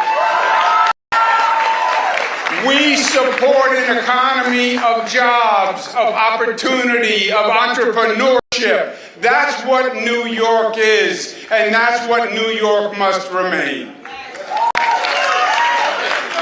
We are a nation of laws, and we believe in law and order, and we need the police to keep society safe. We will not make the NYPD the enemy. We cherish our diversity, and we have no tolerance for discrimination of any kind by race, religion, sexual orientation, or creed. And we will not tolerate any behavior that fans the flames of anti-Semitism or diverse attacks.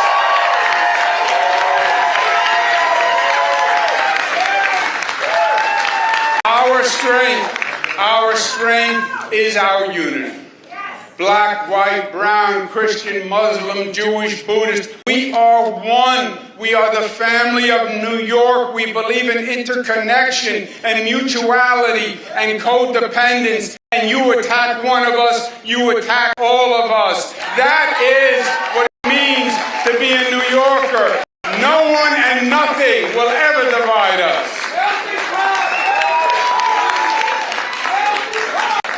And this campaign was necessary to make that point. A caution flag that we are heading down a dangerous, dangerous road.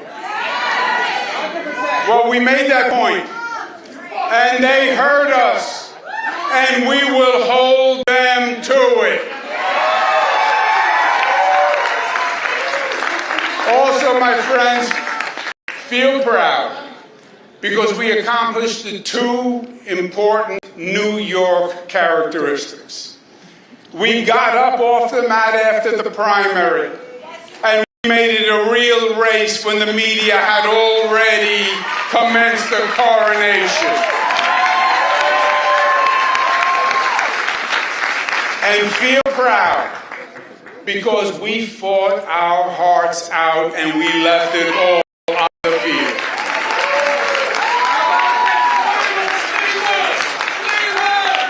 Congratulations to Zohran Mandani.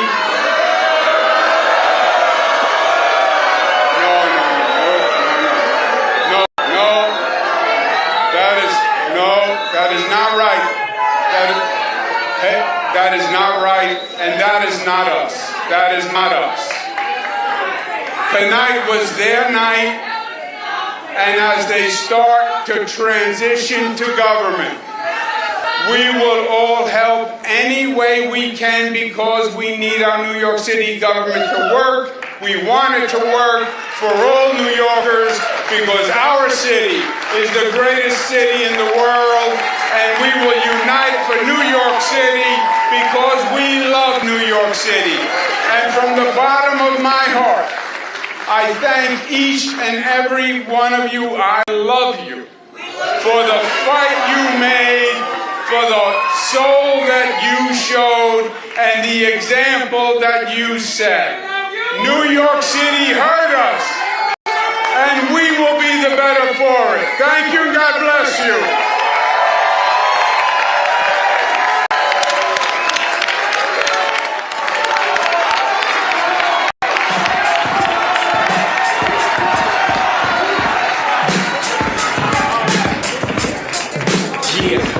Yeah, I'm on that movement. Now I'm down in Tribeca, right next to the Narrow. But I'll be hood forever. I'm the new Sinatra. And You've been listening to a concession speech from former New York Governor Andrew Cuomo as he acknowledges that he is not the winner of tonight's New York City mayoral race, which the Associated Press has declared was won by Democrat Zohran Mamdani. So joining me again is Sagar to kind of talk about this race. And now that we've seen the concession speech from Andrew Cuomo, we're still waiting on Zohran Mamdani. But Cuomo obviously is a very well-known figure in New York politics. He had run as a Democrat in the primary, lost to Mamdani to begin with, and ran as an independent in the general. Talk to us a little bit about the tenor of this speech. It sounded like he was really being willing to work with Mamdani's administration there in New York City. Cuomo's argument the whole time had been that he, as a former governor, had the experience to do this. Ready on day one. They literally had that sign at his event site. That he looks at a guy who is roughly half his age. Mamdani's 34, Cuomo's 67, beating him. Where else is there to go than to say, hey, maybe I can help the guy. Maybe I can help them, because the outstanding question right now is Mamdani ran this very ambitious campaign. How do you go about staffing that? How do you actually go about delivering on what some critics say are undeliverable promises that you've now made?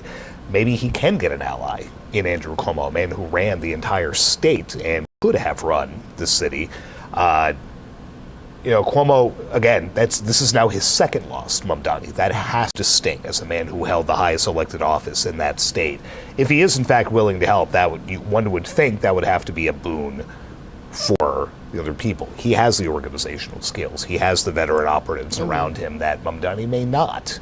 As a 34-year-old, the youngest mayor in more than a century, now running America's biggest city, you're going to need some help. And maybe he can find that now in Andrew Cuomo. It's not unusual for us to see that in various administrations at different levels for a candidate to come in with perhaps less executive experience, bringing in someone with more experience. I mean, I'm thinking about presidential administrations of both parties in the last couple of decades that have done exactly that when picking their presidents, for example. You have to bring in the veteran hand, and it'll be interesting what that dynamic would look like and what role, if there is an official role, we're projecting way ahead now, that Andrew Cuomo may in fact play there.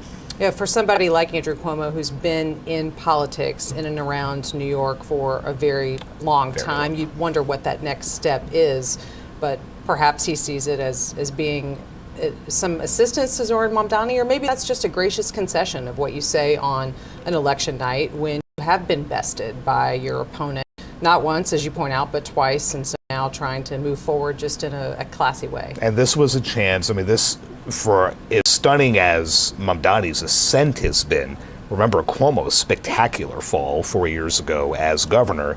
This could have been a comeback for the ages. Clearly that fell apart, and like you said, who knows what comes next, but he did at least show the grace in the speech. He didn't go after him.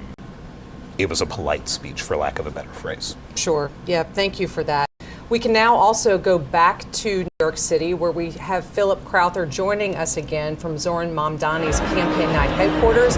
We've yet to hear from the candidate himself, but Philip, what are you seeing in those comments that we heard from former Governor Cuomo today? Well, look, it's only a matter of time, I think, before we see Zohran Mandani here on stage. his supporters, who are here in their droves and have now been celebrating since the race was called, they were able to watch Andrew Cuomo's concession speech. We are here in downtown Brooklyn.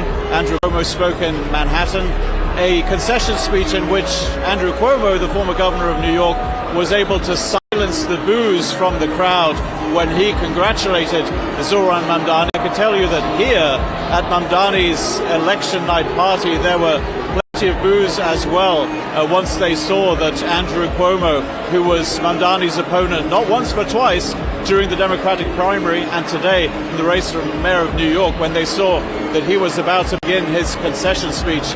And the moment when he left the stage, when they saw that on camera, and again they only saw that but were not able to hear it, you can hear the loud music here at the venue, they essentially all waved him goodbye, happy to see the back of a man who twice tried to beat Zohran Mandani and twice failed after all, because it was in June when the Democratic Party held its primary, and that is when Andrew Cuomo was still a candidate for the Democratic Party and lost surprisingly to Zohran Mamdani.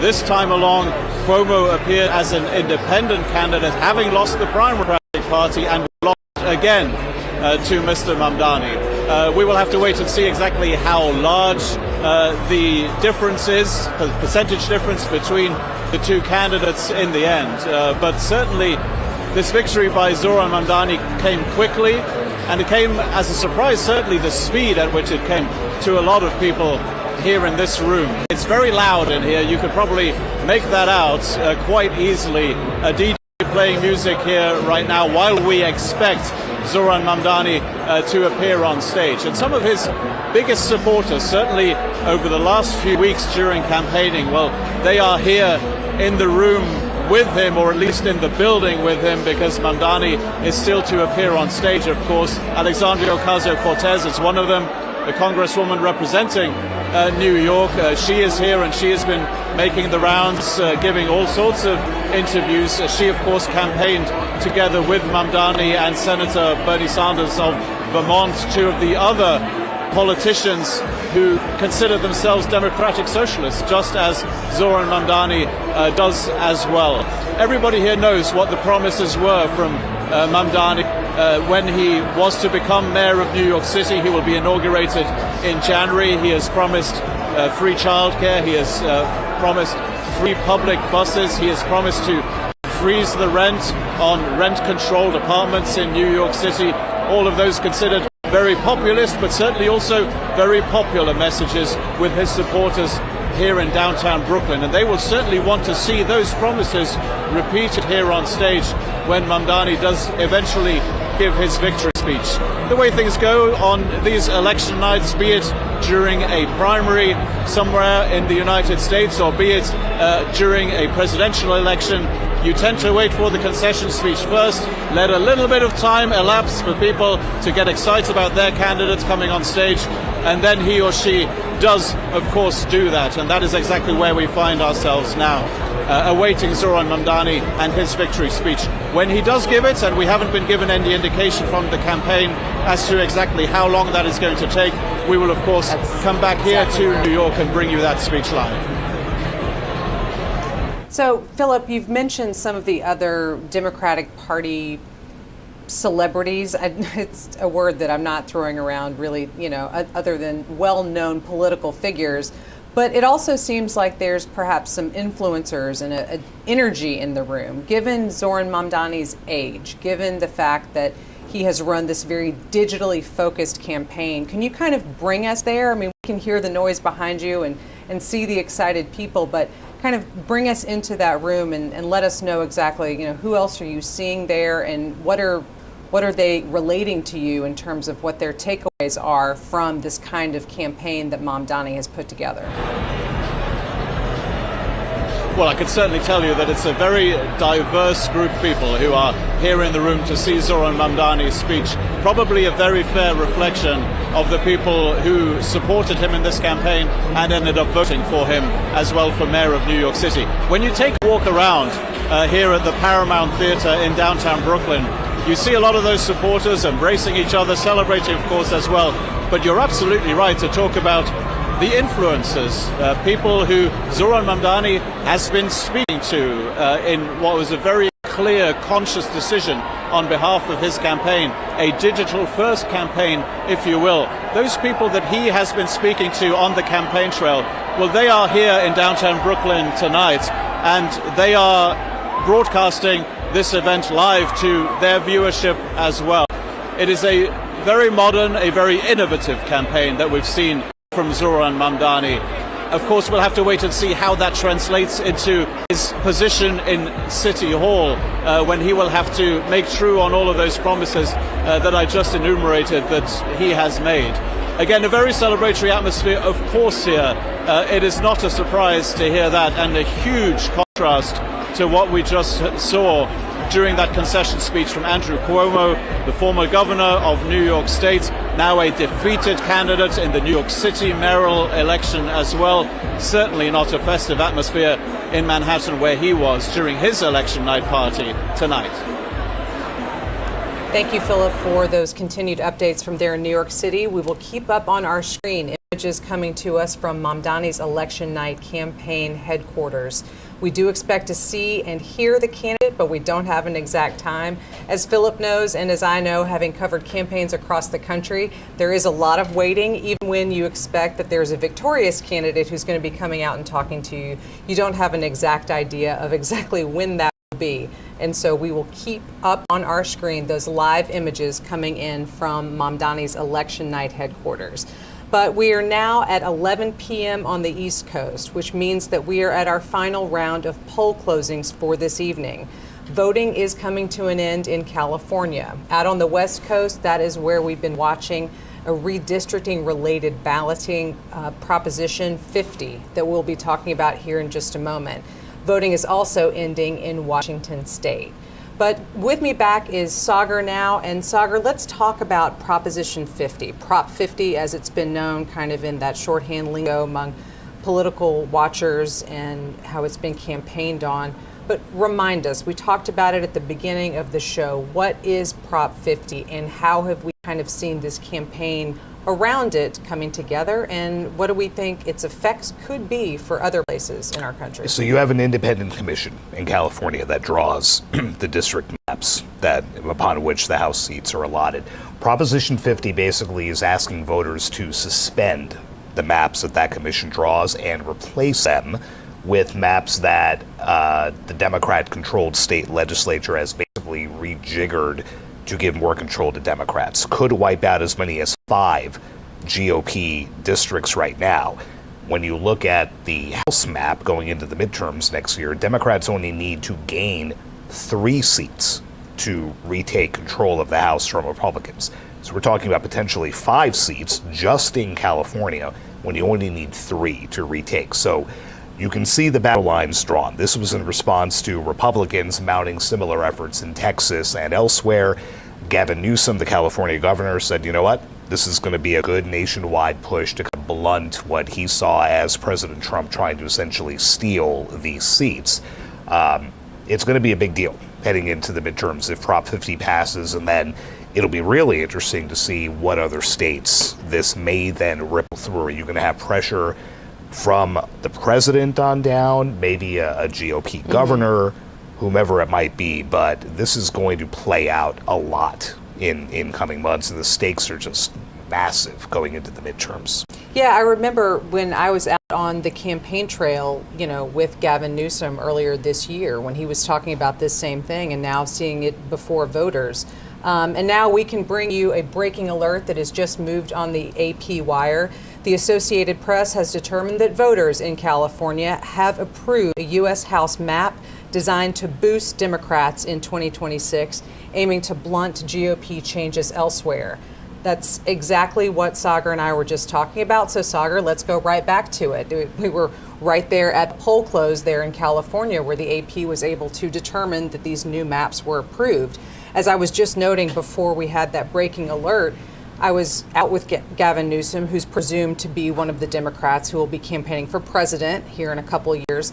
And at that moment, he was talking about the situation in Texas and already talking about how he fully supported the notion of Democrats having their own maps, and there was a lot of other states that are already kind of casting forward, maybe in a slower, different sort of process than we see in California, but with legislatures considering these new maps. So it's kind of already a cascading effect, particularly now we see with this California decision today. Yeah, and we'll see these cases come before state courts, perhaps even the Supreme Court, about just how legal it all is to do this mid-cycle. Keeping in mind the calculus for Republicans is the midterms of a presidential administration, 2 years in, that party usually takes a beating. Right. It's not going to take much for Republicans to lose that House majority, which obviously then puts a lot of the president's policies and agenda in turmoil. He's going to want to pull out all the stops to make sure that doesn't happen. And we've seen the sway that he has over Republicans right on down the line, from Congress into state houses, into governor's mansions. So the ripple effects of this could be pretty interesting to come.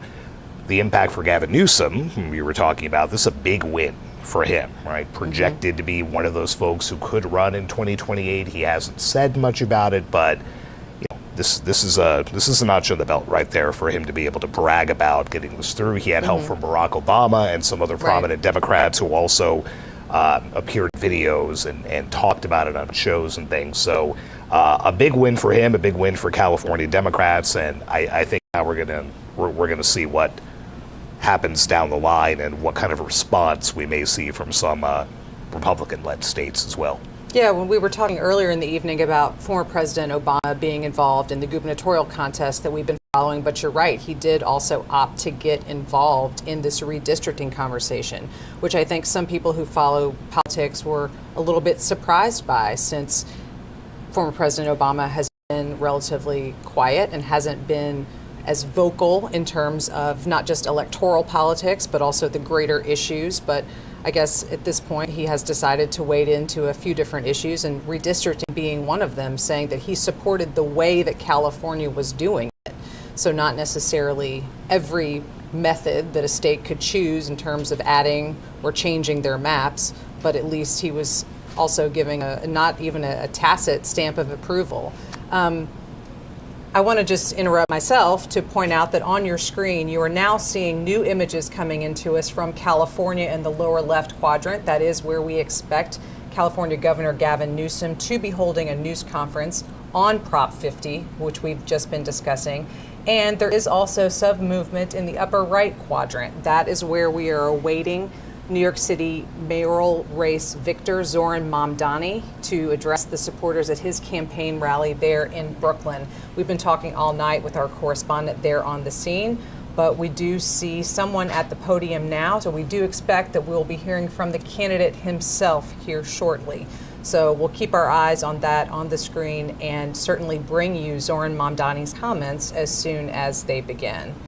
So, Sagar, thank you for this analysis that we've been discussing about these redistricting vote that we've seen tonight in California and the other places where we've seen it happening. But there are no other states that are at that same stage in terms of having they've been doing in California. At least there's legislative debates, right? But nothing that's actually before voters. Nothing that's come to fruition like this, that has been presented to voters in and of itself, standalone in a special election, that has gotten anywhere near this type of, Barack Obama's 30-second video pushing for it a month ago, raced through social media. So, they brought out the star power for that. And getting back to what you said about former President Obama, relatively low-key, kind of playing post-presidency like George W. Bush has, not getting involved, not speaking out about a whole lot of things, unlike Donald Trump for those 4 years, very much like Joe Biden now. But, to give you a sense of what Obama has been like lately, he even pulled out one of the old greats when he was campaigning over the weekend in the governor's races: don't boo, vote. And the place went nuts. Right. Vintage 2008, 2012 Barack Obama trying to get Democrats energized again, and I think we're going to see a whole lot more of that. What was that math again? 364 days. 364 days till the midterms, and we'll be back and do it all again. Thank you. We'll set our calendars and set our clock now. We are going to return you to that live video that we've been talking about coming in from Zohran Mamdani's campaign election rally this evening. So we will leave you with those live images and be back with you soon.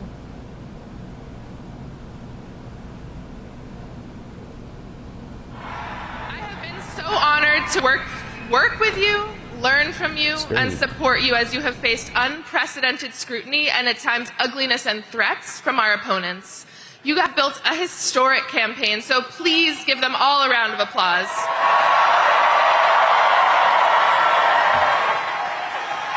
And please join me in celebrating the person who has been Zohran's right hand from day one, whose deep commitment to our movement and care for our people has infused every part of this campaign from top to bottom, and without whom we would not be here tonight, Elvis Church.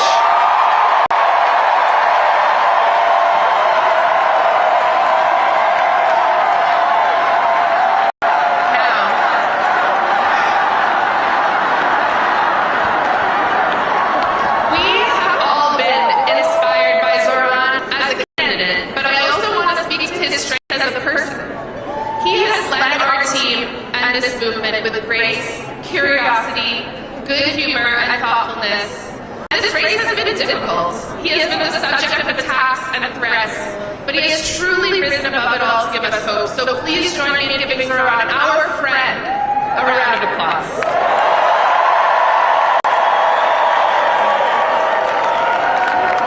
And there are too many supporters to name, so I want to speak to everyone directly. Please raise your hand if you have given to this campaign, whether that is time, labor, knocking a door, hosting an event, creating art.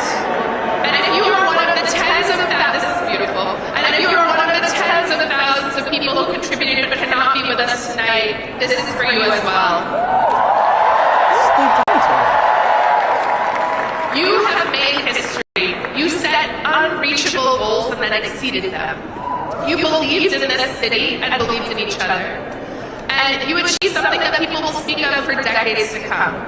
You led with kindness and compassion. And most importantly, during a time of despair and rising fascism, you decided to fight for someone that you don't know. So thank you.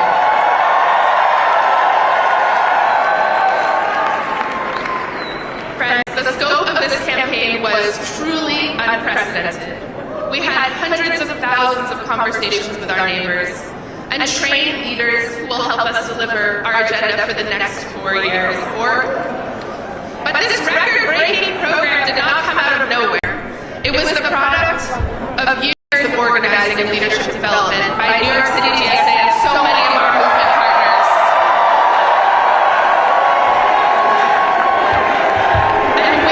And we were so fortunate to be led on this campaign by someone who has been a part of this work from the beginning. She led Julia Salazar's groundbreaking campaign in 2018. And since then has been behind the scenes in so many of our victories. If this campaign made you feel powerful, or taught you something, or showed you discipline, or brought you joy, you have this person to thank. She is caring, wise, and deeply committed to our movement. And I am sure she is backstage losing her mind at being called out like this. But I need everyone here to please join me in giving her the longest and loudest round of applause, our organizing director, Tasha.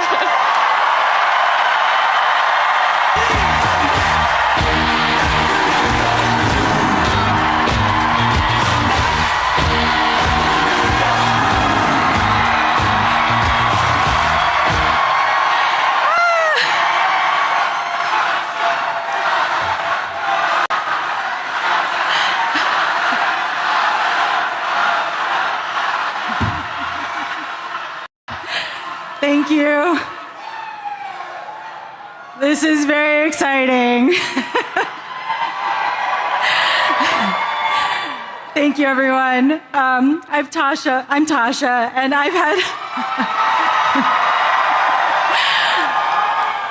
had the honor of being the field director on this campaign.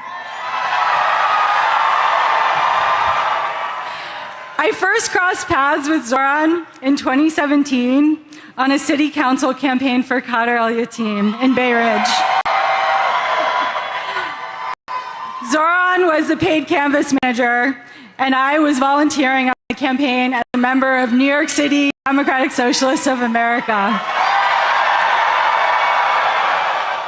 I don't think that we could ever have imagined that 8 years later, we would be here on election night for a mayoral campaign, 104,000 volunteers strong. 104,000 volunteers.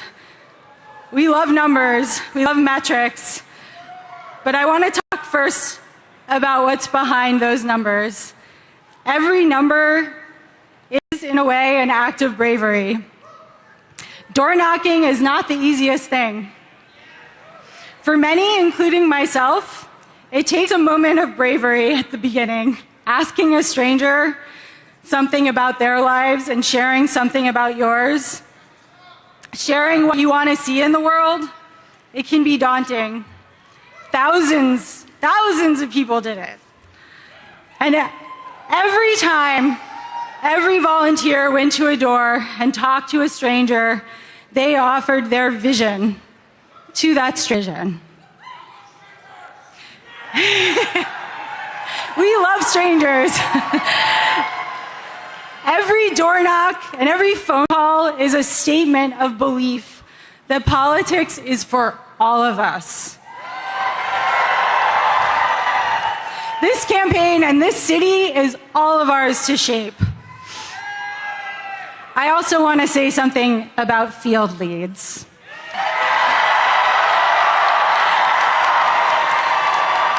All of our canvases, for those who don't know, all of our canvases have been led by volunteers we call field leads. Many of them are here. Most led a shift every week, and some led a shift every week since December. And every time they led a canvass, and they were the ones welcoming new volunteers into our movement. They were the ones who helped inspire folks coming out to canvass for the first time. Without those 700 people who chose to step into leadership in an uncertain moment and try something new and scary, this field operation at this scale would not have happened. Those 700 people prove that leadership isn't about having all of the answers, it's about the willingness to step into the unknown and inspire others to imagine something better. So here are the numbers. Over 104,000 volunteers made over 4.4 million calls. At around noon today, a volunteer knocked our 3 millionth door. Over 700 field leads have led over 5,700 canvasses in 243 neighborhoods. 6,568 voters signed up to volunteer on the spot when they were canvassed by somebody. 8,389 voters signed up to volunteer when they were asked by a phone banker. These are unprecedented numbers. The bravery that you all have shown, that this field operation carried across all 5 boroughs, is going to transform our city. What all 100,400 of us have accomplished has rewritten the possibilities of mass democratic action. And it doesn't stop tonight. We all know that we won't stop at electing Zohran. We will continue to fight to bring the affordable of New York City to life. I am so excited to do that with all of you. And now I'm so honored to introduce the person you've been waiting to hear. We've worked for many years to bring about change in New York City that it so urgently needs. He's been a friend, and he is the next mayor of the greatest city on earth, Zohran Mamdani.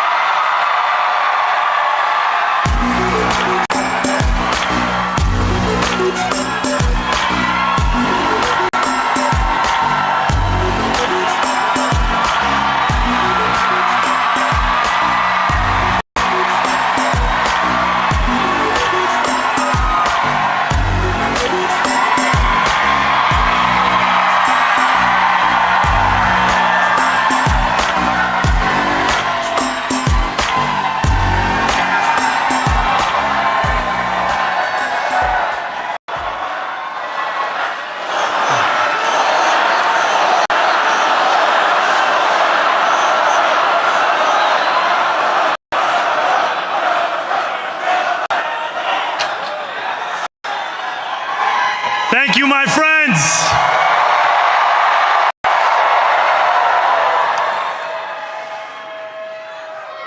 The sun may have set over our city this evening, but as Eugene Debs once said, I can see the dawn of a better day for humanity.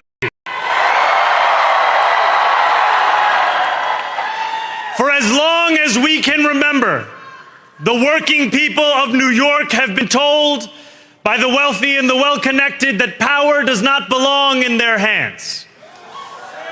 Fingers bruised from lifting boxes on the warehouse floor, palms calloused from delivery bike handlebars, knuckles scarred with kitchen burns. These are not hands that have been allowed to hold power. And yet, over the last 12 months, you have dared to reach for something greater. Tonight, against all odds, we have grasped it. The future is in our hands. My friends, we have toppled a political dynasty.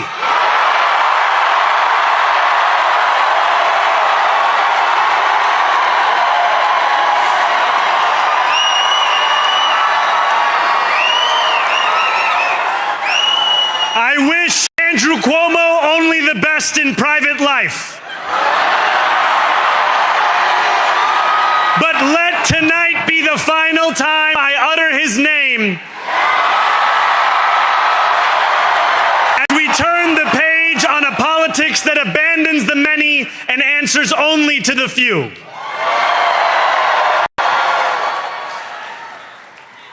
New York, tonight you have delivered a mandate for change, a mandate for a new kind of politics, a mandate for a city we can afford, and a mandate for a government that delivers exactly that. On January 1st, I will be sworn in as the mayor of New York City.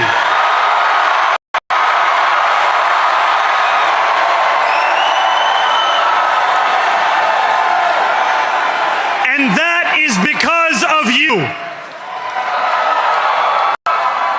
So before I say anything else, I must say this. Thank you. Thank you to the next generation of New Yorkers who refuse to accept that the promise of a better future was a relic of the past. You showed that when politics speaks to you without condescension, we can usher in a new era of leadership. We will fight for you because we are you.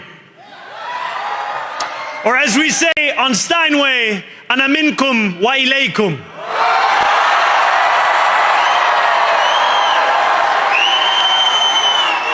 Thank you to those so often forgotten by the politics of our city who made made this movement their own. I speak of Yemeni bodega owners and Mexican abuelas, Senegalese taxi drivers and Uzbek nurses, Trinidadian line cooks and Ethiopian aunties. Yes, aunties. To every New Yorker in Kensington and Midwood and Hunts Point, know this. This city is your city, and this democracy is yours too.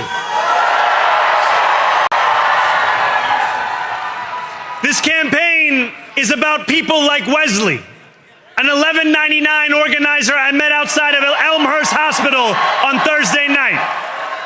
A New Yorker who lives elsewhere, who commutes 2 hours each way from Pennsylvania because rent is too expensive in this city. It's about people like the woman I met on the BX33 years ago, who said to me, I used to love New York, but now it's just where I live.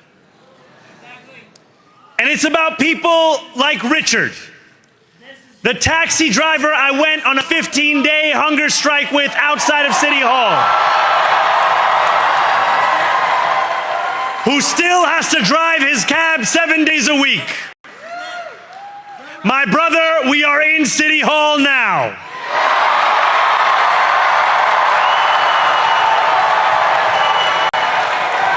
This victory is for all of them, and it's for all of you.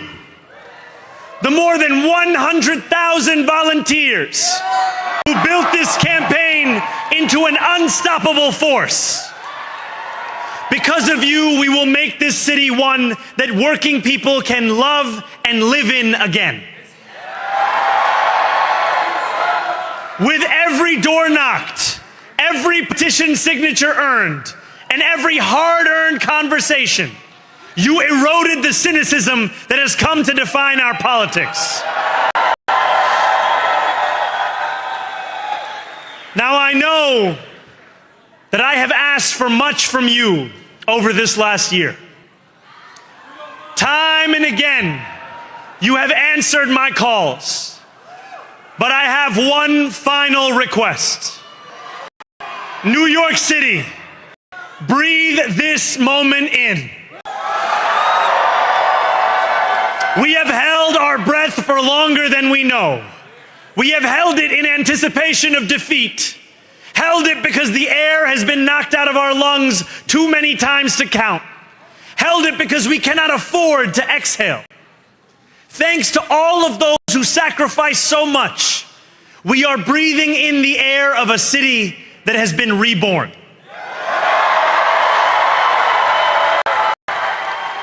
To my campaign team, who believed when no one else did, and who took the electoral project and turned it into so much more, I will never be able to express the depth of my gratitude. You can sleep now. To my parents, Mama and Baba,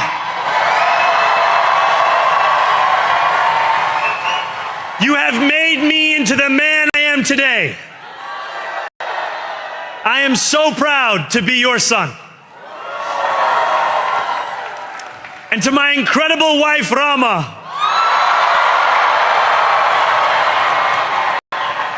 Hayati, there is no one I would rather have by my side in this moment and in every moment. To every New Yorker, whether you voted for me, for one of my opponents, or felt too disappointed by politics to vote at all, thank you for the opportunity to prove myself worthy of your trust.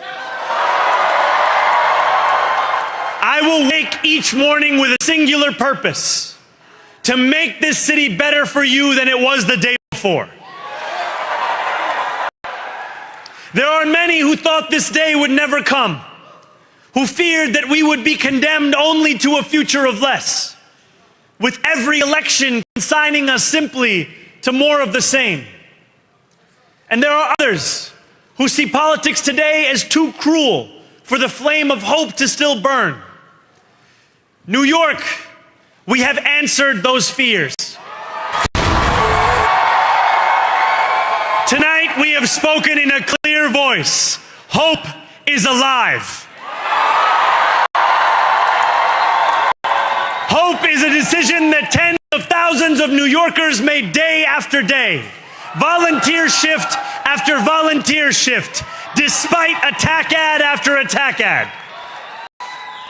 More than 1 million of us stood in our churches, in gymnasiums, in community centers, as we filled in the ledger of democracy.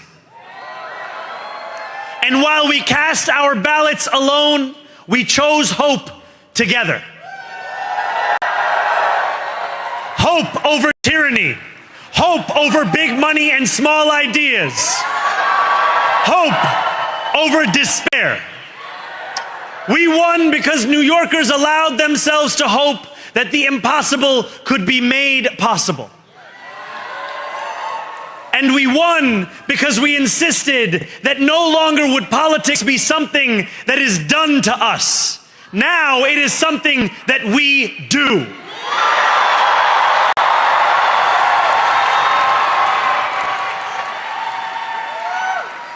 Standing before you, I think of the words of Jawaharlal Nehru. A moment comes but rarely in history when we step out from the old to the new, when an age ends and when the soul of a nation long suppressed finds utterance. Tonight we have stepped out from the old into the new. So let us speak now with clarity and conviction that cannot be misunderstood about what this new age will deliver and for whom.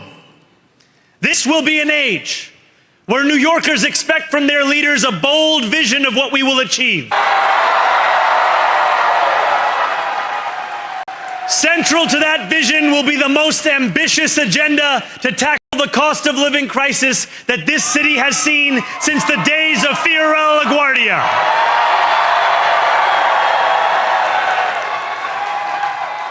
An agenda that will freeze the rents for more than 2 million rent-stabilized tenants. Make buses fast and free. And deliver universal child care across our city.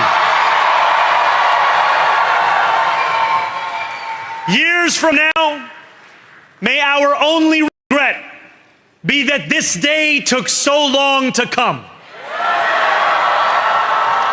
This new age will be one of relentless improvement. We will hire thousands more teachers. We will cut waste from a bloated bureaucracy.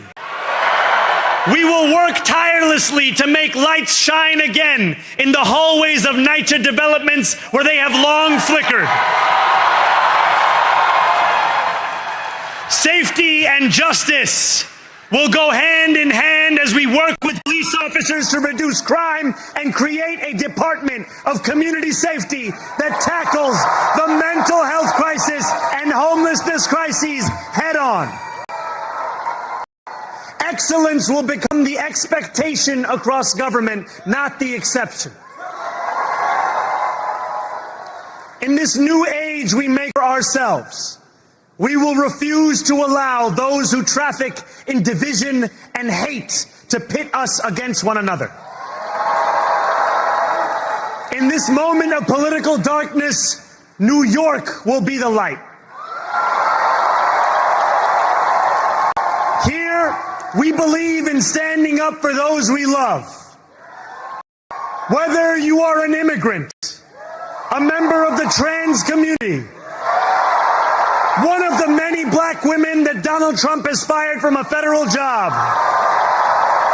a single mom still waiting for the cost of groceries to go down, or anyone else with their back against the wall, your struggle is ours too.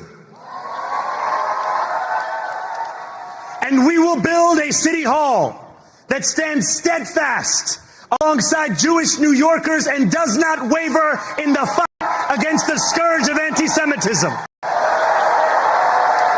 where the more than 1 million Muslims know that they belong, not just in the 5 boroughs of this city, but in the halls of power. No more will New York be a city where you can traffic in Islamophobia and win an election.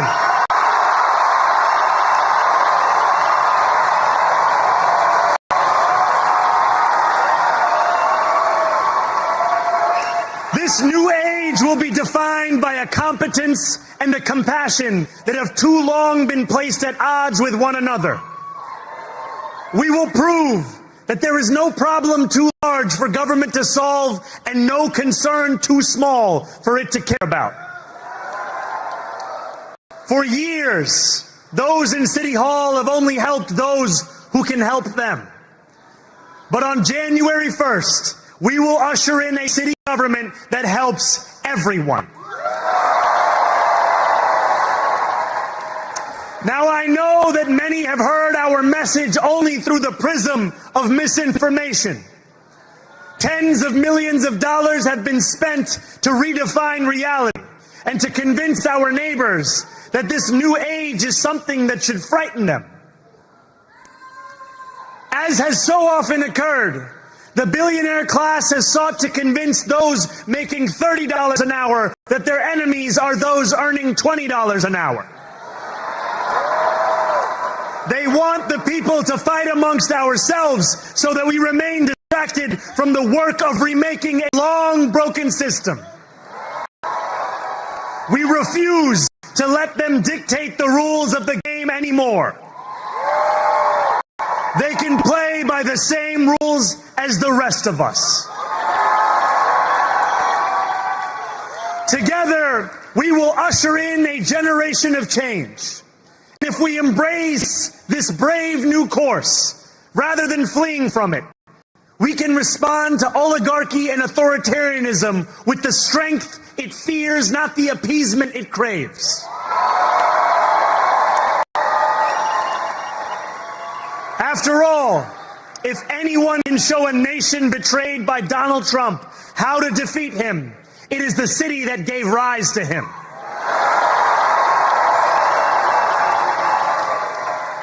And if there is any way to terrify a despot, it is by dismantling the very conditions that allowed him to accumulate power.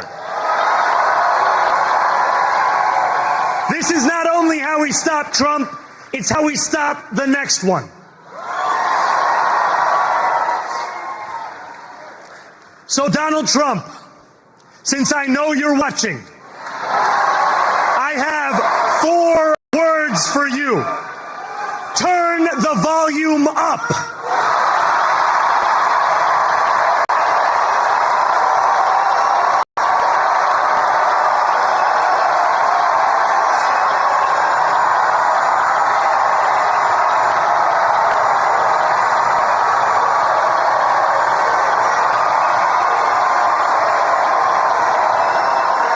We will hold bad landlords to account because the Donald Trumps of our city have grown far too comfortable taking advantage of their tenants.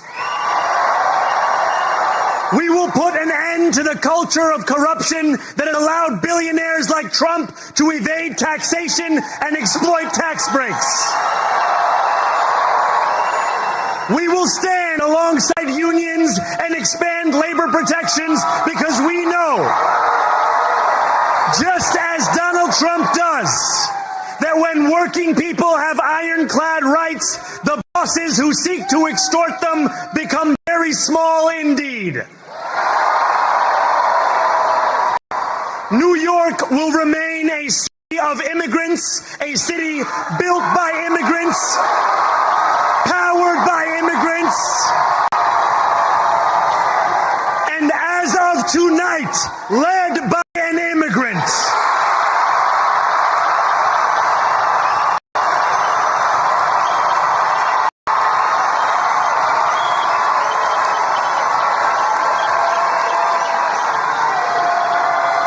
So hear me, President Trump, when I say this. To get to any of us, you will have to get through all of us.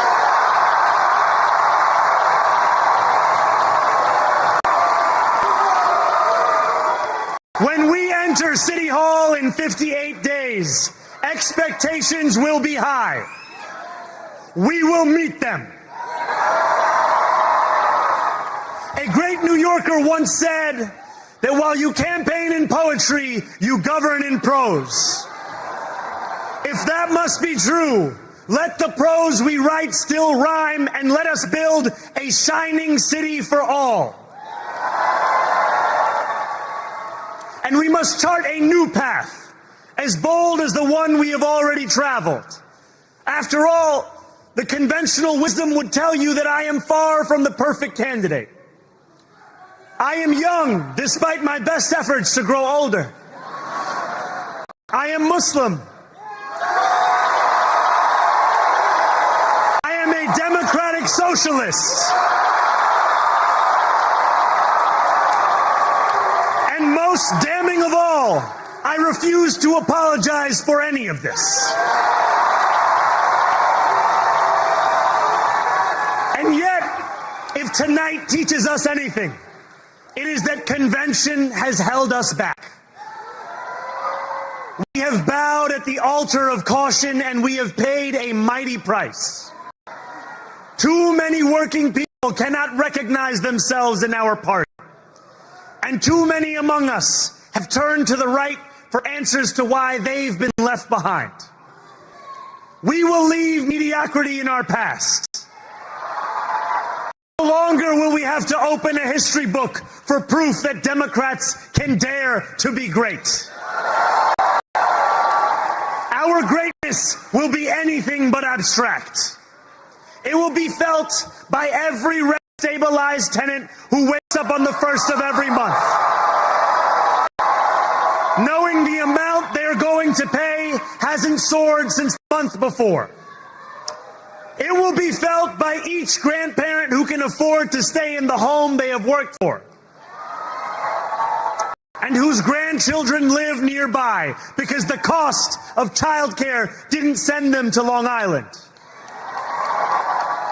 It will be felt by the single mother who is safe on her commute and whose bus runs fast enough that she doesn't have to rush school drop-off to make it to work on time. And it will be felt when New Yorkers open their newspapers in the morning and read headlines of success, not scandal. Most of all, it will be felt by each New Yorker when the city they love finally loves them back. Together, New York, we're going to freeze the... Together, New York, we're going to make buses fast and... Together, New York, we're going to deliver universal... Let the words we've spoken together, the dreams we've dreamt together, become the agenda we deliver together.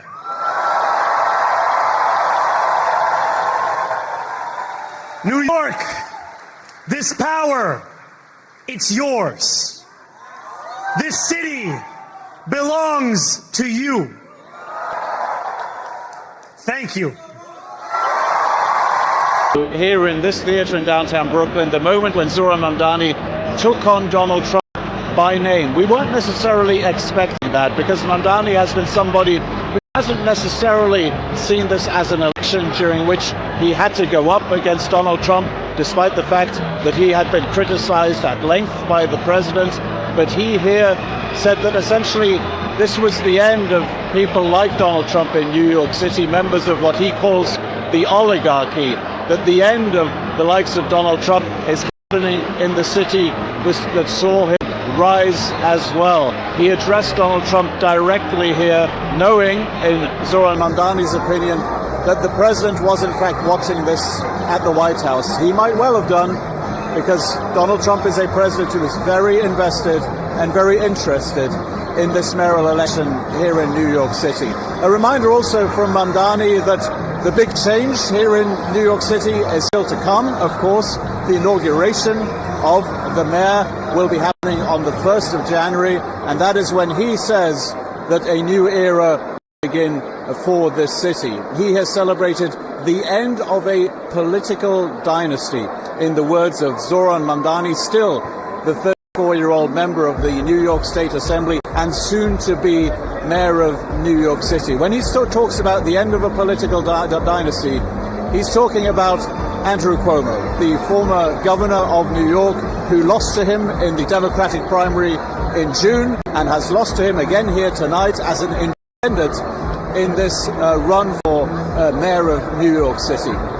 As we see the last few moments here of Zohran Mamdani's victory party at his election night party here in Brooklyn, we expect to hear news from another very important man tonight. That is Gavin Newsome, the governor of California, on the night that Proposition 50 was voted through by the residents of California. We expect Gavin Newsome to be speaking soon, and we will be bringing you those images as soon as he takes the stage. In the meantime here, it's time for us to reflect on what will go down undoubtedly as a very successful night for Democrats indeed, with an expected win here in New York City for the mayor of the city, but also with victories in the races for the governorships in Virginia and New Jersey. Both of those pretty emphatic wins in the end for Democrats that were called pretty early as well, giving Democrats a lot of chances, a lot of time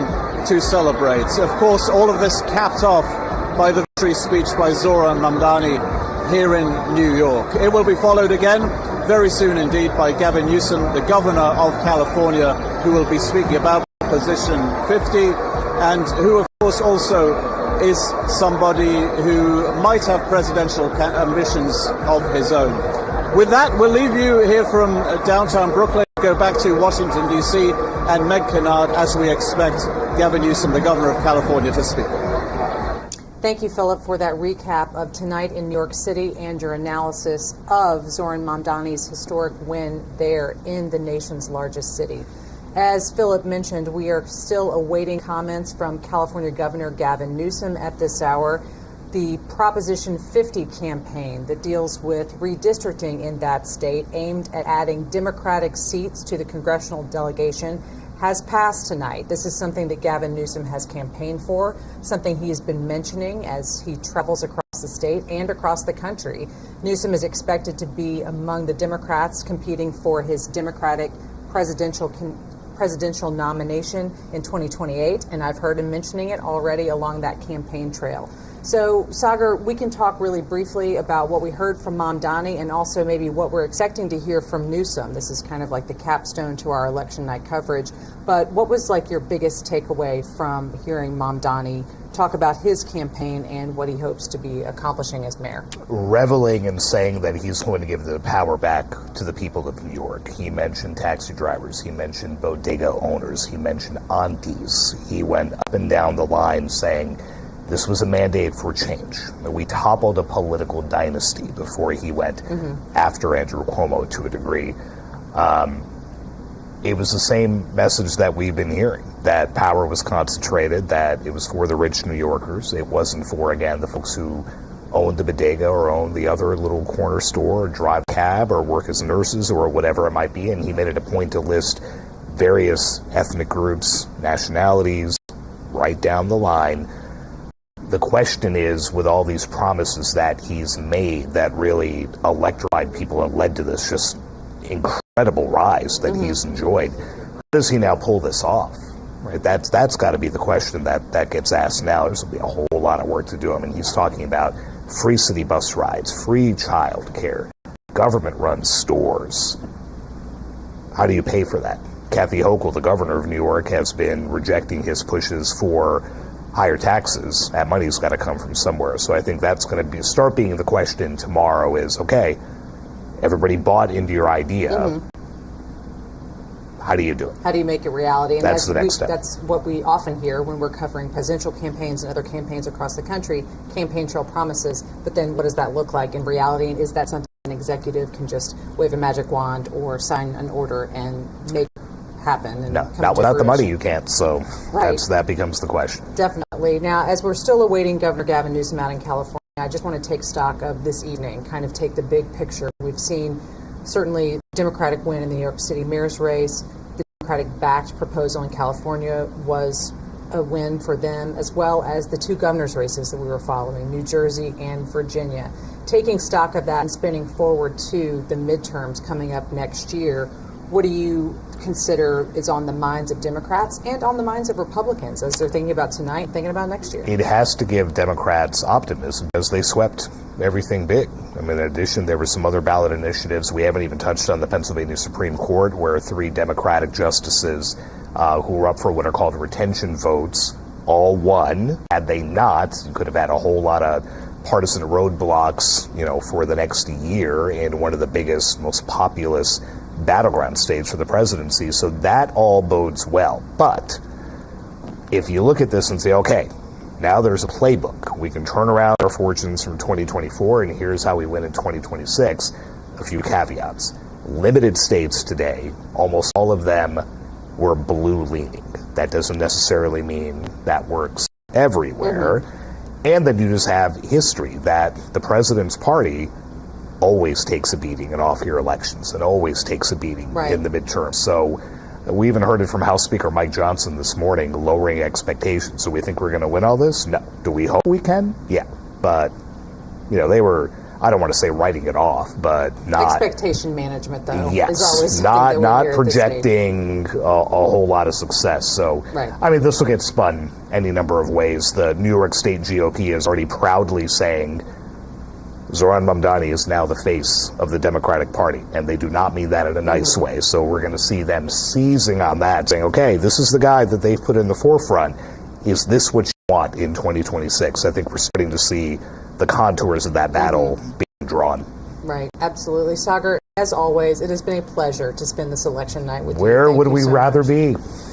Right here on set. 364 days. Right here at the AP.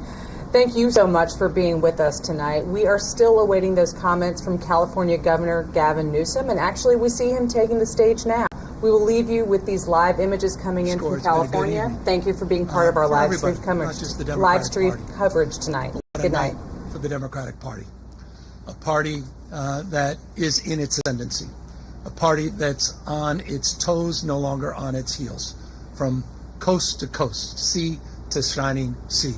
But it was not just a victory tonight for the Democratic Party, it was a victory for the United States of America, for the people of this country and the principles that our founding fathers lived and died for. And so we're proud. We're proud here in California to be part of this narrative this evening. We're proud of the work that the people of the state of California did tonight to send a powerful message to an historic president. Donald Trump is an historic president. He is the most historically unpopular president in modern history. In every critical category, Donald Trump is underwater. He promised to make us healthier. He promised to make us wealthier. We're sicker and poorer. And he fundamentally understands that. Why else would he call Greg Abbott saying he's entitled to 5 seats? Why else is he trying to rig the midterm elections before one single vote is even cast? He understands his position at this moment in the United States of America.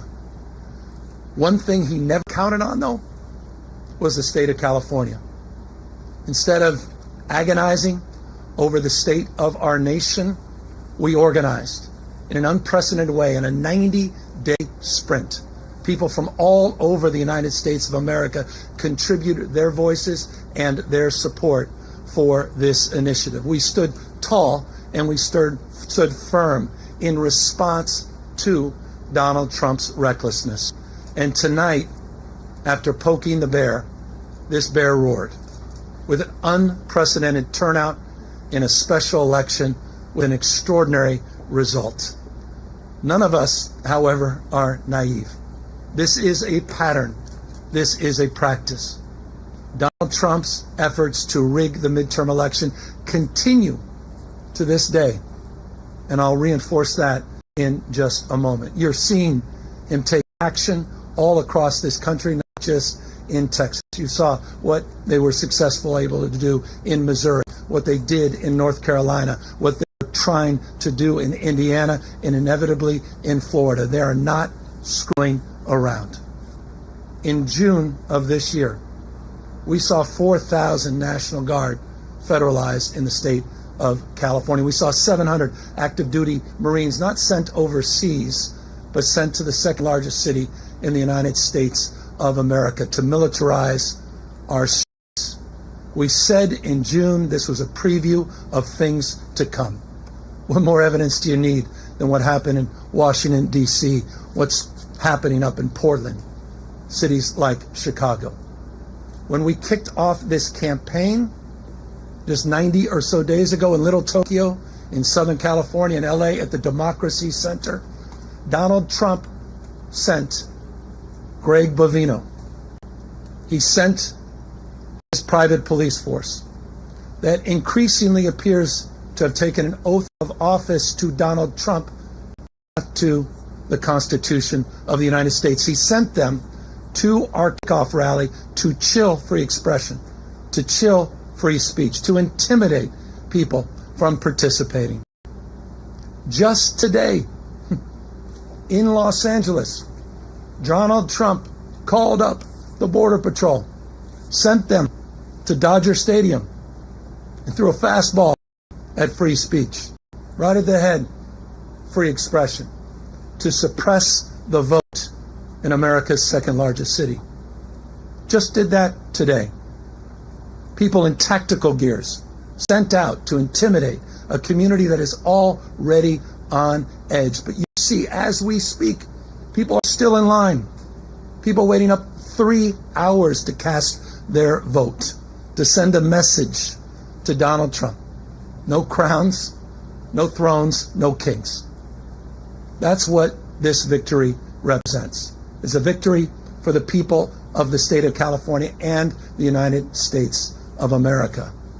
And this is a victory that's punctuated with a sober reminder that it's not just the actions that Donald Trump has taken to federalize our guard, to begin the process of militarizing American cities, to intimidate free expression and speech by utilizing ICE and Border Patrol in America's cities. But he also announced today, right when polls were opening, that this election was rigged. That this election was rigged. Of course, those are familiar words. It's exactly what Donald Trump said after January 6th, that day of love, where he tried to light democracy on fire. He tried to wreck this country.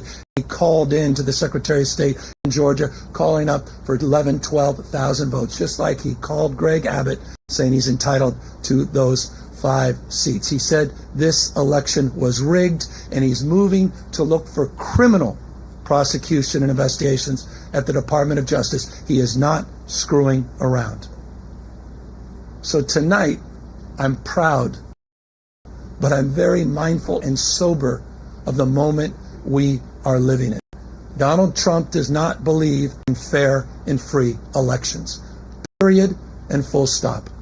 This is not complicated, and it's self-evident to anyone paying attention. You start to stack up all of these actions that continue to this moment and will continue in moments to come. If you think I'm exaggerating, consider his announcement just a few weeks ago to send rapid response teams all across the United States, in all 50 states, tens of thousands of members of the military prepared for urban deployment. A preview of things to come. But back to the state. Our state of mind was resolute. Our state of mind was resolved to stand firm and to stand tall, to not be intimidated, to not be humiliated, to not fall prey to cynicism, to not fall prey to fear and the anxiety of someone that believes in only one thing, shock and awe, to intimidate and exhaust us. But we're seeing all across this country, 7 million people strong, stand up, not just for themselves, but for each other and for these enduring and historic principles of our founding fathers. And I'll end on that. Next year is the 250th anniversary of the best of Roman Republic, the best of Greek democracy. This fundamental notion of a system of checks and balances, of popular sovereignty, the rule of law. Mr. President, the rule of law, not the rule of dawn. And I hope it's dawning on people, the sobriety of this moment, what's at stake. Tonight, as I said, is an extraordinary moment for our party, but again, it's an extraordinary moment affirming those principles. Our founding fathers did not live and die to see the kind of vandalism to this republic and our democracy that Donald Trump is trying to perpetuate. And so my call tonight, in the spirit of Whitman, we talked about the powerful play, goes on. We all must contribute a verse. And so we need the state of Virginia. We need the state of Maryland. We need our friends in New York, in Illinois, in Colorado. We need to see other states with the remarkable leaders that have been doing remarkable things meet this moment head on as well, to recognize what we're up against in 2026. And let me make this crystal clear. We can de facto end Donald Trump's presidency as we know it the minute Speaker Jeffries gets sworn in as Speaker of the House of Representatives. It is all on the line, a bright line in 2026.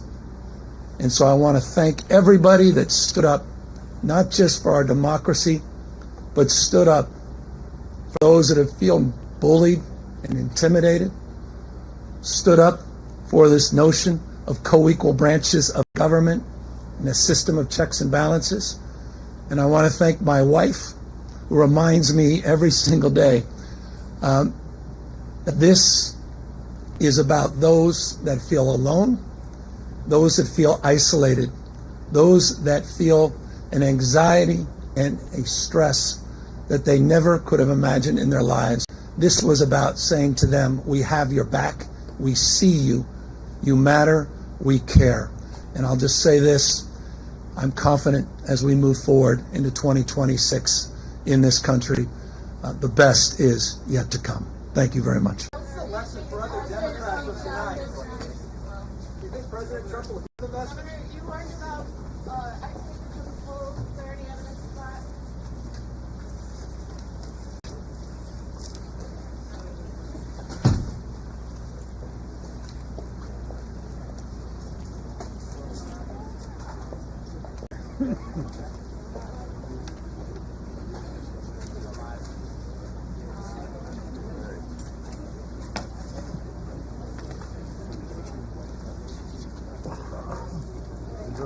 No, not really.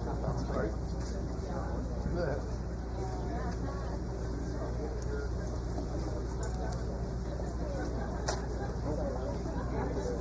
Still up live.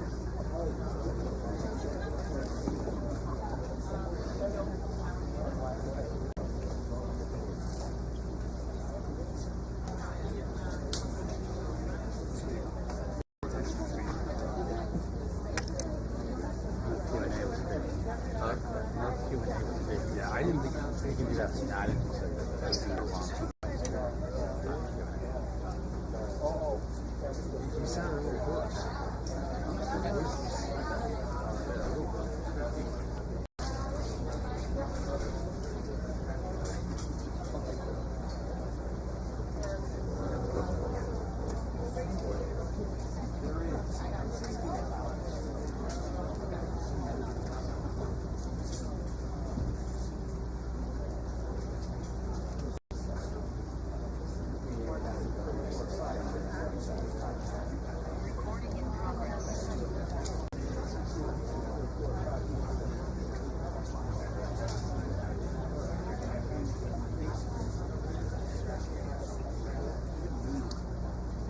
Lisa, are you there? What's that? Yeah. Hello? Anybody on this line still?